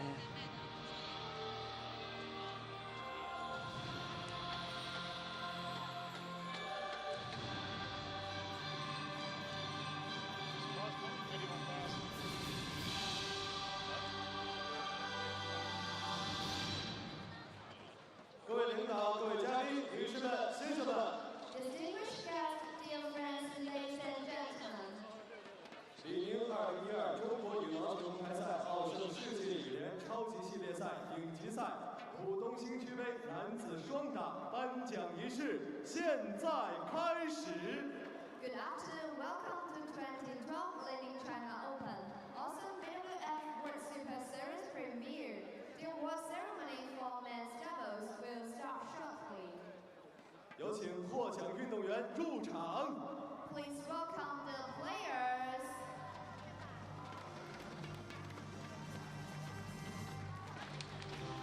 So the Danes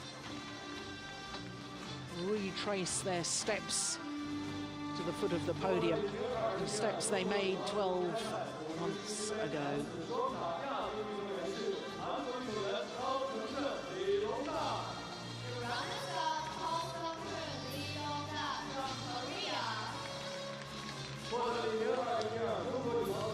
Go Sung-hyun and Lee Yong-dae, having won the French Super Series, have to settle for second best because Mathias Bo and Carsten Mogensen from Denmark, the world #1 ranked pair today, were absolutely superb.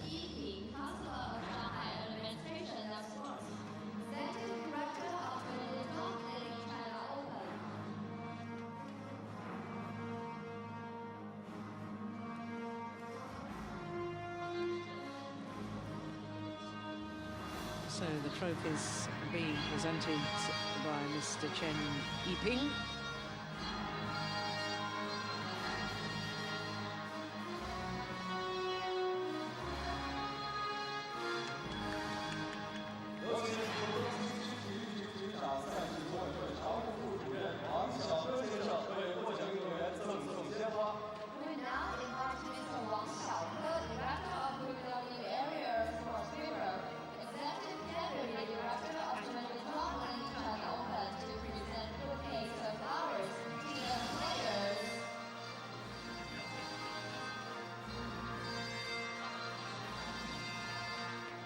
Trophies, flowers, prize money, mementos.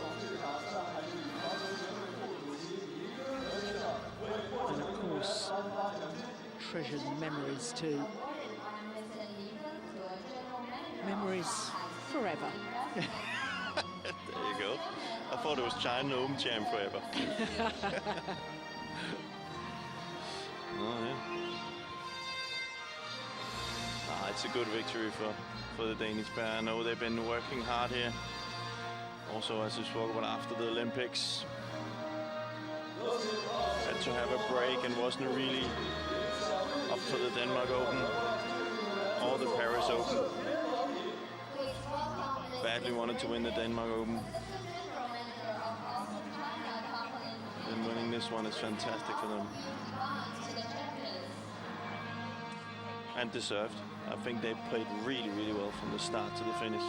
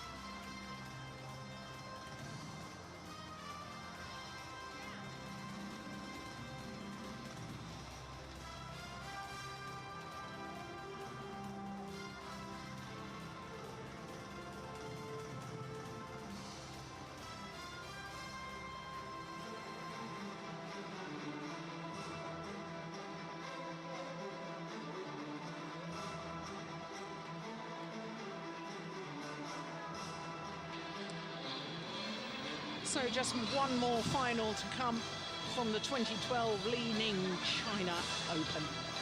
It is men's singles. It is the former champion Chen Long, who won the title 2 years ago, beating Bao Chunlai in the final. He was a beaten finalist last year, though, was Chen Long. Lost out to the Olympic champion, Lin Dan. Third consecutive year in the final of this particular tournament, up against his teammate, Wang Zhiming. Ladies and gentlemen, welcome to 2012 Li Ning China Open, also billed as World Super Series premiere. The final of men's singles is about to start. 欢迎裁判员、司线员入场。 Please welcome the line judges.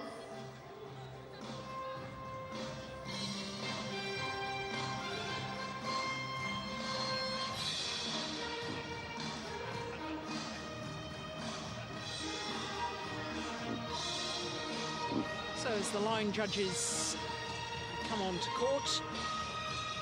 Just before the men's singles players emerge, I just want to ask my friend and colleague, Jim Laugesen, about his overall memories of this tournament, because of course a premier Super Series event, and we've seen, I think, probably some of the most intense badminton this week since the Olympic Games, and that's been good to see, hasn't it? It has been good to see. I think especially in the men's doubles, we saw here Matthias and Carsten, they're back in gear. The lady singles Lee, she's definitely back. Exactly. And we've seen Chen Long been playing really well. And of course we've seen women's doubles world champions who we thought were going to retire. Yeah, and now but they're back. They're in gear. So I think we're beginning to getting back to normal standards of their play. And from here on in, it's all about building up to the next world championship, I think. But it's been we've been seeing some class badminton, and it's been a pleasure. Yeah, it has been a good tournament. And apart from you and I feeling a little chilly on a couple of days, I see you didn't bring your jumper over. Right? You can't blame them for that. That's your fault. Yeah. So an all-Chinese men's singles affair, and of course these two players will know each other's games inside out because they train together on a regular basis. And of course our match officials, because it's two Chinese players, two match officials are indeed Chinese because it still remains neutral. So we've got Taifeng Ji and Lu Ming, our umpire and service judge for this one.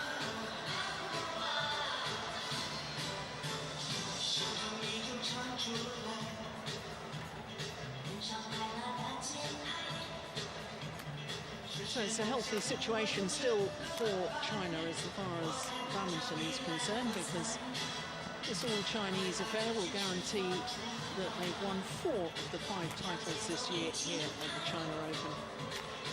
Looking at the younger of the two men, but only just a little younger, 22 years of age, Wang Zhiming from Guangdong province. 17 in the world ranking, down 3 places actually from a week ago. And there you can see how much he struggled in his first 2 matches. First of all against Vladimir Ivanov of Russia, and then against Sonny Dwi Kunchoro of Indonesia, who of course disposed of the number 4 seed Du Pengyu in the first round. Of course, he didn't have to play a semi-final. He was given a walkover yesterday, was Wang Zhiming against the number 2 seed, former world champion Chen Jin. Now to Chen Long, the former champion, as I say, champion 2 years ago, beaten finalist last year. Currently number 3 in the world, but he has been as high as 2. And his win-loss record for the year translates into just 1 title, and that was also here in China. The China Masters, first Super Series event post the Olympic Games. Won all of his matches in 2 straight games, and he seems to have got better and better as the tournament progressed. Because in the quarter-final, he beat the number 5 seed Kenichi Tago 21-13, 21-12. And then in the semi-final, disposed of Chong Wei Feng from Malaysia 21-6, 21-7. So this is the 4th meeting between these 2 men. And if you're a Wang Zhiming fan, that statistic will be a little ominous, because all 3 previous meetings have been won by Chen Long.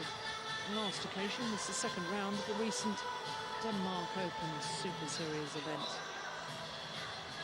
The 4th of the premier events of the year. This, of course, the China Open, is the 5th and final premier event. And just 1 more Super Series event to come. Next week, the tour moves on to Hong Kong. And then, of course, early December, we'll have the Super Series finals. So plenty more badminton to look forward to.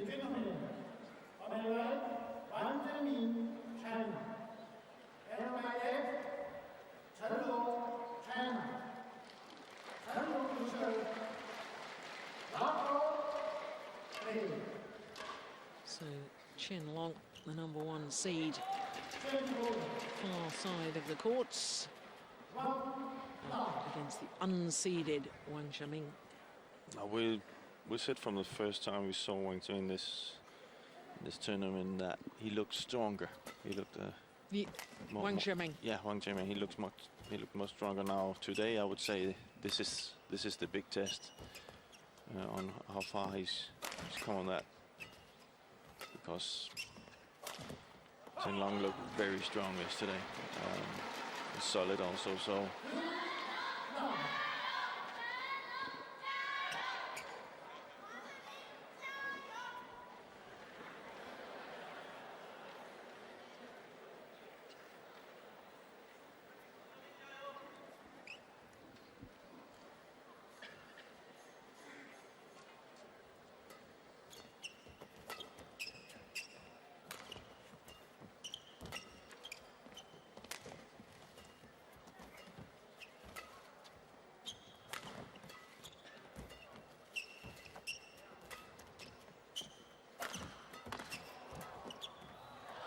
Oh, it's just wide.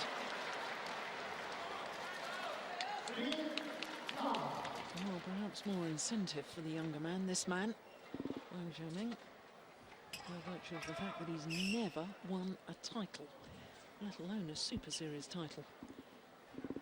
Been in one final, that was the Singapore Super Series earlier this year when he lost out to Boonsak Ponsana.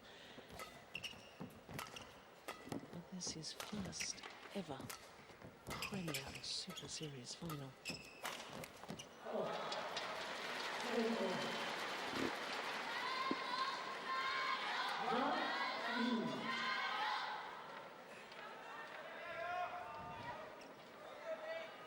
Should just explain, though, that the Premier status only came into existence at the beginning of 2011. So once this year's Super Series has concluded, we'll have only had 2 years of Premier status events, and a wonderful. He was only 22, wasn't he? So he was 20 when it started. So he's got his time ahead of him. Yeah, but I think it's been a wonderful innovation by the BWF, the Badminton World Federation, to place 5 of the 12 Super Series tournaments to an even higher status. Yeah, definitely gives something special to it. It's a good tradition to start, I think. Yeah. And they are also getting much better, these tournaments. I like the setup is getting better and better and better, and it's much better from when I played. I can just say it. So from much that, better conditions. Better conditions, better organisation, better presentation.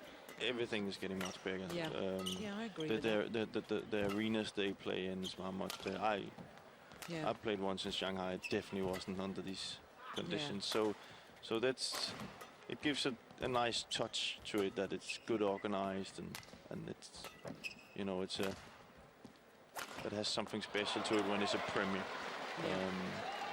I like that, and it will only get better. I'm sure of that. There's still, it's only 2 years it's been there. Yeah. But you know, you look at other major individual sports such as tennis and golf, and they have their equivalent of our premiers in that they have the Grand Slams in tennis, they have the majors in golf, you know, and it's a system that seems to work well. We obviously want the 12 Super Series events because we want to keep players playing on a regular basis, and that's exactly what tennis and golf do themselves. But to have that Premier status, that higher status, as you say, just makes it that extra special. And it has to be. They have to have these tournaments. Yeah. And therefore it's also important that badminton keeps continuing down that path or road, if you can say that. Yeah. So we get you know, we can talk. There's a few things we discussed a few things this week that can be better with the ladies doubles. Yeah. You know, that needs to be addressed. That's not good enough if it says Premier. You've got to have a full draw. That, or else there needs to be done something there. The other thing, having a final now, I'm not saying that was, you know, not going to happen anyway. But having a pair that plays that late, and then already, you know, doesn't have the break before the final is something that probably also needs to be addressed somehow. But all in all, it's Much better. a huge success. Yeah. The whole Super Series, the Premier status now. Yeah, but I can see it in the Huge players. You know, progress. I can see it in the players. They also get that extra motivation when it is a Premier, because they feel, you know, this is okay, this is special. And the better we see that get,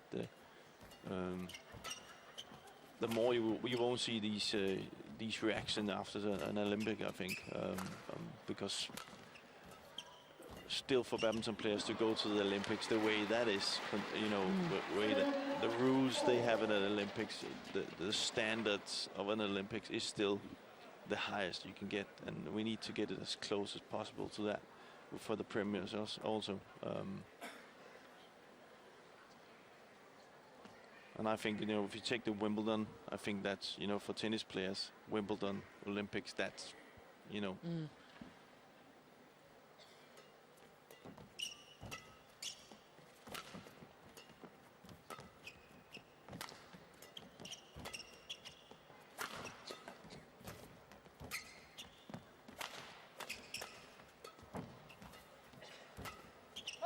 It's gone well wide.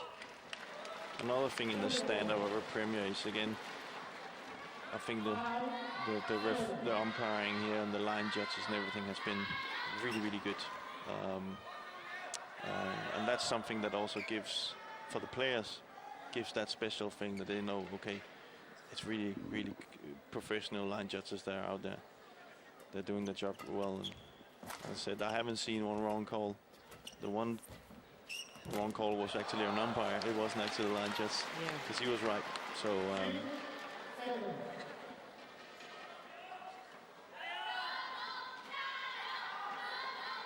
then maybe some more heat. But that's just for us, maybe.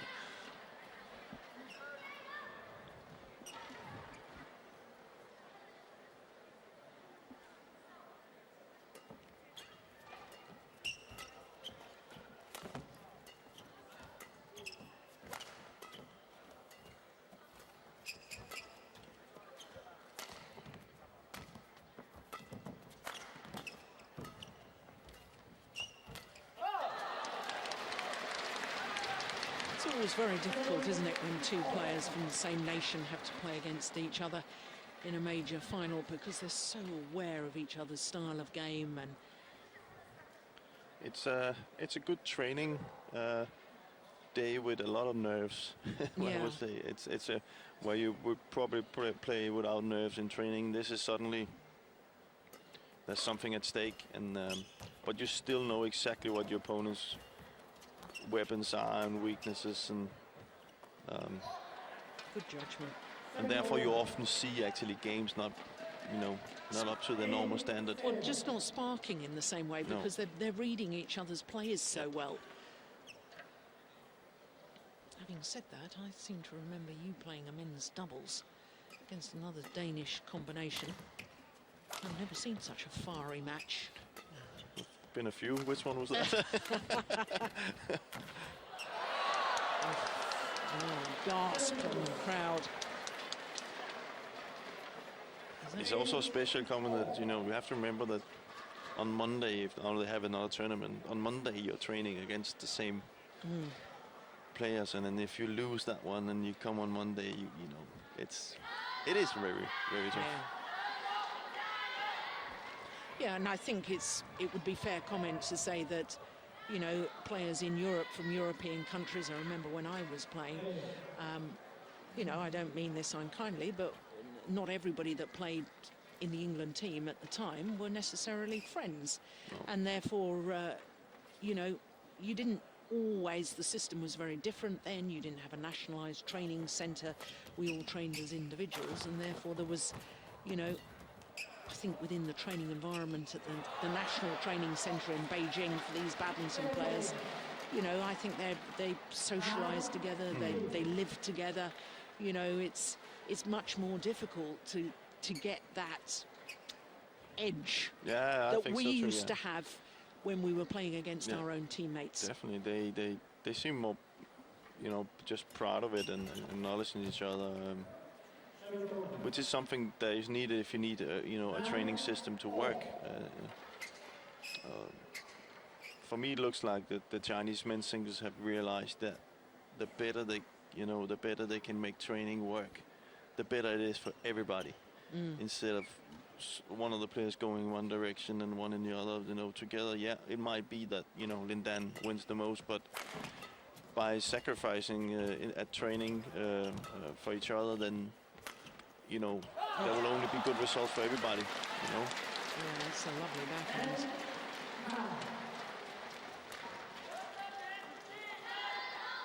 You say that the difference between, you know, when you mentioned tennis and badminton is that, you know, they do train a lot together. In Denmark, for example, they train together. Where in tennis, you're much more individual in your training, and we'll probably be training with different countries. We don't do that so much in badminton. It's all the countries trains for, you know, with each other. Charles Ranger, the men's singles coach, sitting back and just enjoying watching this from the stands. He's done his job. Yeah. And he's done it well. Maybe it's time to sneak down and get a few advices.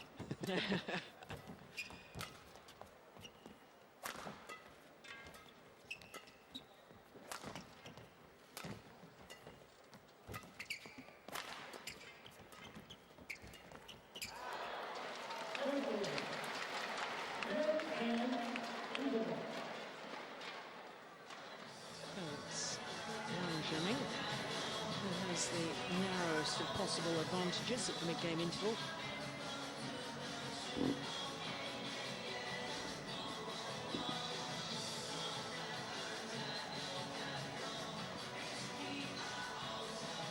And you also see here no coaches, not only no national coaches, but no other players going in who might be better friends, not helping. You know, it's very neutral.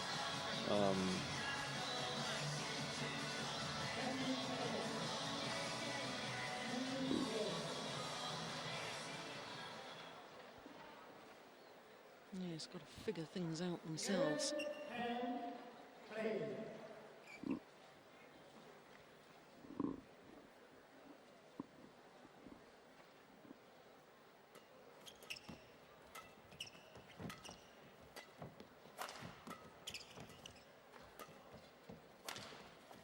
Missed it.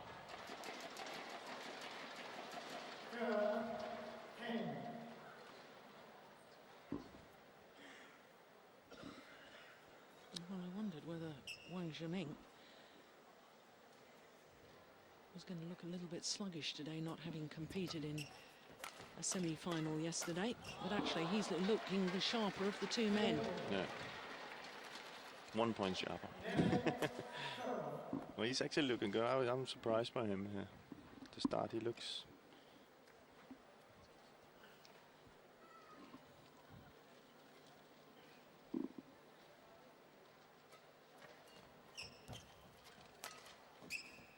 It's a good lift. Oh. Smart move by Wang.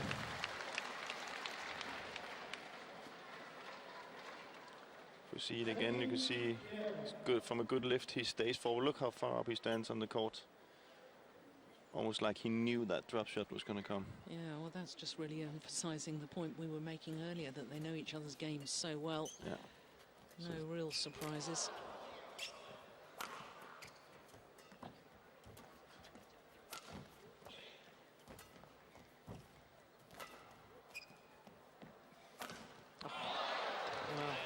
Certainly didn't make errors like that yesterday, did he? Another broken string. Yeah. Well, the stringers had a tough job this week. I'd love to know how many rackets they've restrung. Normally at tournaments, and able to talk to some of the stringing team, and they usually do an average of at least 500 rackets in the week. This has been higher. Yeah, I'm sure.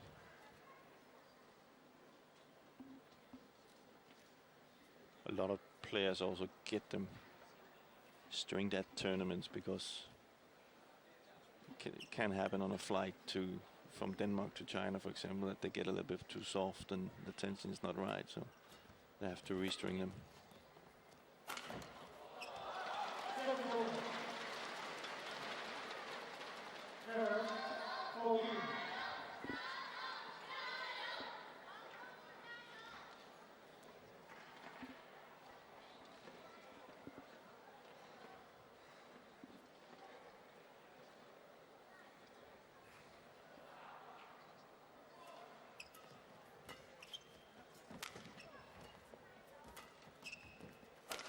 Oh, that's more like the Chen Long we're used to seeing.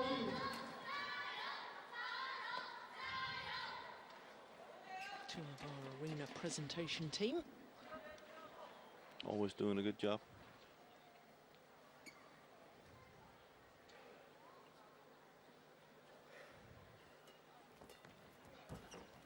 Good net shot. Apologises for the good fortune. You should see it again on the replay. You can see that Wang Jiming is already almost, you can't see it here, but he's almost standing over there. You see why it's kind of like he knew where that was going to come, that shot. So if it hadn't been a net cord.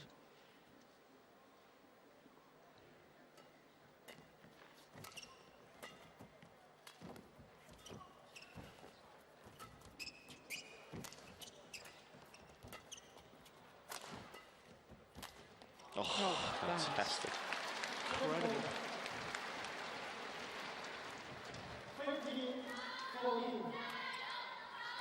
Look there, he cuts it. You see the angle of Chen Long's racket is that he thinks it's coming straight, and instead he cuts it at the last second, and the deception, he fools him the other way. So very smart shot. There's a lot of battle for the front court right now. Both players are really standing high on the court when the other one is on the back.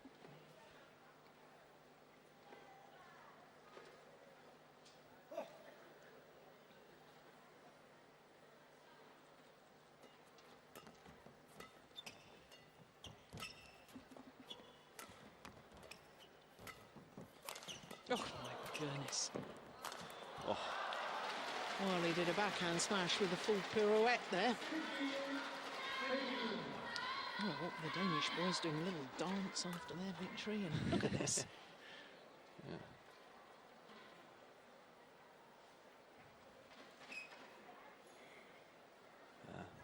Strong, strong legs.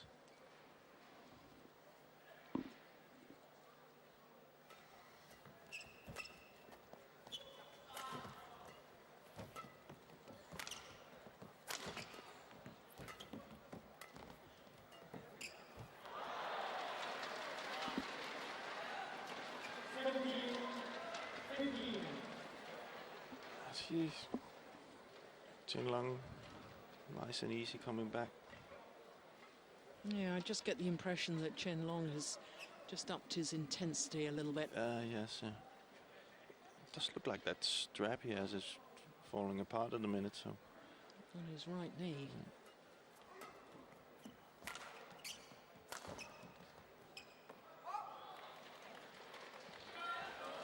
Oh, this is 4 straight points. 14-15 adrift.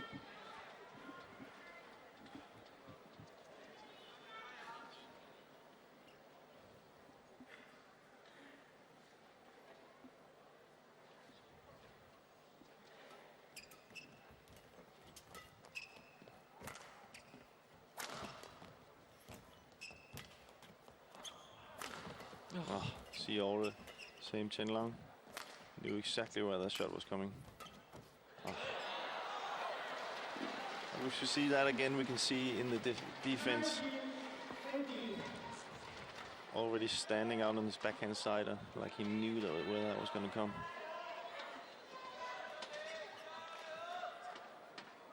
And of course, that's frustrating to play against.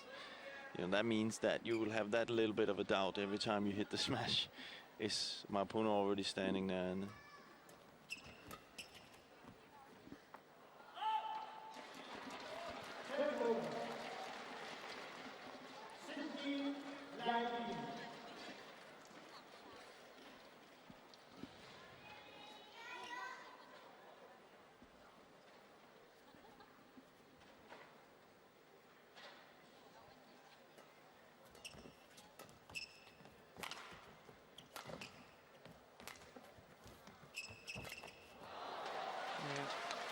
Oh dear.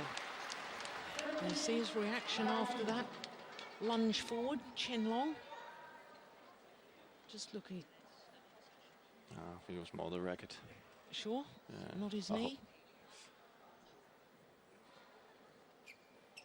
Yeah, it's the racket.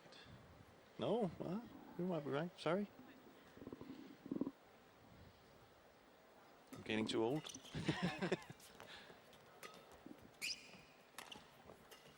He is a big strap here as well.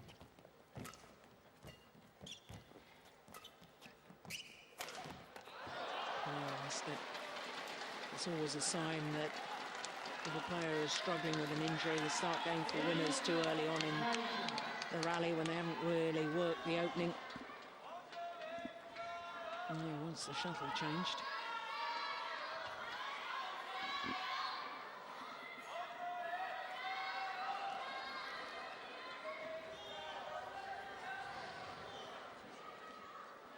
Just 1 point in it.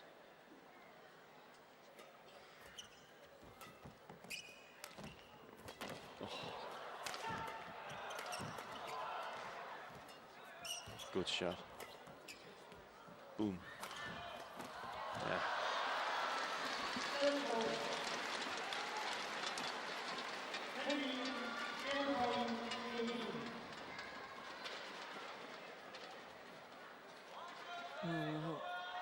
We'll need the court moppers on after the dive from Wang Shiming.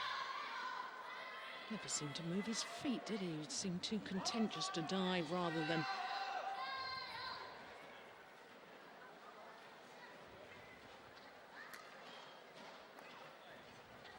They're wanting to copy Lee Chong-wei and Lin Dan with that, because of course they're both absolute masters of that diving, but they're so quick to get up and play on. Of course, these two players are much bigger, so yeah, it's a little bit not so agile. No, it takes a little bit longer time for them to. Oh, oh, well, that's one of the game points. Well saved.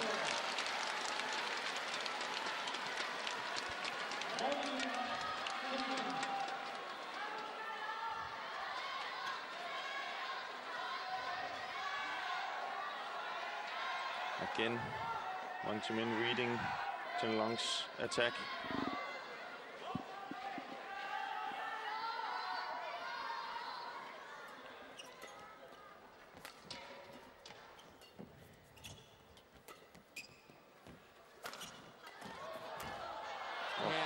Well played. The angle across court, the dive, and once again, as you've described, these two athletes too big to be diving and getting up quickly again. He's too slow. Quick he comes back to the net there. Yeah. So the opening game to the former champion Chen Long, 21-19.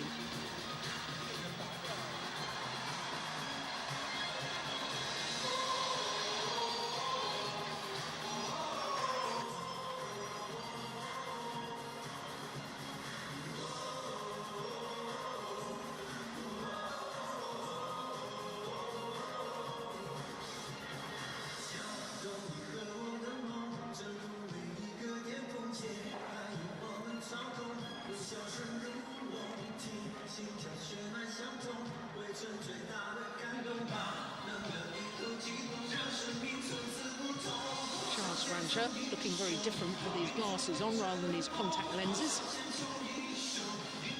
I think he suits glasses. The what?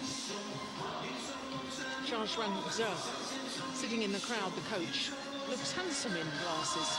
Oh, yeah. So do you.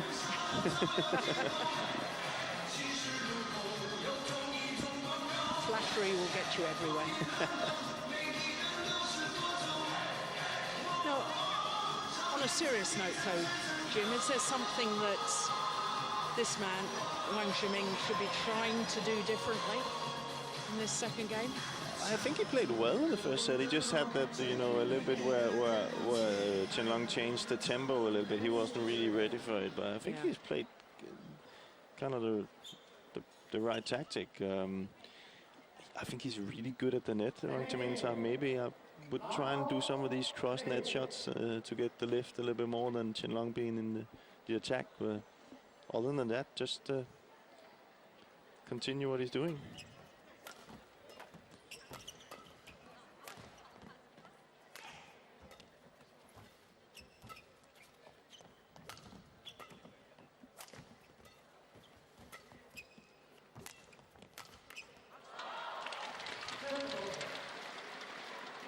I say there's a big difference, Wang Chimen, when you saw him against Kashyap, where he was, you know, he's almost jumping on the back every time and using these hard cuts and sticks. Today he's a little bit more patient with that. Maybe he needs to show a tempo shift sometimes to kind of surprise Chen Long. That could be a way. So there you go. Yeah.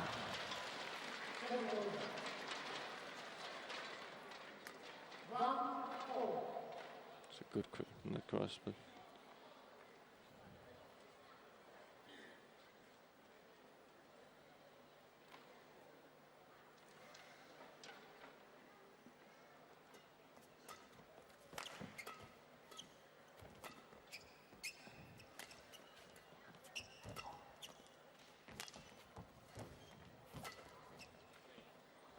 Oh, what a good lift. yeah, very good. Oh, superb. This is what I talked about. He uses the net cross, but what I would like him to do there is actually to stay up in the court and close the net.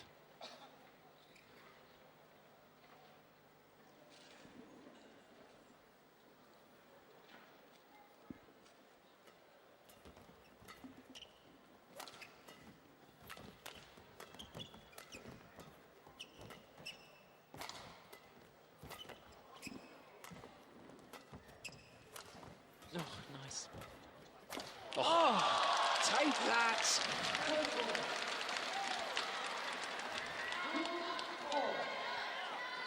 Well, there's the sort of agility that we witnessed certainly in his quarter-final against Kashyap Parupalli. And the change of tempo.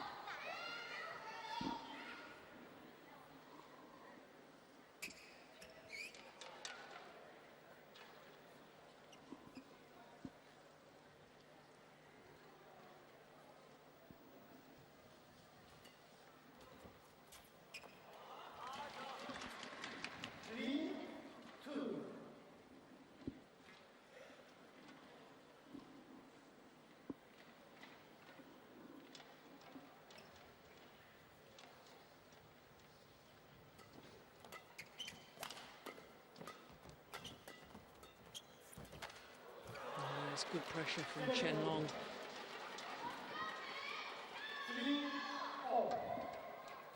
See, stays in the front court.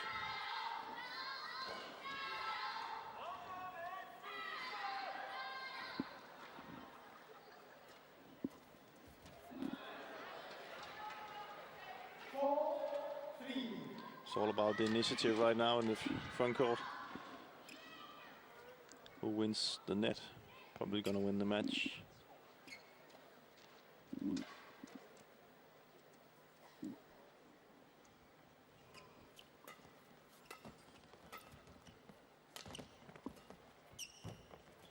Oh, That's amazing net control. Incredible spin by Chen Long.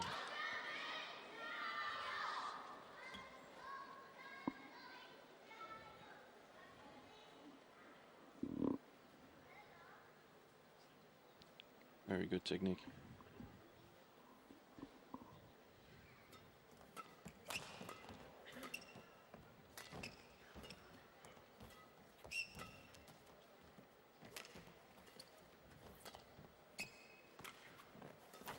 Oh, good. Oh, that was going out. It's a good rally. He knew it himself afterwards. Yeah, it pointed towards the line. I can assure you he can't hear me. We're quite far back from him. Good rally. Yeah, you should have left it.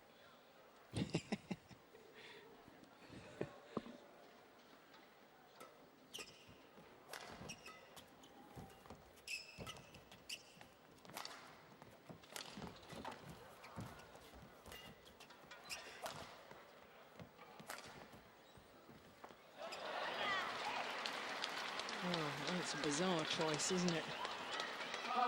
Takes one that we were convinced was going out and then leaves one that's very, very clearly in.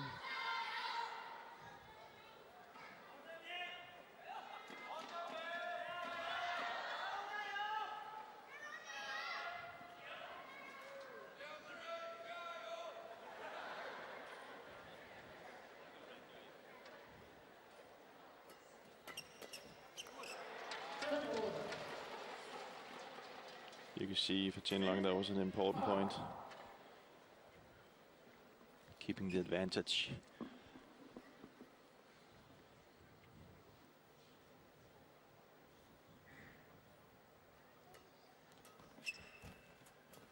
Oh. Again. That's why.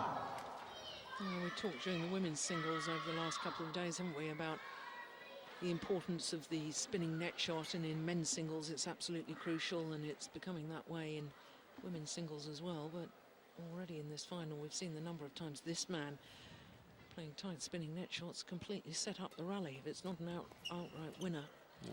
But you see, they don't at all costs. Oh, at all costs it doesn't give the net away right now. Nobody of them in there wants to be in defense. So it is about. It's a fantastic spin, because it's a very, very, very good cover. But I see Chen Long is he already knows it's coming, so that has to be so tight. So tight, yeah.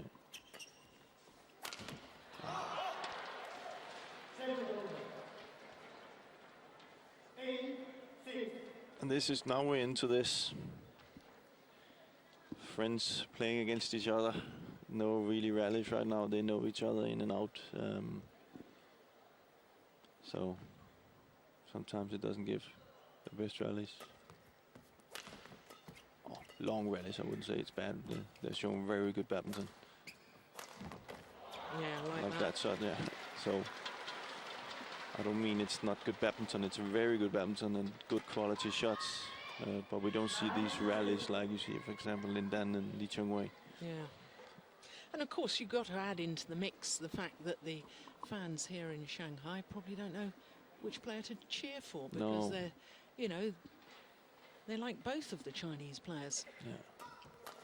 Although I think Chen Long is from this area, isn't he? Pretty certain he is. Yeah, but I think China is when we're at this stage, China is China, of course. You can also hear they don't really know who to cheer for. Yeah. I just think they want to show Chinese badminton for their best, and that's good badminton play, and they're doing that. I like actually like they do try to make some of these difficult shots. They could also be chosen just to try and run each other down, and that sometimes doesn't give the best badminton, I think. So here they're trying net shots, difficult cross cuts and stuff. So yeah, being adventurous. Yeah. Yeah. So.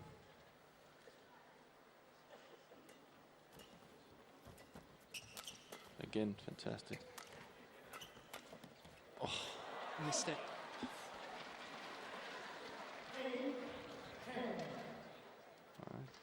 Jiang Zemin is not going anywhere. No.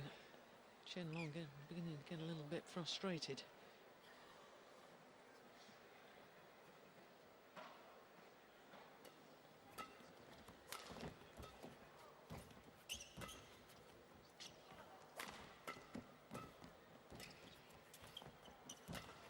Net again. Good. Long left by Chen Long.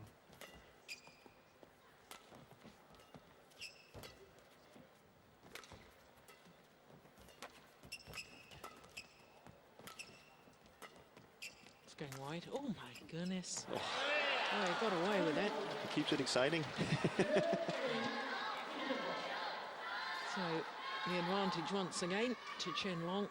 And here's the strap. I think he's not. Did he fix it? Yeah, he did. Nah, yeah, he did.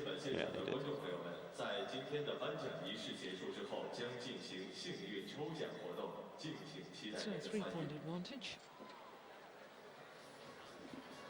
Of course, in the opening game, the advantage was with Wang Zhiming at the mid-game interval.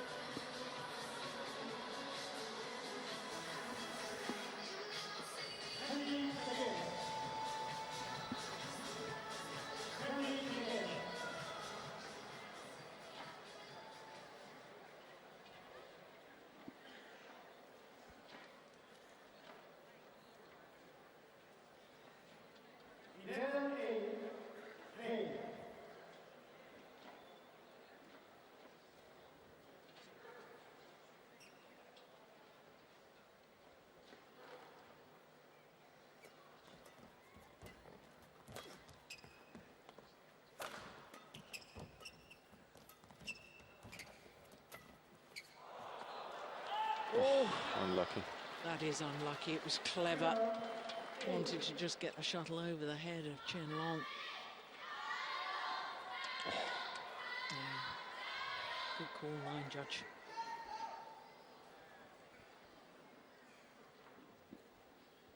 Both these players former world junior champions. Chen Long in 2007 in New Zealand. Wang Zhiming a year later, 2008 in India.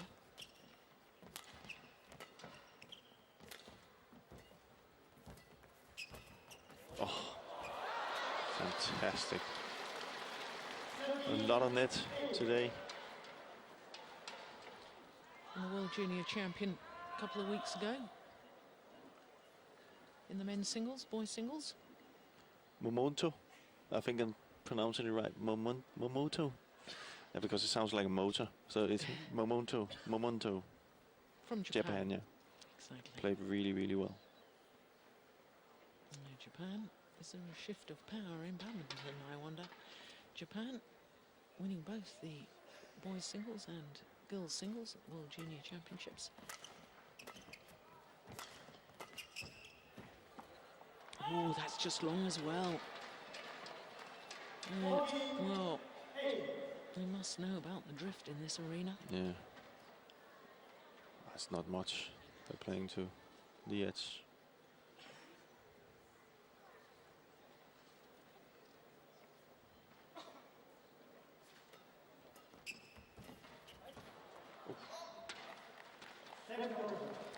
He's definitely feeling that right knee, isn't he? A couple of times he's just sort of bent the knee after the rally and... He's taking the strap off, hasn't he? Yeah, he has.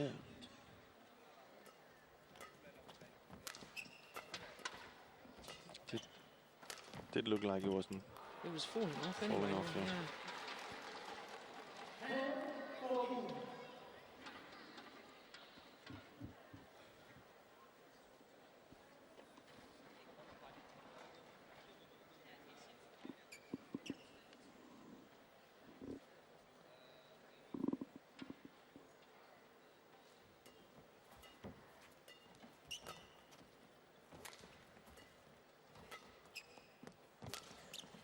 Good backhand.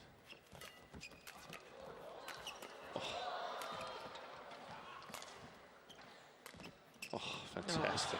How did he control the racket head there to play that drop? Seemed to be off balance. Yeah, but see, look at that just at the end. Now here, you see him, he just waits and waits and waits and then soft. And it looks so easy, but it's so difficult. Yeah. Such a good shot.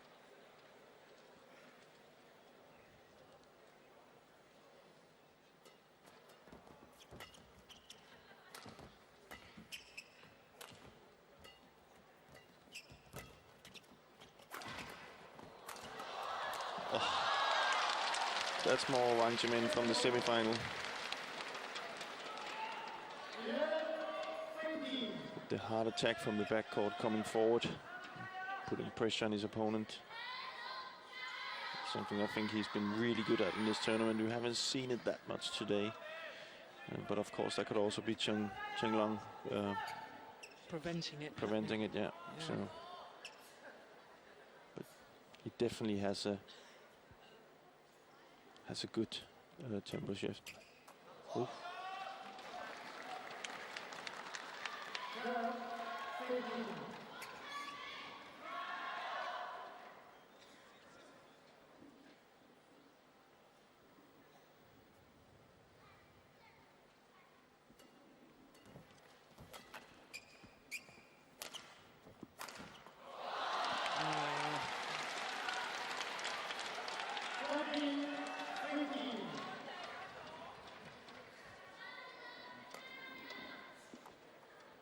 Two sloppy points there from Chen Long.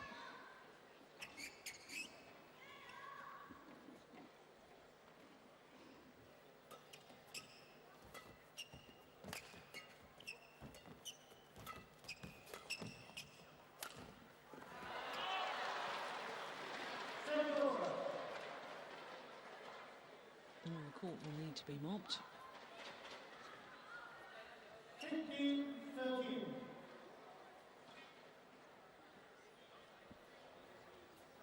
Good job. Nice and quick. Yeah. All the court assistants, line judges, umpires, everybody's been very good this week.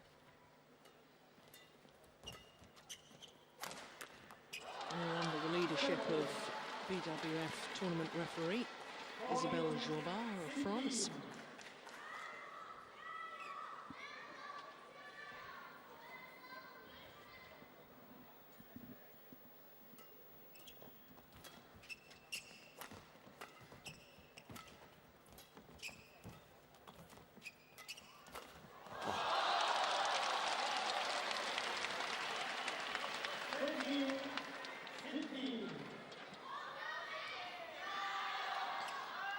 Seven of the last 8 points have just gone to Wang Zhiming. Yeah. So see these not so focused or unfocused arrows that Qinlong had there kind of got Wang Zhiming started. You say that's just the difference between oh. That's well along the back line. That's a missed opportunity for Wang Zhiming. Once again, Chen Long asking. Look how quickly he comes forward. Oh, good reaction by Chen Long there. But you see these, if you talk about, we saw these two very unfocused arrows from Chen Long. You say if you want to battle with Lin Dan and Li Chengwei, that's something you can't do.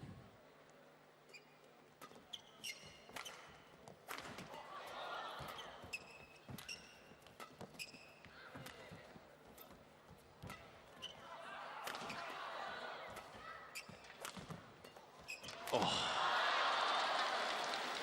fantastic. Yes, the angled attacking shot and immediately going forward again with that pace that you've been talking about. In he goes. Yeah, and in that smash there, he maybe uses 80% of his power and more, playing it more precise to the line. That means he's already moving forward. He's not, he's not using 100%, so he's standing still. He's using an 80% to follow up on the shot. And something you see most men's singles players do nowadays. That means that the opponent in defense has to generate the power himself, and that sometimes coming forward now. He took it to a different gear now, Chen Long. Yeah. One always sensed, I can remember saying just a moment or two ago, he played a couple of sloppy points, but he has that ability to suddenly up the intensity again. We all know that Chen Long can do that. I'm just saying, if he's to battle with Lin Dan and Li Chengwei, you can't have sloppy points. No, exactly. Yeah, I agree totally. And I'm pretty sure that's where he wants to go. He wants to challenge those guys. Well, he missed with his backhand kill just a moment ago. That time, Wang Zhiming bringing it down much steeper, so steep it bounced on the top of the tape before going over.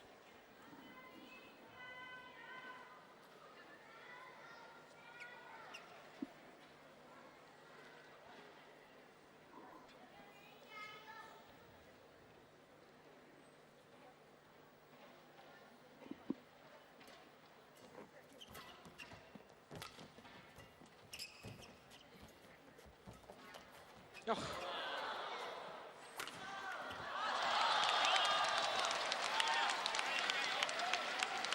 Oh, what an incredible net exchange.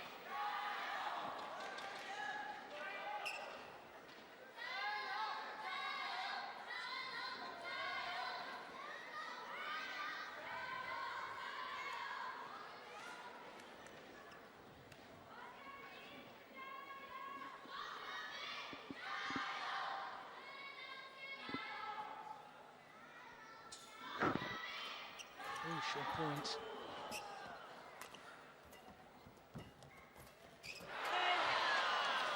And the error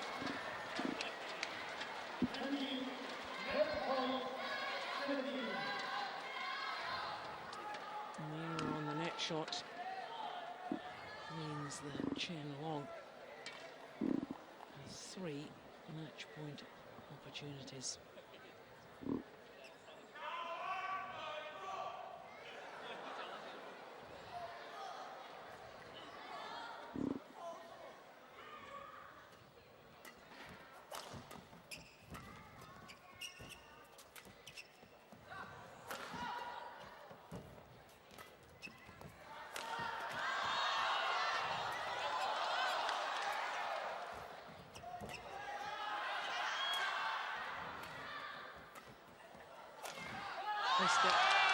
Oh, it's a pity the crowd weren't involved like this from the early stages of this men's singles.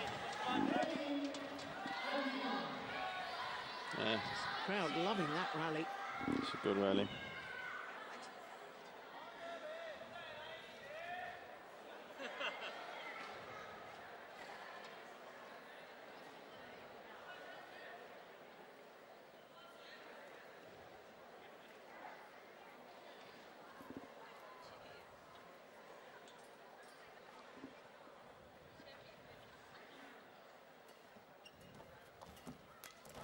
This time, Chen Long pounces on the cross-court net shot. 21-19, 21-18 in 47 minutes.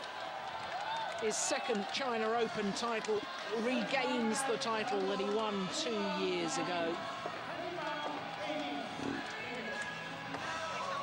His 6th Super Series title in total, and his 2nd Premier Super Series title to add to the Denmark Open that he won last year.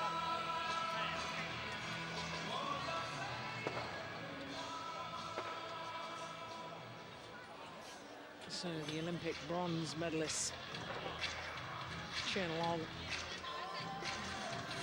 takes the title here at the Li Ning China Open against teammate Wang Zheming. 21-19, 21-18.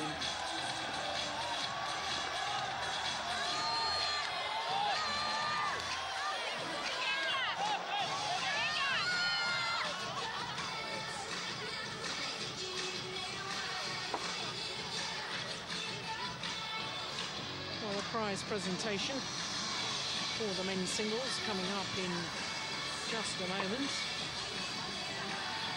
But in the meantime, we can reflect on finals day. And the Roll of Honour goes to China with 4 of the 5 titles. Denmark 1 title, retaining the men's doubles, but it all started with mixed doubles in the world #1s, Xu Chen and Ma Jin, overcoming the Malaysians Chan and Go in 2 straight games. Li Sherui, the Olympic champion, was just too good for the 17-year-old from Thailand.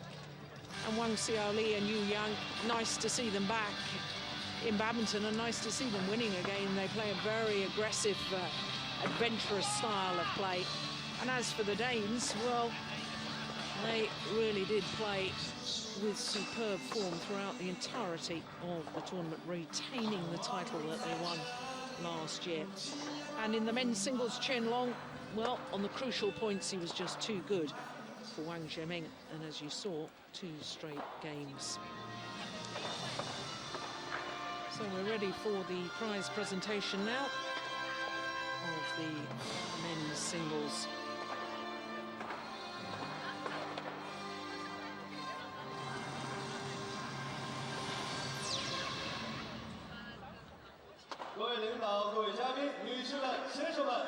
Distinguished guests, dear friends, ladies and gentlemen.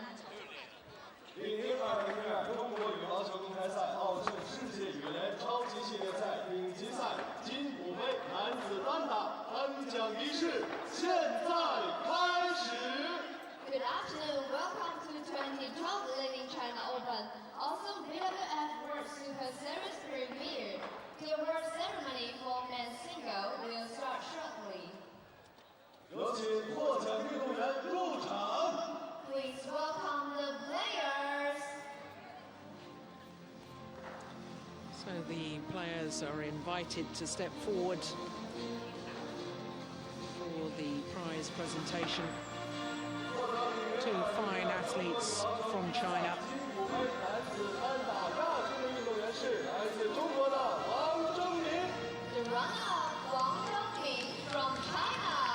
charming.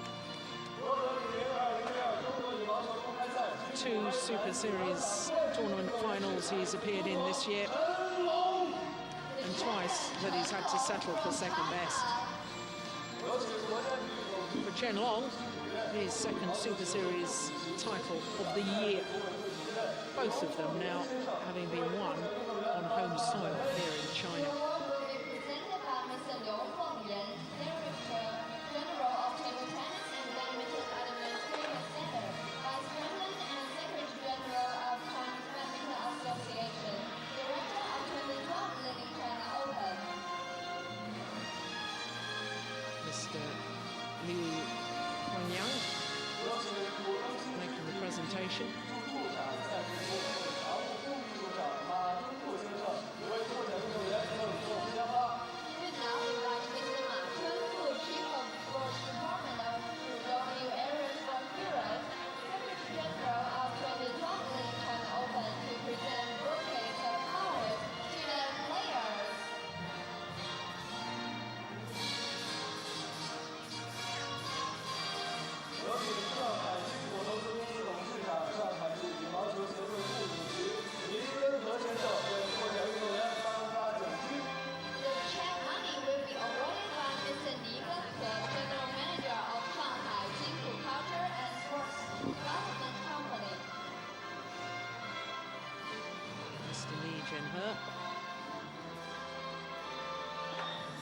Presenting the checks and prize money. 有请澳洲中国航空局副总经理小慧女士为获得冠军运动员赠送澳盛边防椅。 Please welcome Mrs. Rin Lei, Assistant General Manager of Awesome China Company Limited, to present Awesome New Divine to the champion. 请颁奖嘉宾与获奖运动员合影留念。 It's protocol. So as the men's singles finalists pose with the dignitaries in the prize presentation of the men's singles, time for us to reflect on a wonderful week here in Shanghai. Some great badminton, as Jim Laugerson has been saying. The lull that we've experienced after the Olympic Games is over. We have seen badminton at its very, very best.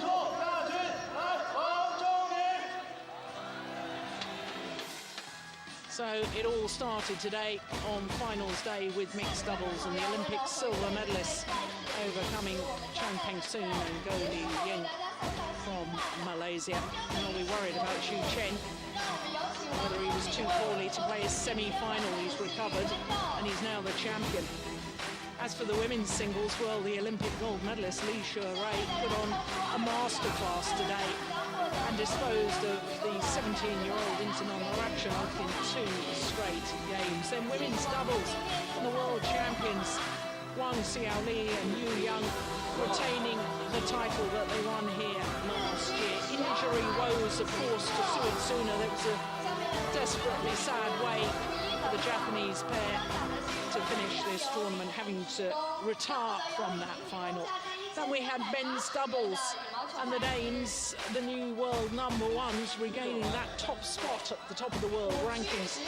Of course, they are the Olympic silver medalists and they're now twice China Open champions, retaining the title that they won 12 months ago. And as we've just seen in the men's singles, Chen Long competing in his 3rd consecutive China Open final, having won 2 years ago, beaten last year in the final against Lin Dan, the Olympic champion. Sadly, Lin Dan not contesting this China Open, but a worthy champion nonetheless. Chen Long, the #1 seed. Well, it's been a tremendous week. I've thoroughly enjoyed it. I hope Jim Laugerson has enjoyed it too. Jim, I hope you'll come back and join us again soon. With pleasure.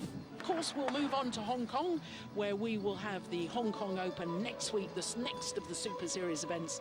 Until then, from all of us here in Shanghai, especially from my friend and colleague Jim Laugerson and myself, Jill Clark, until next week, bye-bye.